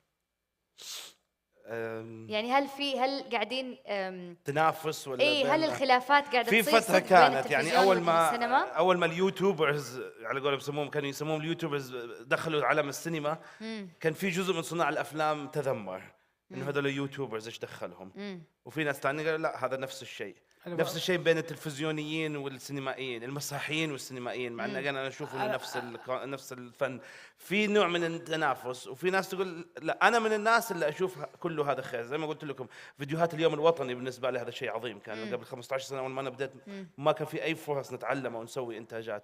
فكل انتاج يعزز للثاني، كل صناعه يعني مشروع يعطي خبره لاصحابه. اكيد، بس تجاربهم مختلفه. اللي يخرج مثلا فيديو كليب غير اللي يخرج فيلم او اللي ينتج فيديو كليب غير اللي ينتج فيلم، غير مسلسل كل واحده لها افكار. بس زي الهندسه اشبه، مهندس كيميائي، مهندس بديش، مهندس في بعضهم ينفعوا مع بعضهم لا، في بعضهم يفهموا بعضهم يكونوا نفس الاساس بعدين يتفرق. فنفس الشيء في الإخراج والإنتاج الإعلامي، اليوتيوب والمسلسل والمد السينما وكذا، كل في أشياء مشابهة بس كل واحدة تخصصاتها أزواج. تفضل، كنت بتقول شيء؟ لا بس كذا بأعلق على نقطة إنه دمروا السينمائيين ودخلوا حق اليوتيوب. ما كان في سينما يعني ما كان في سينمائيين يعني ما كانوا يسمون نفسهم. بس ممكن أقول حاجة بسيطة هنا. بس أنا فاهم إيش قصدك يعني. بس كنا عايشين في بابل حق المهرجانات. ليش تسمي نفسك سينما وأنت؟ لا شوف، في هنا مشكلة كبيرة إحنا عندنا في السوق. السينما ما بدأت بدخول السينما في السعودية. اليوم احنا السينما موجودة في السعودية من 20 سنة. صناعة السينما موجودة في السعودية من 20 سنة. احنا ايش اللي بيجيب فلوس؟ الكونتنت اللي بيشترى. طبعا الكونتنت اللي بيشترى انت في الاخير بتتفرج انجليزي يا هندي يا مصري. فلما نجيك في السعودية هنا في حاجة، اول حاجة كان ما في البلد الا ذا الولد. يعني خلاص في واحد كلهم اتضاربوا عليه. طب يا اخي طلع ممثل ثاني ثالث رابع، السوق كبير، الماركت شير كبير، الديماند كثير، كلهم يتضاربون هنا. يا جماعة اطلعوا فوق التارجت ماركت 5 بليون. لا احنا نتضارب على هذه الثقافية من عندنا احنا. لانه احنا كل واحد خايف على خيره، بالذات الزمان اول انه خلاص السوق ليميتد زي ما قلت، محسب انه خلاص انه ما يكفي الا اذا جاء واحد ثاني شاهكني انا ضعت. بعدين اكتشفوا ناس كثير انه لا مو صحيح، انه كل ما زاد العدد كل ما كبر، كل ما زاد العدد زاد التدفق، زاد الخير، زاد إيه هذا. وتعلمناها الامريكان مثلا، ايش ما يقول لك giving back، تسمعها دائما من مخرجين كبار ومنتجين كبار وكذا، giving back، انه انا كواحد انا في الماضي احد ساعدني ورفعني على فوق، الحين انا وصلت لازم اساعد وارفع للناس. انسان ما اعرفهم حتى لو ما هذا، بس كطالب جاني ولا شيء انه يجي giving back. وياما في امريكا جاتنا ديسكاونتات وقبلنا منتجين ومخرجين كبار واخذنا منهم اشياء او نصائح كذا، لانه او يدرس في الكلاس، يجي يدرس كلاس في الجامعه مثلا لمده ترم، لانه بكونسبت اي هاف تو جيف باك. هذا الخير والعلم والفن اللي جاني مو بحقي، ما اتولدت فيه وانا انا عظيم، لاني زي ما كثير من زملائنا هنا يفكروا، هذا جاني عشان الناس دعمتني، عشان حكومه دعمتني. صح. فانا الحين دوري ان انا اعطي زي الزكاه بالضبط، بعلمي بفكري هذه. وبعدين احنا الحين صرنا او النطاق حقنا بنصير within an international market. So okay, can we have a high budget when we can produce a content that travel؟ لكن لا تيجي تطلبني هاي بادجت وانت الكونتنت حقك ما يسوي عليه. بالضبط، بس عشانك تبغى احسن كاميرا، لان انا ما اشتغل الا بالآهي وعدسات كوكو بس، والا لا يا ابوي، لا روح سوي لك فيلم اول للناس وبعدين اثبت نفسك كمخرج. عشان المخرج يقول لنا ايش سي او، تدخل شركه سي او على طول في السنه الاولى هي بقاله صغيره. تبى تروح تسوي لك هايبر، يبغى تتدرب شويه، بس شويه تتدرب. طيب هل الطريقة الإنتاجية والإخراجية، نعرف التمثيل اللي يفرق في السينما عن المسلسل عن الإنتاج والإخراج، هل هو نفسه ولا يختلف في التلفزيون عن السينما؟ في فرق أصلاً، التمثيل تشوف في فرق لأن كل القرارات تختلف تماماً. وكثير من صناع التلفزيون يعتمد تماماً على الكمية ويعتمد على السرعة، الأفلام تعتمد على الجودة. فكل واحدة لها تحدياتها. احنا ما نقدر نقول التلفزيون يسوونه غلط، هم يسوونه ملائمة بالمتطلبات اللي عندهم. صح، الجمهور ومتطلبات السوق. والجهة الثانية السينما ما تقدر تقول يسويه غلط لأنه قاعد ياخذ بادجت كبير وما يقدر افلام يطلع برا، بس انه في الأخير انه كل واحد له متطلباته وكل واحد لها ممثلينه. صح. بس انه مثلا نقدر نشوف ابراهيم حجاج ما شاء الله فنان في الاثنين، ونلاقي مخرجين فنانين في الاثنين. والانتقال الطبيعي يعني لو واحد كان في التلفزيون راح السينما افضل من واحد ما قد جرب يطلع في ايكو سيستم او مكان او علاقات او طور مهارات او جرب افكاره في مكان ثم راح على بيجر سكيل زي الشاشه الكبيره. صح. الفرق بينهم الوقت. انا اتوقع هو مو بس الوقت، يعني انت لما تيجي تتكلم عن الممثلين وزي كذا الله يعينهم ما في تالنت ايجنسي يعرفون يدربونهم صح. ذاتس انذر ايشو. بس المخرجين البريميوم كونتنت، خلينا الحين هذه الهبه الحين على البريميوم كونتنت، بلاتفورم 6 ابيسود اللي كل واحده كانها فيلم. ولا اصلا هذه حتغير التلفزيون، حتى الفرق بين التلفزيون والسينما البارحه قاعد يقل بشكل مهول جدا. لا ما هو في فرق، انا بقول لك اياه الفرق الكبير ايش بصراحه. ما دام في سينما، شوف العمل في البلاتفورم بينجح على تقارير انت ما تدري هي صح ولا غلط. لكن السينما دائما اذا نجحت انت في السينما فانت ناجح. زي ميسي لما جاب كاس العالم قالوا خلاص خلص، هو السينما، لان السينما بينك وبين شباك التذاكر. مين اللي بيدفع فلوس، كم وصلت تطلع هي اللي تحدد. طريقه جمع الفلوس بين الثنتين تختلف. هذا اعلانات. وممكن انه بس يمكن في واحد ذكي ولا القناه ناجحه تنجح العمل، وممكن انه الوقت صح، وممكن الظروف صح ان نشوفه. في الاخير لما ادفع فلوس انا ابغى اشوف شيء كويس. يعني احنا قاعدين نشوف افلام هوليوود وندفع لها مبلغ وقدره ونقعد ننتقد مع ان الفيلم انتج بافضل الناس من كل النواحي. يمكن حتى الفيلم جيد بس انه في لقطه ما عجبتني فاقدر انتقد فلاني انا دفعت. فالوضع يختلف تماما، لانك انت تدفع على المحتوى الساعه ونص، ما تدفع على اشتراك سنه. صحيح. او اشتراك شهر زي نتفليكس او شاهد او غيرها. انت تاخذها ببلاش فنظرتك لها تختلف تماما. والحين بالنسبه لنا كمان في الافلام يعني سطار اعطانا يعني امل في ايش؟ انه بالعكس اليوم التحدي ان احنا نكسر ارقام سطار. طيب كيف انت بتقدر تسوي الشيء هذا؟ ايوه قبلها شمس المعاهد يعني انا من الناس اللي دايما كنت شايف الامل دائما في لا في عندك حاجه اليوم اساسا ان شاء الله، يعني هو لو بدا حتى المنتج الحين يتعامل مع الكاست والهذا على شيرد اوف الاي بيز حيطلع لنا اعمال اكثر واحلى. ليش؟ لانه كلها علاقه انه انت في الاخير الايكويتي انفستمنت لازم تقللينها، اذا قللتيها كثر عندك الشغل، وكل ما كثر الشغل كل ما تحسن الشغل. هذه الثقافه اللي احنا لازم نشتغل عليها. we will create a great cinema and that's will know. انا بقول اول شيء اذا السينما السعوديه دخلت مصر هناخذ العالم كله، وان شاء الله اذا دخلت مصر السوق المصري. هذا واحد قال لي سر السينما في العالم العربي في مصر. فاذا انت قدرت تصدر سينماتك للسوق المصري اللي ما يستقبل اي سينما، يا عمي حتى الهوليوود ما يستقبلونه زي انا متفائل جدا يعني.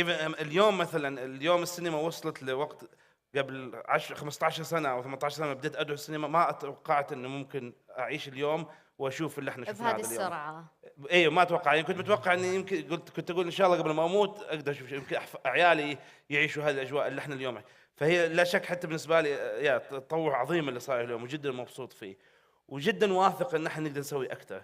السعوديه وهدي عندنا الايكو سيستم اللي كنت قاعد تقول عنه موجود. في الاغاني تقدمنا، في المسلسل، في التلفزيون تقدمنا، صح. في الالبان تقدمنا. انا اتذكر لما المهاعي كان محلي ما حد يعرفه، دحين المهاعي صار عالمي، او الصافي او غيره. فالاندستري المنتاليتي موجود ان احنا تو بي انترناشونال، تو بي جلوبال، تو بي البيك، مكتبه جرير، كثير علامات موجوده. وي هاف ذا انفراستراكشر. هذه ممكن تتقاطع بعد مع الافلام وطبعا كلها حتدعم.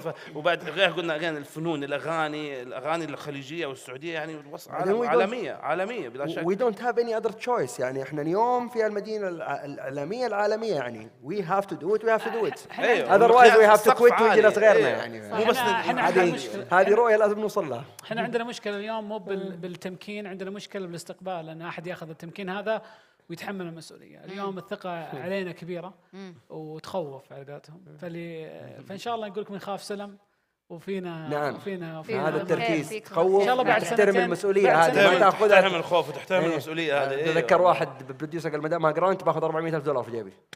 انت وصلت هوليوود. يلا طيب انا ودي في موضوع يعني تكلمنا عنه بطريقه مره سريعه والوقت يعني خلاص على وشك، بس ودي احكي على الشركات الداعمه للانتاج. يعني هل فيها نقص؟ هل وصلنا لمرحله جيده؟ هل في تطور؟ تذكير بس على نقطة، يعني الشركات اللي مثل اللي تدعمك في اللوجيستكس، تدعمك في الممثلين، في الأشياء هذه. أنا أعتقد في الكاستنج وغيره. أعتقد أنه أكبر مشكلة اليوم عندنا مو صناعة أفلام المخرج والمنتج، المشكلة في كل شيء ثاني يدور حوله. لما نقول لك هو اندستري، الاندستري مو بس انك تسوي الفيلم وتجيب المخرج، كل شيء يجي حوله. يعني احنا عندنا نقص كبير في الفنون، في البرودكشن ديزاين، يعني الديكور هذا، يعني الاكل يا شيخ، الاكل تجيب احد يسوي لك كيترينج في السيت حقك فيها صعوبات. وهم مليانين طبعا. فهذا اللي احنا نوصل له، ان احنا نوصل فيه كومبيتيشن.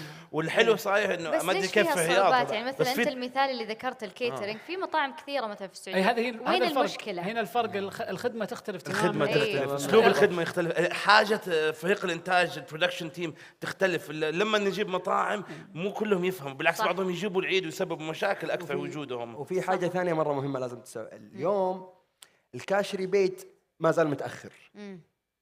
لما انا يكون عندي في السوق السعودي غالي تو بروديوس.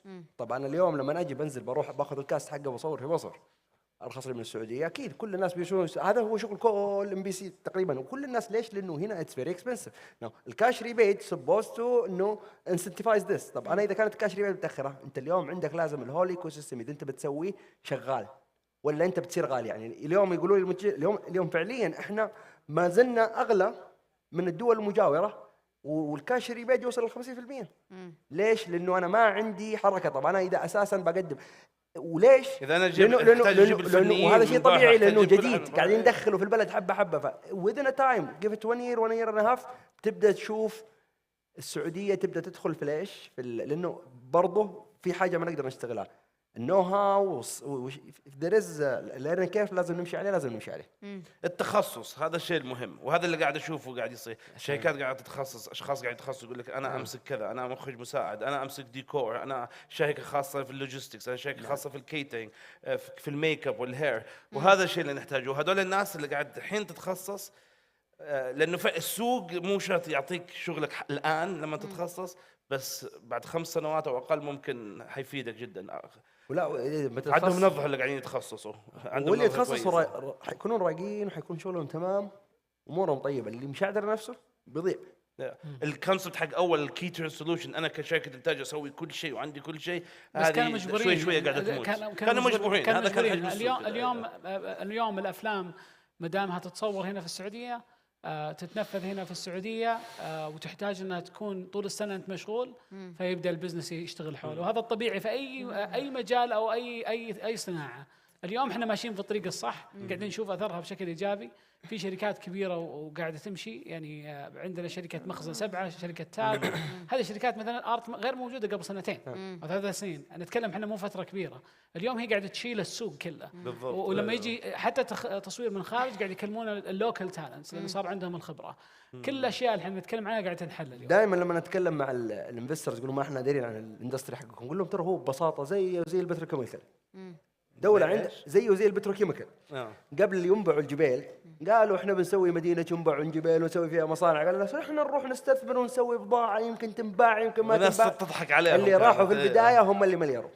فنقول احنا السوق فيه خير وكبير. بس في توجه كثير لهذا المشاريع كلها على كل الأقسام في الإنتاج، في توجه كثير، صار الوعي أكثر والفكر صار يعني. نعم، وأقول لك احنا يعني قاعدين نتطور، اللي بينتج بعد شهرين يمكن نلاقي اشياء احسن. وفي دعم على مستوى كل شهر هذا كان الاهم. اقول لك انا لما كنت درست احدى البعثه ما كان فيها افلام. بقوه مشيت يعني عن طريق هذا. والناس ما كانت ايش تدرس اخراج، ايش تدرس سينما، يعني ايش حتسوي تمسك كاميرا كذا. كانوا الناس تقول لي انه ايش يعني تدرس السينما، ليش ايش حتروح تسوي في السعوديه؟ شيء ثاني حتشوفوا هو شيء ثاني لازم اركز عليه. عالم السينما هو ليس عالم يعني هو مور اوف كوميونتي، ما هو شيء نحن بنطلعه. يعني انت اليوم لو بتنزلين في هوليوود بتروحين في الكافي شوب بتلاقين الويترس شيز يعني ما شاء الله تكون حلوه زي كذا، لانه هي اصلا مستنيه كاستنج وما عندها فلوس فراح تشتغل ويتر في هذا المكان. يعني اتس كوميونتي 100%. از لايف ستايل اوف ذات كوميونتي. عندنا هنا في السعوديه، وهذا اللي بيفرقنا عن اسواق الخليج الثانيه، انه في شعب يبغى يشتغل. صح. and it's actually well paid. يعني ترى بقول لكم حاجه، مثلا في مصر الجريب ولا بياخذ تقريبا زي اللي السعودي اللي هنا في السعوديه. it's expensive industry everywhere around the world because it's a niche market. فاليوم الشباب لازم يعرفوا ان الاندستري هذا فيه خير and you could easily as a مهني تطلع منه 15 ريال. انا ودي اختمها باخر سؤال اللي هو وش الفرص المتاحه الان في السعوديه؟ زي ايش ممكن تعطونا الفرص الانتاجيه؟ ايه يعني انا اقدر اقول يعني اذا انت بديت اليوم تسوي صناعه محتوى بسيط جدا، حساب في الانستغرام تتكلم فيه بشكل جميل وبسيط جدا، هي بدايه لشيء اعظم في المستقبل. انت تحتاج تسوي فيلم اليوم، انت تحتاج تمسك كاميرا وتصور او تفهم السالفه، انت افكارك راح تجي مع بعض. لو تشوف اليوم صناع الافلام بداوا يسوون شيء صغير وهم صغار، فانت اكبر فرصه عندك انك تبدا، وابدا بشيء تقدر تسويه. حلو الاحلام وحلو انك تسوي اشياء كبيره، لكن الاهم انك تبدا الان، لانه الكثير يخاف من البدايه، لانه لما نقول فيلم يشوف الدورات ويشوف الناس تتكلم يحس انه متاخر، يحس انه هيز ليت ومتاخر. لكن الحقيقه ان هذول كلهم قبل 5 7 8 سنين كانوا جالسين في نفس مكانهم وبدوا بشيء وبدوا بشغله بسيطه. يعني لو اجي قبل 10 سنين ولما بديت اول مره احط الكاميرا وقاعد اتكلم عن الالعاب، ما كنت اتوقع يوم من الايام اكون مخرج عن مثلا سيارات ما لها دخل. بس اني انا مسكت الكاميرا وحطيتها وصورت. انت تحتاج تجرب بس. وهذا انا بالنسبه لي اكبر فرصه. والله بصراحه بعترف معك، انا لو بحكم عن التصوير انا خرجت من الاندستري كلها، اسوأ واحد يصور الجو. لكن في حاجه يعني بصراحه كلامه صح، ابدا بشيء صغير سوي شيء كبير. بس في حاجه مره مهمه وفرصه، اكبر فرصه لاي واحد يفكر يدخل في المجال هذا، انا اقول استثمر في الكتابه. اعطي الكتابه حقها ووقتها، اعطي المشروع وقته. لما تكتب في موضوع الكتابه تكون 5%، ممكن نرفعها لانه عندنا المشاريع السعوديه لو بدت ممكن نرفعها حتى 10% ونغامر. لكن بسبب شيء واحد، انه نبغى الكتابه تاخذ حقها، نبغى المشروع ياخذ حقه، لانه احنا عندنا سلك في الكتابه. واذا كتب الواحد كتابه حلوه ولمسها، راحوا اعطوه ملايين ورجع على ايش؟ اسوء من اللي قبل. هذا غلط، هذا الشيء اللي استثمر في لا بس الديفلوبمنت هذا فاند يعني مو حقك. الغالب، هذا ممكن كيسز بعض cases، الحالات ولكن مو مو الغالب. الجميع. ولا يجيك يقول لك لي شهرين، انا شهرين كتبت النص عنه وقت كثير، اوه كيوت، شهرين ولا حاجه.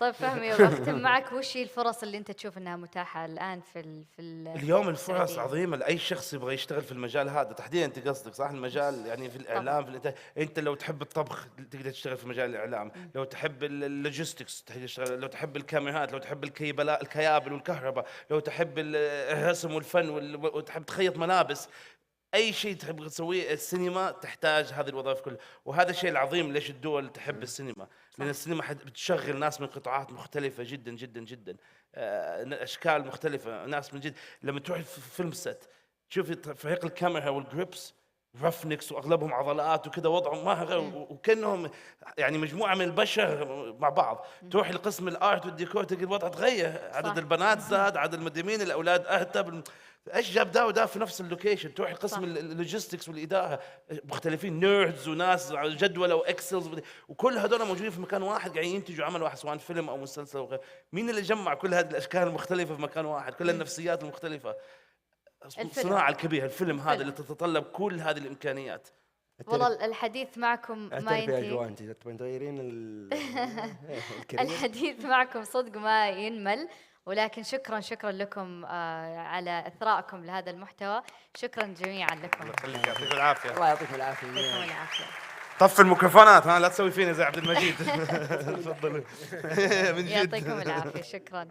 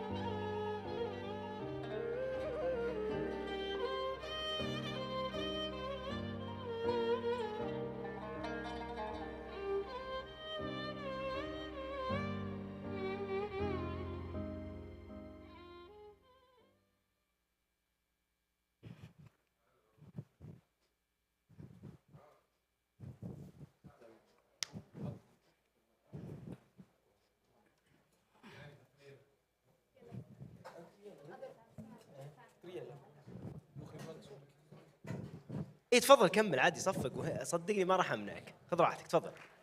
شكرا. طيب شوفوا، احنا خلونا نتفق على شغله، تمام؟ كل مره اطلع صفقوا كني ما ادري. حلو؟ بنعيدها. لحظه شوي بس، دقيقه. شو اما لو ياكلوني. يلا بسم الله. اوه شكرا والله، شكرا جزيلا، شكرا يعطيكم العافيه. ان شاء الله انكم مستمتعين معنا. عظيم جدا عظيم. انا افهم ان المكان بارد، عشان كذا انا هخليكم تصفقون عشان يعني يصير فيه دفء شوي. سم، عندي احساس انك تحشني انت اللي جنبك. ايه كفو، اسمعوا كلام هاجر. احنا بنتحاسب برا ترى، اوكي؟ اتفقنا المبلغ اللي بعطيك اياه. الله يعطيكم العافية. طيب باقي تنتظرنا جلسة رائعة جدا، كثير ينتظرونها، نجوم رائعين إن شاء الله بيكونوا معانا.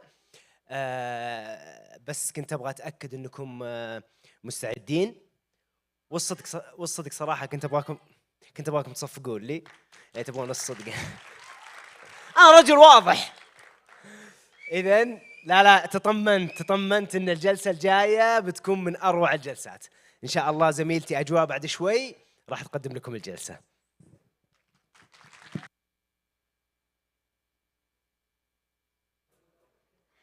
يعطيك العافية عبد المجيد. أنا ودي أسألكم ودي تتفاعلون معي مثل ما تفاعلتوا مع عبد المجيد. شكرا. من فيكم صياح بدميعة؟ طيب زين ما شاء الله عدد كبير، يعني تقدرون تبكون في الوقت اللي تبغونه باللحظة اللي على طول. طيب كم شخصية في فيلم أو مسلسل، أو مين الشخصية بفيلم أو مسلسل أثرت فيكم وصحتوا معاها؟ لينا في اختطاف؟ ومين بعد؟ صيحك في أي مشهد بالضبط؟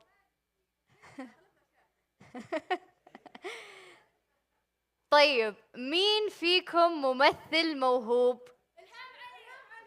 عفوا أحد ناداني؟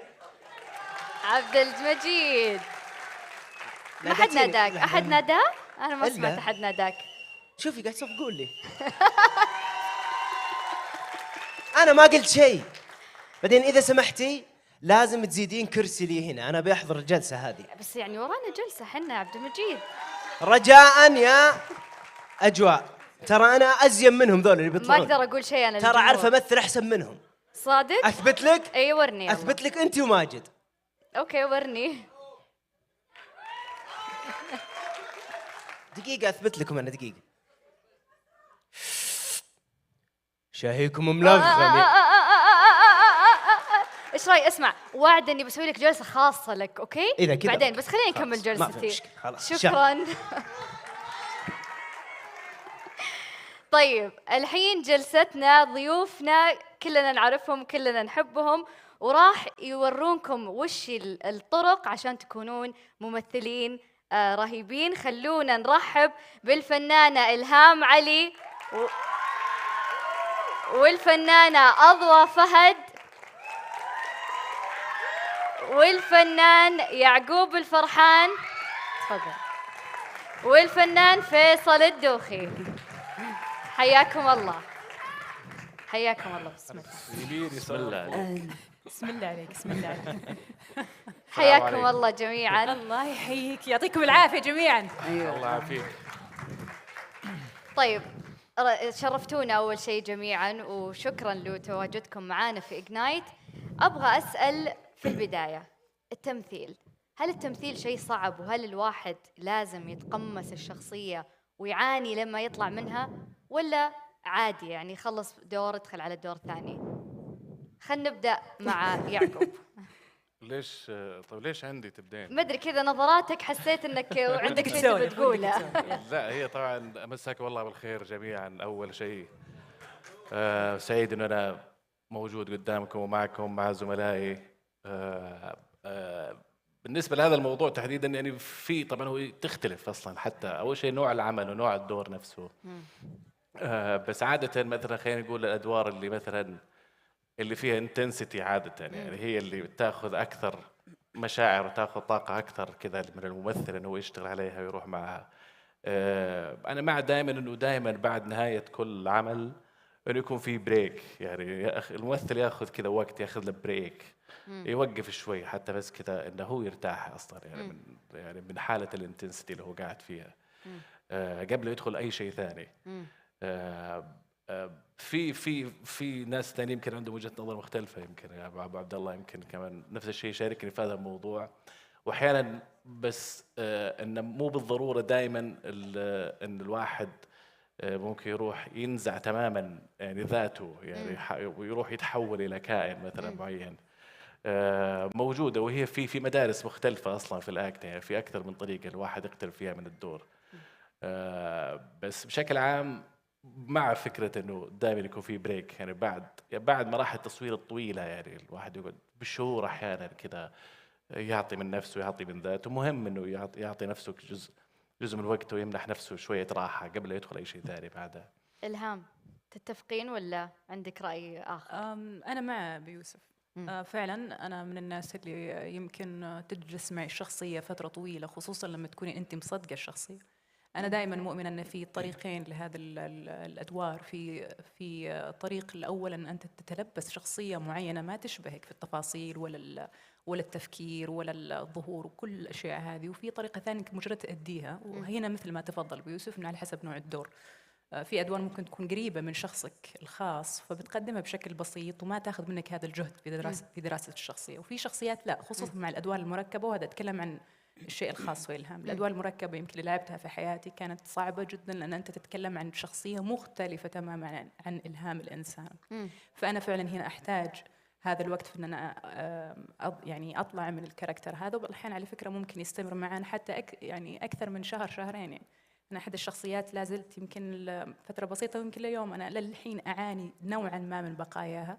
تطلع معي بعض الأحيان لما أنفعل، تطلع معي في المشي. يمكن ناس كثير شافت الشخصية ما ودي أذكرها على أساس أدخل تفاصيلها، بس لا ودي أعرفها أنا الحين. لينا يعني لينا حبوها الناس ما شاء الله. لينا إيش سويت شغل لينا. شكرا لك. فعلا صعبة ومن صعوبتها فعلا جلست معي ما يقارب السنة تقريبا الآن أو أكثر، حتى لازم في تون الصوت أو في الحركة لا إرادي طبعا. هذه فعلا تحتاج فترة أنك تتخلص من بقايا هذه الشخصية. يعني فيصل، إيش رأيك بالموضوع؟ أول شيء يعطيكم العافية على الحضور، شكرا لكم وشكرا للقائمين على هذه الجلسة في إجنايت.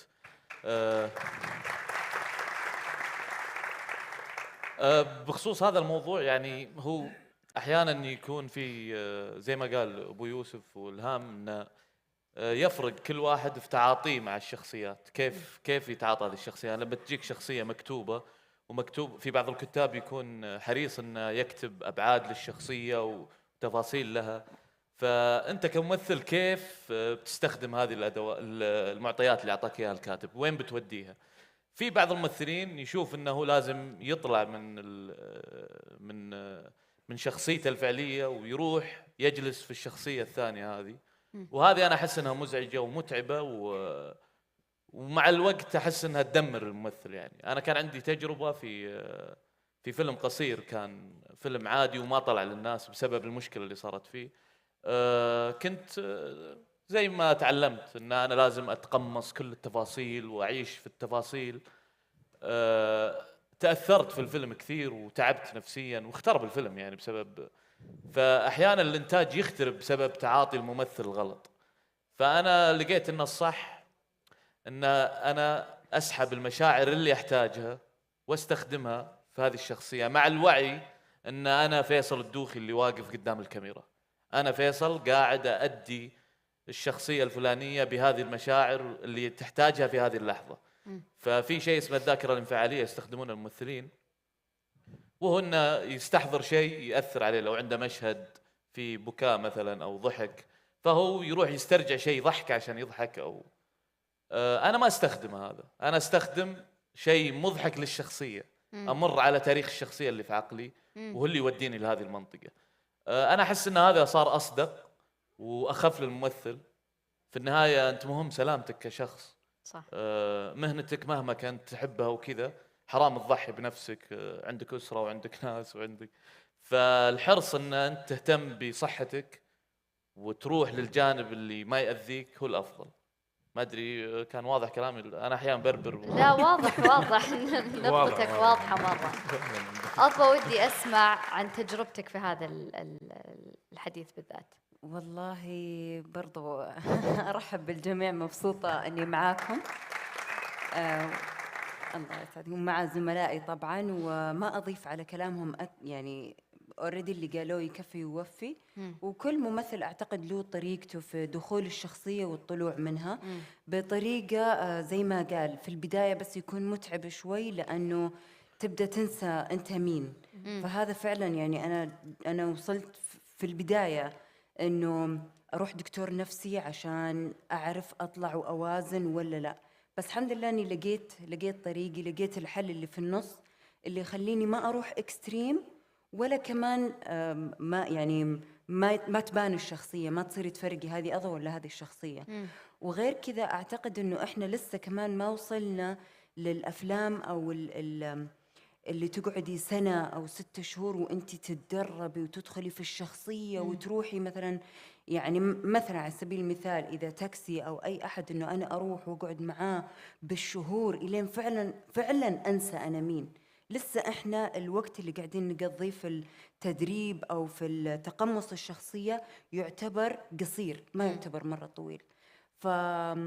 فعشان كذا إحنا يعني أوكي قاعدين نتقمص شخصية بس لسه ما بنروح معاها 100% بحيث أن أنا أنسى نفسي تماما. يعني ممكن أعتقد يعني أنا بالنسبة لي أوصل 60-70%، لسه في 30% أقدر ألاقي فيها نفسي اللي ترجعني لحقيقتي. بس أنا أشوف المشكلة بكرة إن شاء الله لما يعني يصير المجال في مرحلة أبعد من كذا، ويصير عندنا أفلام قاعدين نشتغلها بالسنة وبالسنتين، كيف ذيك الساعة فعلا حنطلع من الشخصية. هذا هنا يعني هناك اللي لازم نلاقي حل يقدر الممثل يرجع فيه لشخصيته الأساسية. طيب أنتم في تجاربكم الحالية إذا دخلتوا وتعمقتوا في هذه الشخصيات، سواء كنتوا تتقمصونها فعلا أو مثل ما فيصل يقول يستحضر المشاعر فقط، تستشعرونها، اي كيف تفصلون؟ يعني وش الطريقة اللي تسوونها عشان تفصلون فعلا وترجعون لذاتكم؟ اللي ودي يبدأ. ممكن تسمحوا لي؟ إيه تفضلي. تفضلي استاذ الهام. الله يخليك، شكرا يا استاذ عبد الله. شكرا. في طريقة أنا أحب أتعامل فيها، ويمكن في كثير من الزملاء أو ما نقول كثير، البعض من الزملاء شافها وتعرف عليها، خاصة في إلهام، وأنا حابة أنقلها للناس اللي حابة فعلا المجال الفني قد يستفاد منها. أنا من الناس اللي أدرس مثل طالب المدرسة. قبل التصوير، قبل يجيني النص، بغض النظر ايش النص، ان كان دور مركب او مهما اختلف، دور كوميدي، عمل تراجيدي، ايا كان، فابدا بعد ما تتم الموافقه على النص وكل الامور هذه والاختيار اجلس في البيت، ابتدي اقرا الورق، وابتدي افصل اول شيء المسلسل كامل، اعرف وش جالس يتكلم المسلسل بالنسبه للشخصيات اللي تلتقي مع شخصيتي الخاصه. هذه في القراءه الثانيه نوعا ما. في القراءة الثالثة، وهي القراءة اللي حابة أوصلها فعلا، أبتدي أفرغ. إيش معنى التفريغ؟ أدخل أسوي لي جدول أكتب فيه مثلا عدد الحلقات اللي مشاركة فيه بهذا العمل، عدد مشاهدي، إذا كان هذا المشهد فيه ليل نهار، إذا كان مثلا متركور، ومعنى متركور مثلا هو كان في حالة معينة، يعني مثلا المشهد الأول كنا في موقع معين، المطبخ، بعد انتقل إلى الصالة، بعد انتقلنا إلى الحديقة مثال. أبدأ أكتب تسلسل هذه الأشياء، أنا وين كنت وإيش صار بعدها، وابتدي أكتب حالة الشخصية الدرامية. أنا كنت مثلا في هذا المشهد منفعلة جدا، المشهد اللي بعده أنا مثلا والله تلقيت خبر صادم، اللي بعده أنا مثلا والله سعيدة جدا بخبر أنه طلع الخبر غير صحيح فأنا انبسطت. فهذه كلها حالات أنت تمشي عليها، واكتب ملاحظات إضافة على هذه الأشياء والشخصيات اللي راح تقابل معها في هذا المشهد. بس إيش الهدف من هذا؟ الهدف من هذا الشيء بيسهل علي أول شيء أثناء التصوير أن أنا أستحضر الشخصية بسرعة. أنا حضرت ودرست وعشت مود معين وأنا أقرأ في القراءات الأولى والثانية والثالثة. هذا الورق بالنسبة لي مثل مذكرات أنت تكتبها، في نفس الوقت تسهل عليك موضوع الرجوع لإحساس الشخصية. في حال أن فلتت معك، سبحان الله، أنت بعض الأحيان ما تكون في المود لظرف خاص معك، أو أن أنت تعبان، أو أن مثلا أجواء التصوير ما تكون دائما مريحة، بعض الأحيان ممكن يكون في شيء موتر الجو، فأنت تحتاج فعليا إلى العصا السحرية اللي ترجعك لإحساس الشخصية. أنا من خلال يا إلهام أستخدم هذا الورق اللي أنا حضرته مع نفسي. أول شيء أهتم في راكوراتي، أهتم في لبس الشخصية. في الحالة الدرامية أنا ممكن هنا يجيني قدرة التلون في الأداء الدرامي. أنا ممكن في المشهد في الحلقة الأولى والله أنا كنت منهارة لخبر معين، في المشهد في الحلقة 10 على سبيل المثال المفروض أني أكون مختلفة في تقديم هذا اللون. إذا عندي حالة درامية حزينة كمثال، طبعا أنا فأنت هنا تصير عندك القدرة، أنا والله حطيت في الحلقة الأولى هذا الأداء، في الحلقة الثانية أنا أبي أغير ألون، فأنا هي تعطيني فرصة أن أنا أبدأ أبحث في هذا وأتلون فيها، وتسهل لك التنقلات ما بين وتسهل لك طبعا هذا المفروض يكون في عندك مخرج أيضا يساعد، ولكن يا إلهام أحب أكون مجتهدة في تحضير مشاعري الخاصة للشخصية. طبعا أكيد يهمني أني أسمع المخرج وش توجيهاته، لكن أيضا أحب أني أعطي يا إلهام وش لمستك الخاصة في هذه الشخصية، وش اللي تقدرين تقدمين للشخصية مو الشخصية تقدم لك. فهذه أحد الطرق اللي أنا ودي يمكن في ناس شهدوا على هذه المواقف أو شافوها معي وتساعد في أثناء التصوير إنها تسهل، بدل ما أنها تسترجعين في النص نفسه وتقرين الورق كامل أنا وش كان قبلها وش كان بعدها، أو تسألين إن مخرجنا وش الإحساس بالضبط اللي أنا كنت قبله وإيش صار بعده. فأنا عندي عيني الخاصة في هذا الموضوع إضافة للتعليقات اللي ممكن تجينا من المخرج أو المساعدين. أنا حابة أعطي تعليق بس إنه الجدول هذا حق إلهام تفضلي ورتني إياه ومن بعدها أنا ماشية عليه إلى يومك هذا. مرة شكرا حبيبي. طيب ودي أسمع فيصل أو يعقوب كيف أعتقد حنا البنات أشطر في هذه الأشياء ولا تفضل. يعقوب توري قاعد أقول يعقوب سولف عن الجدول اللي أعطيته. قاعد أقول وين في الجدول؟ جداول قاعد تتوزع في التمثيل وحنا ما ندري. جدول تمرين حق النادي.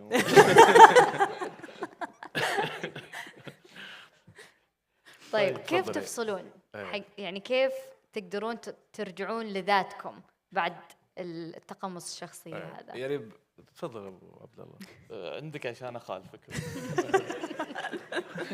لا انا لا عندك. انا احس ان احنا موجودين في ذواتنا وطبيعيين وعايشين حياتنا في اللوكيشن يعني. فالمفترض انه يكون انا او اي ممثل يحرص انه يوصل لهذه المرحله من انه اذا قالوا له يلا الحين مشهدك على طول يجلس ويستحضر بسرعه. فالتمثيل مهنه التمثيل تحتاج اشياء رئيسيه. التركيز العالي هذا مهم جدا، انك تكون مركز دائما. الشيء الثاني حاضر بذهنك وبعقلك وبصوتك بكل شيء، يعني قاعد عفوا بسمعك حاضر انك تسمع توجيهات. لما يقول لك المخرج نبغى نسوي كذا انت سامعها ومستوعبها على طول تتفاعل معاها. فلما تكون حاضر انت بتقدر، وبعد القراءات اللي قالت عنها إلهام، انت تقرا في البدايه قراءه واحده قراءه عادي يعني، بس تقرا تشوف هل القصه كويسه ولا لا. القراءه الثانيه الثالثه الرابعه انت تتشبع بالقصه وليس في شخصيتك. تنتهي من القصه تبدا في شخصيتك، زي ما قلنا تاخذ الابعاد اللي كاتبها الكاتب ان وجدت وتبدا تكتب عليها. انا من الناس اللي اكتب تاريخ للشخصيه، مهما كان الكاتب 10 سطور صفحه امسكها وادبلها صفحتين 3 اكتب من الطفوله، من حتى اذا قدرت اكتب عن ام الشخصيه واب الشخصيه ما قبل تواجد الشخصيه في الحياه اكتب، لان هذه لها علاقه بمشاعر الشخصيه. فيصل الدوخي مشاعره مرتبطه في تربيته وفي اهله وفي بيته، فكذلك الشخصيه لو كان اسمها سعد مرتبطه كيف تربى، كيف عاش في المتوسط في الابتدائي. فلما اجي استخدم الذاكره الانفعاليه انا استخدم شيء انفعالي مع حياتي في المتوسط كسعد وليس كفيصل. هذا الاستحضار السريع، كيف اني اروح لها بسرعه، فاكون متشربها وعارف القصه عارف ابعادها. ما حد يقدر يتناقش مع الممثل اشطر من الممثل. يعني لما يجي المخرج والكاتب يتناقشون وياه في اللوكيشن هو عارف القصه زين الممثل لانه شربها وهو يذاكر فتشوفينه يحاججهم يقول لا هو ما يسوي كذا، كيف يسوي كذا وهو اصلا ما يكتب باليسار، كيف بيطق هذا باليسار وهو اصلا مو يعرف تفاصيل الشخصيه، تفاصيل كلها عنده. فلما يكون متشربها كذا يكون حاضر في الوقت فيقدر يدخل ويطلع بسرعه. في اللوكيشن انا اشوف بعض الزملاء وهي امكانيات طبعا في بعضنا يكون اذا في مشهد ماستر سين يعني وثقيل وكذا يحتاج ربع ساعه ثلث ساعه يجلس الحاله في غرفه. بعدين اذا جاء لازم الكل يسكت في اللوكيشن، حق الصوت يسكت والهذا الكل يا شباب لا تتكلم، فيصل بيجي عشان عنده مشهد رئيسي. هذه كارثه انا اشوفها بوجهه نظري. ليه؟ لان الناس جايه تشتغل، 150 شخص جايين يشتغلون ما راح يسكتون كلهم عشان انت تحتاج ربع ساعه. انت تحتاج وقت روح خذه وتعال انت حاضر فيها. بس يعني غلط ان اذا حق الصوت قال يا شباب المايك بس ممكن، قال انا طلعت من الشخصيه احتاج وقت. لا مو مستحيل كذا ما راح ننجز. مشكلة بعد شويه يعقوب بيقول شيء عكس بتصفقون. طب صدق مين معه مين يتفق معه ومين يختلف مع اللي قاله قبل شوي؟ يعني انا شوفي انا اتفق في ناحيه انه اول شيء بيئه العمل قاعد تكلمين انت على الدخول والخروج من الشخصيه الان صحيح. بس كان يتكلم عليه ابو عبد الله فكره ان في الست مثلا اذا مثلا في مثلا نوع ممثلين احيانا يطلب وقت عشان في مشهد معين يبغى له تحضير معين مثلا. انا معاه في فكره انه مهم جدا انه الممثل نفسه كمان يكون احد متعاون يعني يكون صح. انساني كمان. في الاخير هو عمله مرتبط بعمل ناس ثانيين، ففي شيء انساني كذلك في الموضوع، وجزء كبير اصلا من مهنته من الشيء اللي يسويه هو يسويه لانه بالدرجه الاولى المفروض يكون احد انساني جدا. بالعكس يقدر الممثل ياخذ وقته اذا حاسس انه مو قادر يحضر، بس طبعا حسب الطريقه شلون ولا كيف. مو مثلا مثل ما قال عبد الله واحد مثلا لا لمسني هذا او مثلا لا ساعه تسوي الميك اب مثلا يا هروج هذا تسمعين اكتب. بالتعاطي والجو البوزيتيفيتي لازم يكون في ايجابيه اكثر في مكان الست، يعني حتى الممثل اذا احتاج وقت ياخذ وقته يحضر نفسه اذا حس يبغى يدخل اكثر في المود. وهذا الشيء مو دائما يحصل يعني عاده، هي بس هي في مشاهد هي محدده عاده، في مشاهد الماسترات والمهمه الاساسيه صح. هي اللي مثلا ممكن تحتاج درجه عاليه مثلا من الحساسيه حتى انه هو يحاول انه يحتاج انه هو يوصل شيء معين او شعور معين من خلال الشيء اللي هو يقدمه. بس في الأخير المهنة نفسها تحتاج درجة عالية من الوعي أصلاً. يعني في ناس كثير أحياناً تغرق، يعني المهنة يبغى وعي يبغى الصبر ويبغى أن الواحد يكون عنده طولة بال بعد. إذا هو من البداية ما كان قادر، ما عنده سعة البال هذه إنه هو يتعامل، أول شيء يكون يتعامل مع الدور اللي هو قاعد يسويه بحساسية عالية، ويكون يثق في مخرجه ويتكلم معه دائما، يثق في فريق العمل ويسمع لهم دائما، ويثق في زملائه كذلك، يعني الممثلين اللي معه كذلك، ويسمع منهم ويسمعوا منا. يعني هذا الجهد لازم يكون في تواصل كبير يعني بين كل العاملين في العمل الفني الواحد. مو كل احد لحاله، يعني فكره انه ممثل دائما هو واحد شاطح كذا ولحاله، انا هذا اللي انا ضده. بس انا اتوقع ان ابو عبد الله ما في مشكله في تصويره، يمكن ودي اسمع. انا شفتك تضحكين، ودي وش السالفه حقت الميك اب؟ مقبول وش سالفه الميك اب؟ صاير معك يعني في احد قال لك وقف المشهد الصوت وكذا صارخوا عليك؟ وش ما اسمع.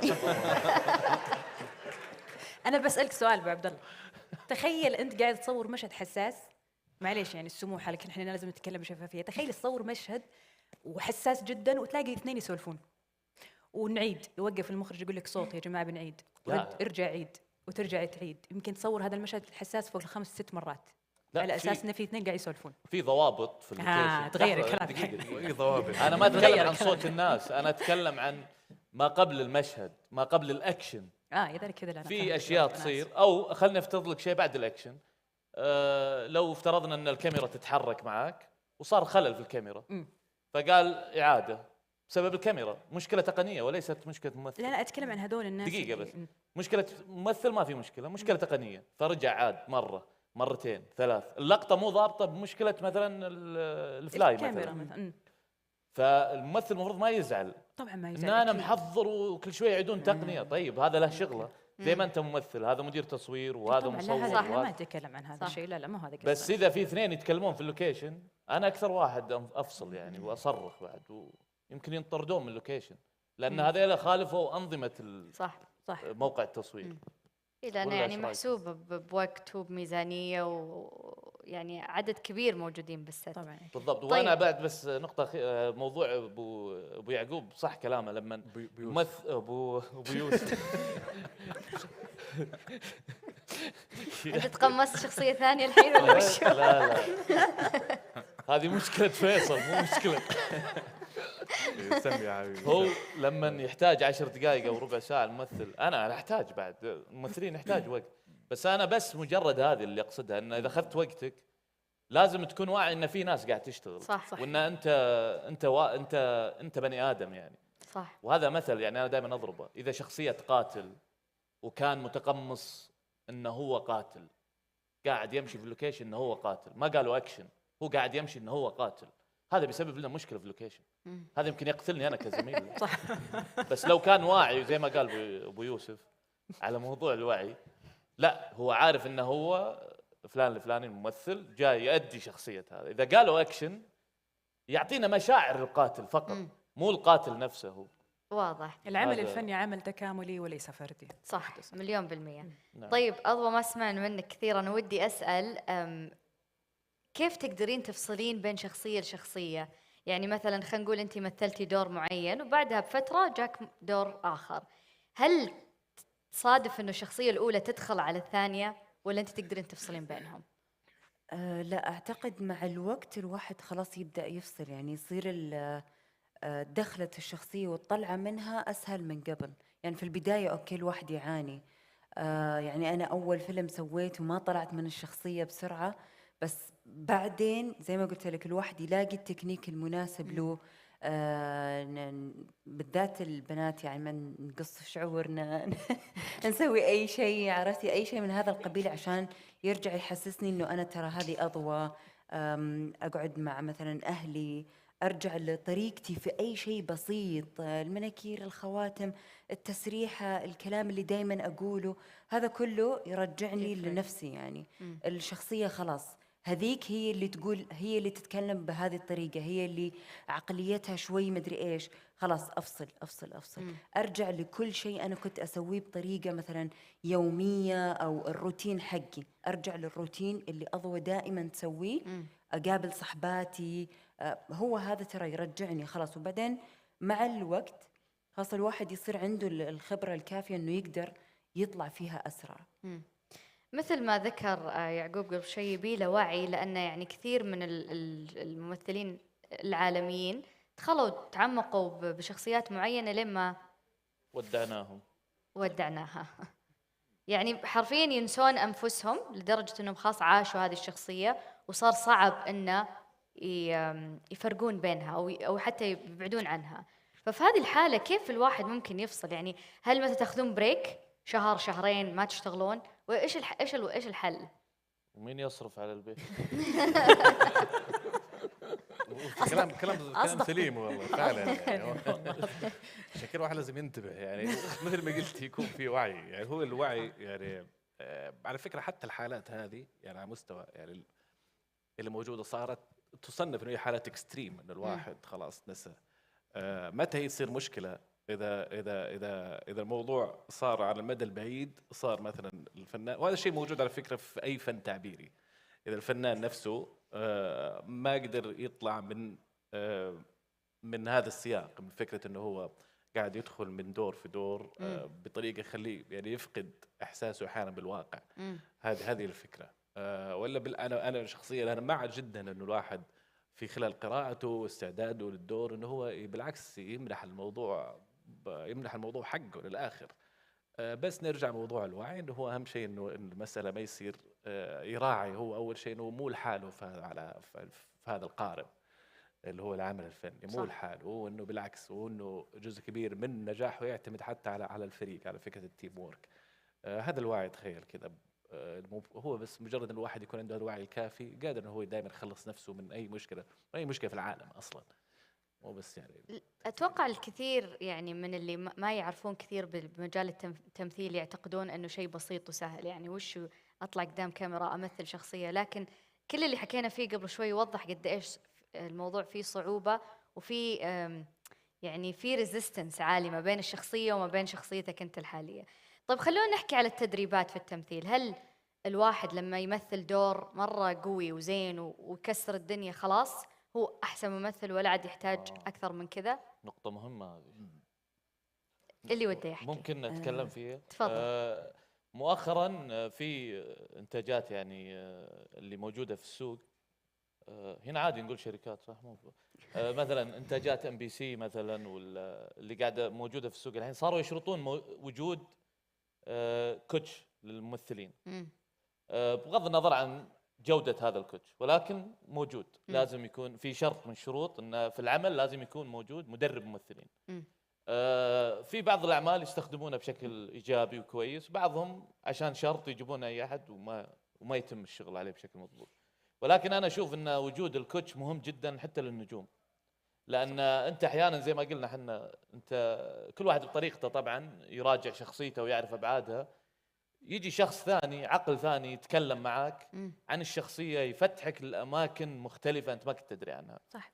وهذه تذكر ابو يوسف كان معنا في رشاش، كان معنا واحد انا ما انساه صراحه، ودانا مواقع ثانيه للشخصيات بعيد عن اللي كنا مفكرين فيه. يعني انا محضر وعارف انا ايش بسوي يعني بالشخصيه، ورحت جلست وياه وداني اماكن ثانيه يعني، وصرنا نضيف حوارات معينه على الشخصية. بناء على الشخصيه اللي هو قالها. هو كان بريطاني، ما كان عربي يعني.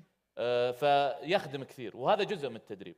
ناهيك عن الدورات التدريبيه اللي تصير بين فتره وفتره، هذه تفيد وتخلي الممثل يصير يعني متفاعل مع نفسه دائما وحي. والمسرح اتوقع ينعنش الممثل، يخليه يرجع كانه ماخذ دوره تدريبيه.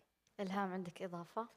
أنا أتفق مع كلام أبو عبد الله فعلا. وعلى فكرة منظور الكوتش مو مبدأ إنه أنا فقط يعني أتدرب أو إنه أنا مثلا يساعدني في شيء. هو فعلا ذكر نقطة مهمة وأنا أحاول إني بس إني أحط عليها قوسين، إنه فعلا يقرأ معك زاوية ممكن أنت ما انتبهت لها. موضوع الفن ترى مو أوكي موهبة وأنت دارس مثلا في حال أو لكن أيضا الفن متطور بدوره. يعني حتى وإن وصلت إلى مرحلة جيدة جدا لا تعتقد أن هذا هو خلاص، لأنه ممكن يقع أيضا الفنان النجم بالتكرار لأنه ما في تطوير في أدواته الفنية. فمهم جدا هنا وظيفة أن أنت تتعلم صنعة جديدة في أدواتك حتى، ومو بس ككوتش يعني ومدرب تمثيل. أيضا ممكن تدخل دورات أو إذا مثلا يعني واستوعب خصوصية النجم. قد تكون ممكن بالأحيان مشكلة أن أنا أكون في مكان العالم كلها تدرس فيه. أعتقد أنه ممكن البعض وهم قلة جدا يتحسسون، لا في تدريبات خاصة وفي مثل ما يقول كورسات خاصة تساهم أيضا في موضوع أن أنت تكتشف شيء جديد يواكب تطور الزمن. تمثيل الأمس ما يشبه تمثيل اليوم. صح. في أدوات وفي إخراج وفي كل التفاصيل هذه. أيضا أنت كفنان وممثل دورك أنك تساعد نفسك في تطوير هذه الأدوات. أعتقد كلنا بلا استثناء ما نشبهنا الأمس في أدواتنا في طريقتنا في الأداءات. هذا كله من خلال التمرين. ومثل ما تفضل أبو عبد الله المسرح أيضا مساهم قوي جدا في صقل هذه المواهب، صقل هذه الشخصية الفنية اللي أنت تمتلكها. علشان كذا أنا أحط يدي بيدك وأقول لك صح كلامك إن إحنا محتاجين هذه الأشياء. وترى في نجوم في أعمالهم يوظفون مدربين. صح. يعني في مدربين موجودين إخواننا وحبايبنا في مصريين كثير ممتازين ورائعين. في سوريين أيضا ممتازين ورائعين لهم باع في التدريب وكذا. هو شغله مدرب ممثلين. صح. يطلع لك رياكشنات حتى يعطيك، يقول لك هذا رياكشن روح سوه. ففي نجوم يوظفونهم، يعني إذا العمل مو جايب له مدرب هو يروح يوظف مدرب. ومو بس للتلفزيون على فكرة، حتى للمسرح. مسرحيتنا الأخيرة كان في كوتش مدرب على فكرة حتى للمسرح. يعني الموضوع بشكل عام للفن يعني هذا مهم. طيب أنا ودي أنتقل إلى يعني محور آخر تماما بعيد كل البعد، اللي هو أنا أول شيء أنا مبسوطة أنه 50-50 اليوم عندنا يعني العنصر النسائي بالضبط قد العنصر الرجالي. شكلي في مسابقة يا جماعة. لا لكن يعني حنا نادرا ما نشوف مثلا بطولات نسائية مؤخرا، سواء في السعودية أو في العالم الخليج. خلينا نقول بطولات النسائية يعني تلاقينها مرة محدودة عندنا بالذات في السعودية. إيش تتوقعون السبب؟ هل هو مثلا قلة الممثلات السعوديات؟ هل هو إيش الأسباب؟ هو يعني أول شيء لما نيجي نتكلم إحنا يعني بالمجمل لازم كمان نحط في بالنا إنه ما في شكل مثالي. مثلا يعني الشكل العام ما نقدر نقول إحنا صار عندنا الشكل العام عشان كذا نقدر نقرر مثلا إنه في فرص أو ما في فرص. أعتقد إنه إحنا لسه الآن إحنا في مرحلة قاعدين نكتشف أنفسنا أو قاعدين نكتشف نفسنا في الأعمال كيف قاعد يروح. من ناحية الفرص أنا دائما على وجهة نظري يعني إنه أصلا عدد الممثلات يعني في العالم الجيدات هو أكثر من عدد الممثلين، لسبب طبيعي جدا. المرأة أصلا بطبيعتها يعني ذكائها العاطفي أصلا، وكونه هي كائن تعبيري بطبيعته، فهي اسهل واسرع حتى في قراءه النصوص وقراءه الادوار. سهل هي تسوي كليك مع الادوار اللي قاعد تقراها، وسهل هي تتخيل حتى العالم اللي هي قاعد تشوف الشخصيات فيه. احنا يمكن الان يعني الله يعطيهم العافيه يعني اضوى والهام يعني، وموجود في بنات الله يعطيهم العافيه وفيهم الخير والبركه. بس احنا نجي نتكلم دائما بشكل عام انه لسه احنا مثلا في السعوديه في عندنا نقص ممثلات، بس انا ما اربطه والله العظيم بشيء محدد. انا احس انه المساله اول شيء نحتاج شويه وقت، لانه لا زال اول شيء في كثير، انا متاكد انه في كثير من الاخوات يتمنون ان هم يجربون انفسهم في مجال التمثيل، بس لا زال الواحد الان لسه قاعد يطلع من، يعني لا زال الموضوع مو بالسهوله مو بالبساطه هذه الواحد يتخيلها، رغم انه في فرص الان موجوده، وانا مبسوط انه في فرص الان قاعده تنعطى. وبالعكس انا بشوف انه مهم كثير يكون العنصر الانساني موجود، يعني بيكمل انه هذا كله هذا يكمل الشكل القصصي اللي احنا موجود عندنا يعني، وشكل البيئه الموجوده عندنا. تفضلي. هل مثلا يعني الشخصيات النسائيه تكون اصعب، لان يعني الى الان عددهم قليل، والبطوله انه في شخصيه امراه تاخذ بطوله فيلم او مسلسل نادر، فهذه الاسباب ايش ممكن تكون؟ أنا ما أحس إنه يعني زي ما قال المجال عندنا لسه. بعدين إحنا يعني قطعنا شوط من الأول، كيف كان إنه ما كان فيه، بعدين صار فيه، فصار فيه هذه أخذت وقت، وإلى الآن يعني لسه في شوية يعني أوكي رجال. ترى حتى المشكلة هذه عند الرجال، يعني مو كل العوائل لسه توافق لأبنائها أو شبابها إنه يلا روح صير ممثل، وهذه المشكلة ما بالك عند الرجال موجودة، فأكيد أكثر حتكون عند الإناث أو كذا. إنه الأهالي لسه مو مرة مستوعبة إنه بنتي تطلع في التلفزيون وتمثل أو كذا، ولا هي، لأنه زي ما قلت لك نبدأ من وراء. كيف بدينا إنه ما كان في أصلاً الرجال هم اللي يمثلوا دور الحريم، فكويس إنه صار في بنات تمثل، فشوي شوي قاعد يزيد العدد، قاعد يزيد.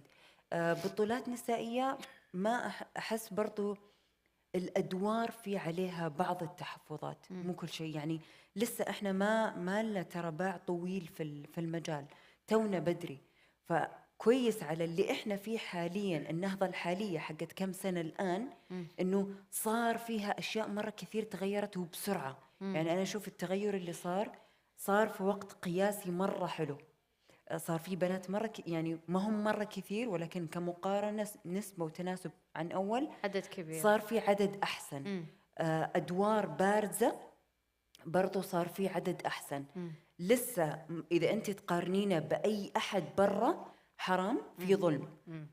يعني في ظلم للمقارنة، لأنه زي ما قلنا إحنا كمجال تونا بادين، تونا قاعدين نمشي البيبي ستيبس الحقيقية، عرفتي؟ فما ينفع نقارن بأي أحد برا. صح. إحنا نقارن نفسنا بكيف كنا أول مع الحين، في تغيير مرة حلو قاعد يصير، والحمد لله قاعد يستمر، والكل صاير عنده الوعي الأعلى، إنه لا من أهالي ولا من مثلا منتجين قنوات منصات ممثلين ممثلات، كله قاعد يستوعب الموضوع.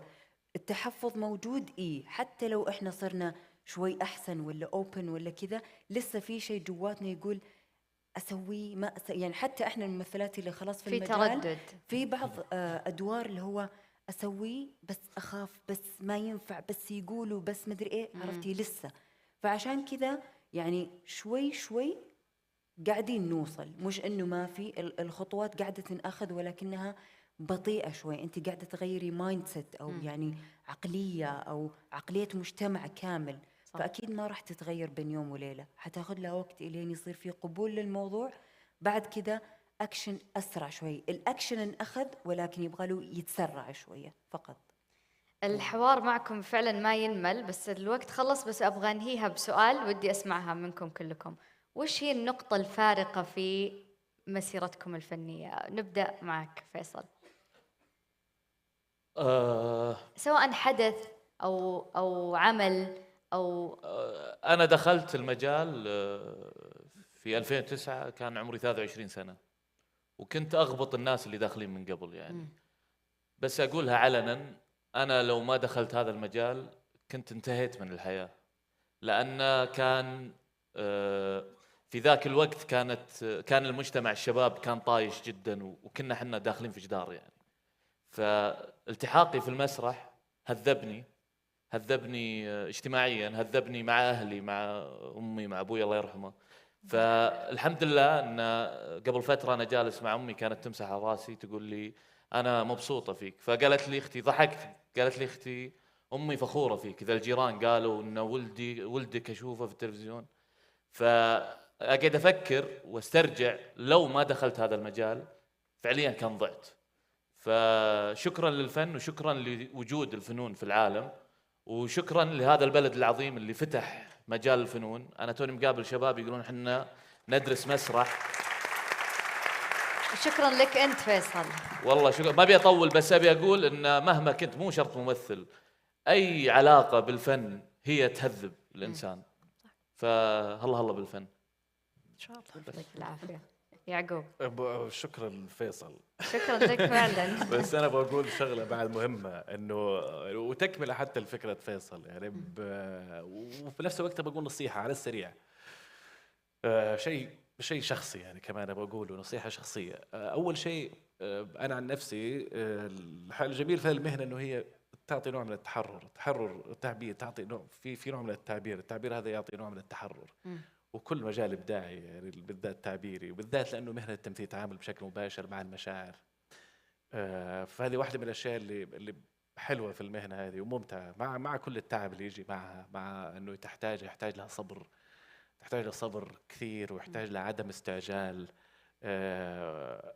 ومهم كثير انه اي احد حاب انه يدخل، حاب انه يشوف نفسه انه هو يشوف نفسه انه هو قادر انه يكون ممثل، او اي وحده يحس انه هي قادره انها تكون ممثله. مهم كثير انه هي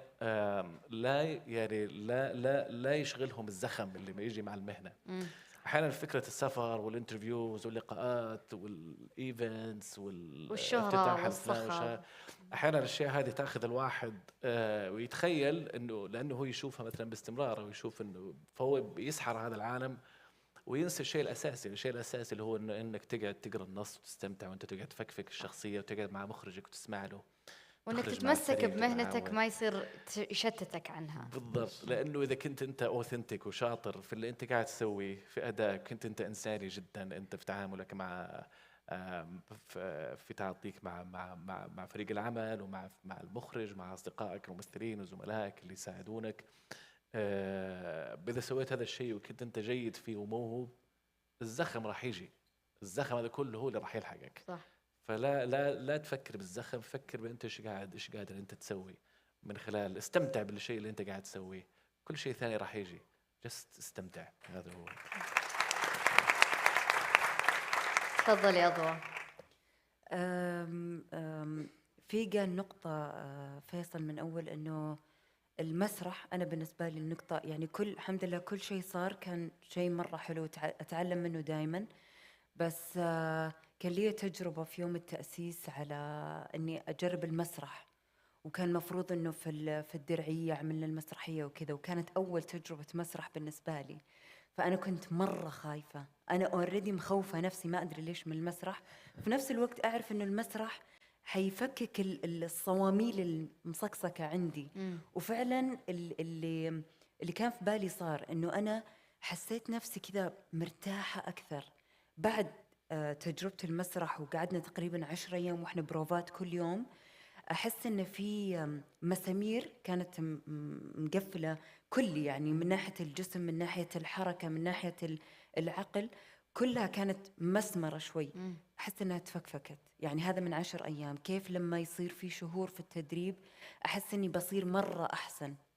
يعني هذا كموقف جدا يعني جدا فرق معاي، وحسيت حتى فرق في أدائي حاليا وأنا قاعدة يعني عندي تصوير حالي قاعدة أسويه، حسيت إنه فرق معاي. هذا شيء.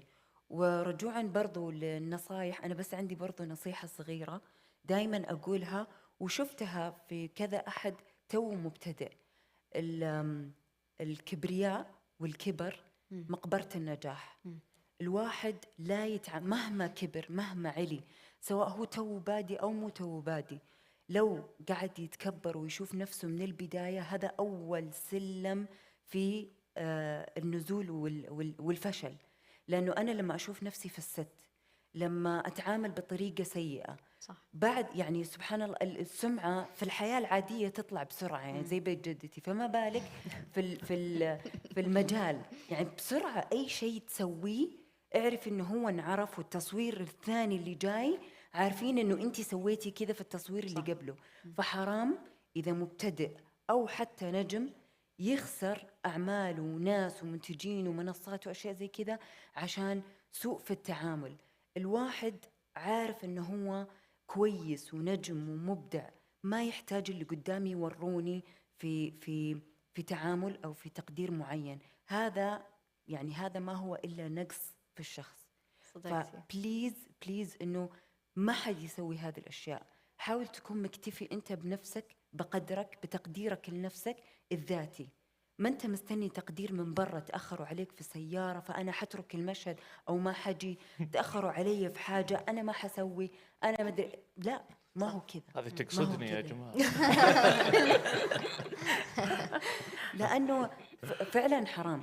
هذا أول طريق للفشل. ممكن هو ممثل شاطر، بس التعاملات البسيطة هذه أوكي، صح إنه أنا لازم أقدر نفسي، بس ما أشوف نفسي على الناس وما أتكبر عليهم، لأنه هذا اللي حيوديني ورا. هذا أول شيء حيوديني ورا. يعني يطول الشرح في الموضوع وفي المواقف البسيطة اللي الواحد أحيانا ما يركز لها، بس لازم أركز في طريقة تعاملي، لأنه هذا اللي حيحبب الناس فيني، سواء معجبين، سواء ناس معايا في الشغل، سواء زملاء، سواء أي أحد. صح. الناس تحس بالفايبس حقتك. صدقتي. تفضلي إلهام. أنا بشكل بسيط أبي أقول أن أنا أشبه كثير من العوائل. انولدت في بيئة مجتمعي كأنثى، ويعذروني إخواني وزملائي إخواني الرجال، بس أني أشارككم أحد النقاط المهمة جدا. أنا كامرأة ولدت في بيئة طبيعية جدا تشبه كثير من بيوتنا اليوم، إنهم أنا كامرأة أظهر في شاشة تلفزيون أو أمثل. بالنسبة لنا هذا الشيء في مشكلة كبيرة. واجهت كثير من المصاعب والمطبات يعني، وبالتحديد في أسرتي الخاصة. وأقدر جدا ومراعية جدا التحفظ المجتمع اللي احنا نمر فيه. ولكن أنا عندي سؤال أتمنى الإجابة تكون في الأذهان.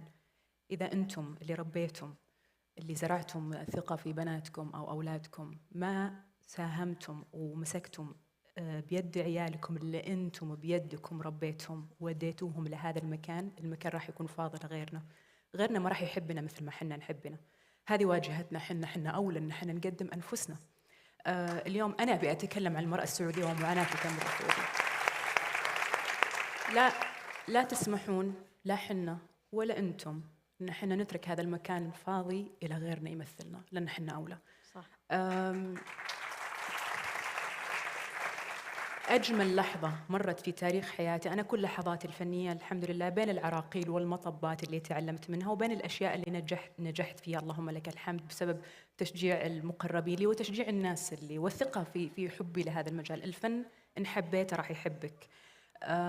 النقطة الأساسية أو النقطة اللي فعلا أنا أذكرها ولن أنساها حصلت العام الماضي، ويمكن لأول مرة أتكلم فيها أثناء استلامي لجائزة الجوي أووردز العام الماضي. الناس كلها انبسطت باستلام بنت السعودية جائزة السعودية. كانت هذه لحظة جميلة تاريخية. اللحظة التاريخية لإلهام الحقيقية اليوم اللي بعده، جاني اتصال من الوالد كان يبكي. إيش في؟ أنا خفت واعتقدت إنه في مصيبة صارت في البيت. قال لي أبوي أنت رفعتي راسي يا بنتي. الله يخلي لك يا رب. الشاهد من القصة هذه الخاصة جدا اللي حبيت أشارككم فيها، وأنا من الناس اللي ما أحب أشارك هذه المواقف الخاصة جدا. أنت بتخاف اليوم لأن أنت خايف من شيء أنت تجهله، لكن أنا حاربت وقاومت، وكنت حابة من البداية تكون هذه الحرب مع الناس اللي أحبها جنبي علشان تدافع عني في حال الغلط، لكني تحديت أن أنا أبرهن نفسي وما أستسلم لأي عراقيل أو مطبات. اليوم كانت الأجمل بتكون الحكاية لو كنت أنت مع بنتك من البداية القصة قاعد تبنون هذا التاريخ. صح الحمد لله أنا كسبت ونجحت اليوم بثقة والدي، ونجحت بثقة وهذا الدعم وهذه المحبة وكل شيء، لكن كانت بتكون القصة أجمل لو كانت من البداية. عشان كذا اليوم دوركم إخواني أبائنا، أرجوكم حنا محتاجينكم فعلا تحطون يدكم بيدنا علشان نعبي هذا المكان. شكرا لكم، شكرا فيصل، يعقوب، أضواء وإلهام. والصدق الحوار معكم يعني ما ينمل، ولكن حنا يعني عندنا وقت معين، فشكرا لكم على مشاركتكم معنا. تحية لهم. شكرا لكم.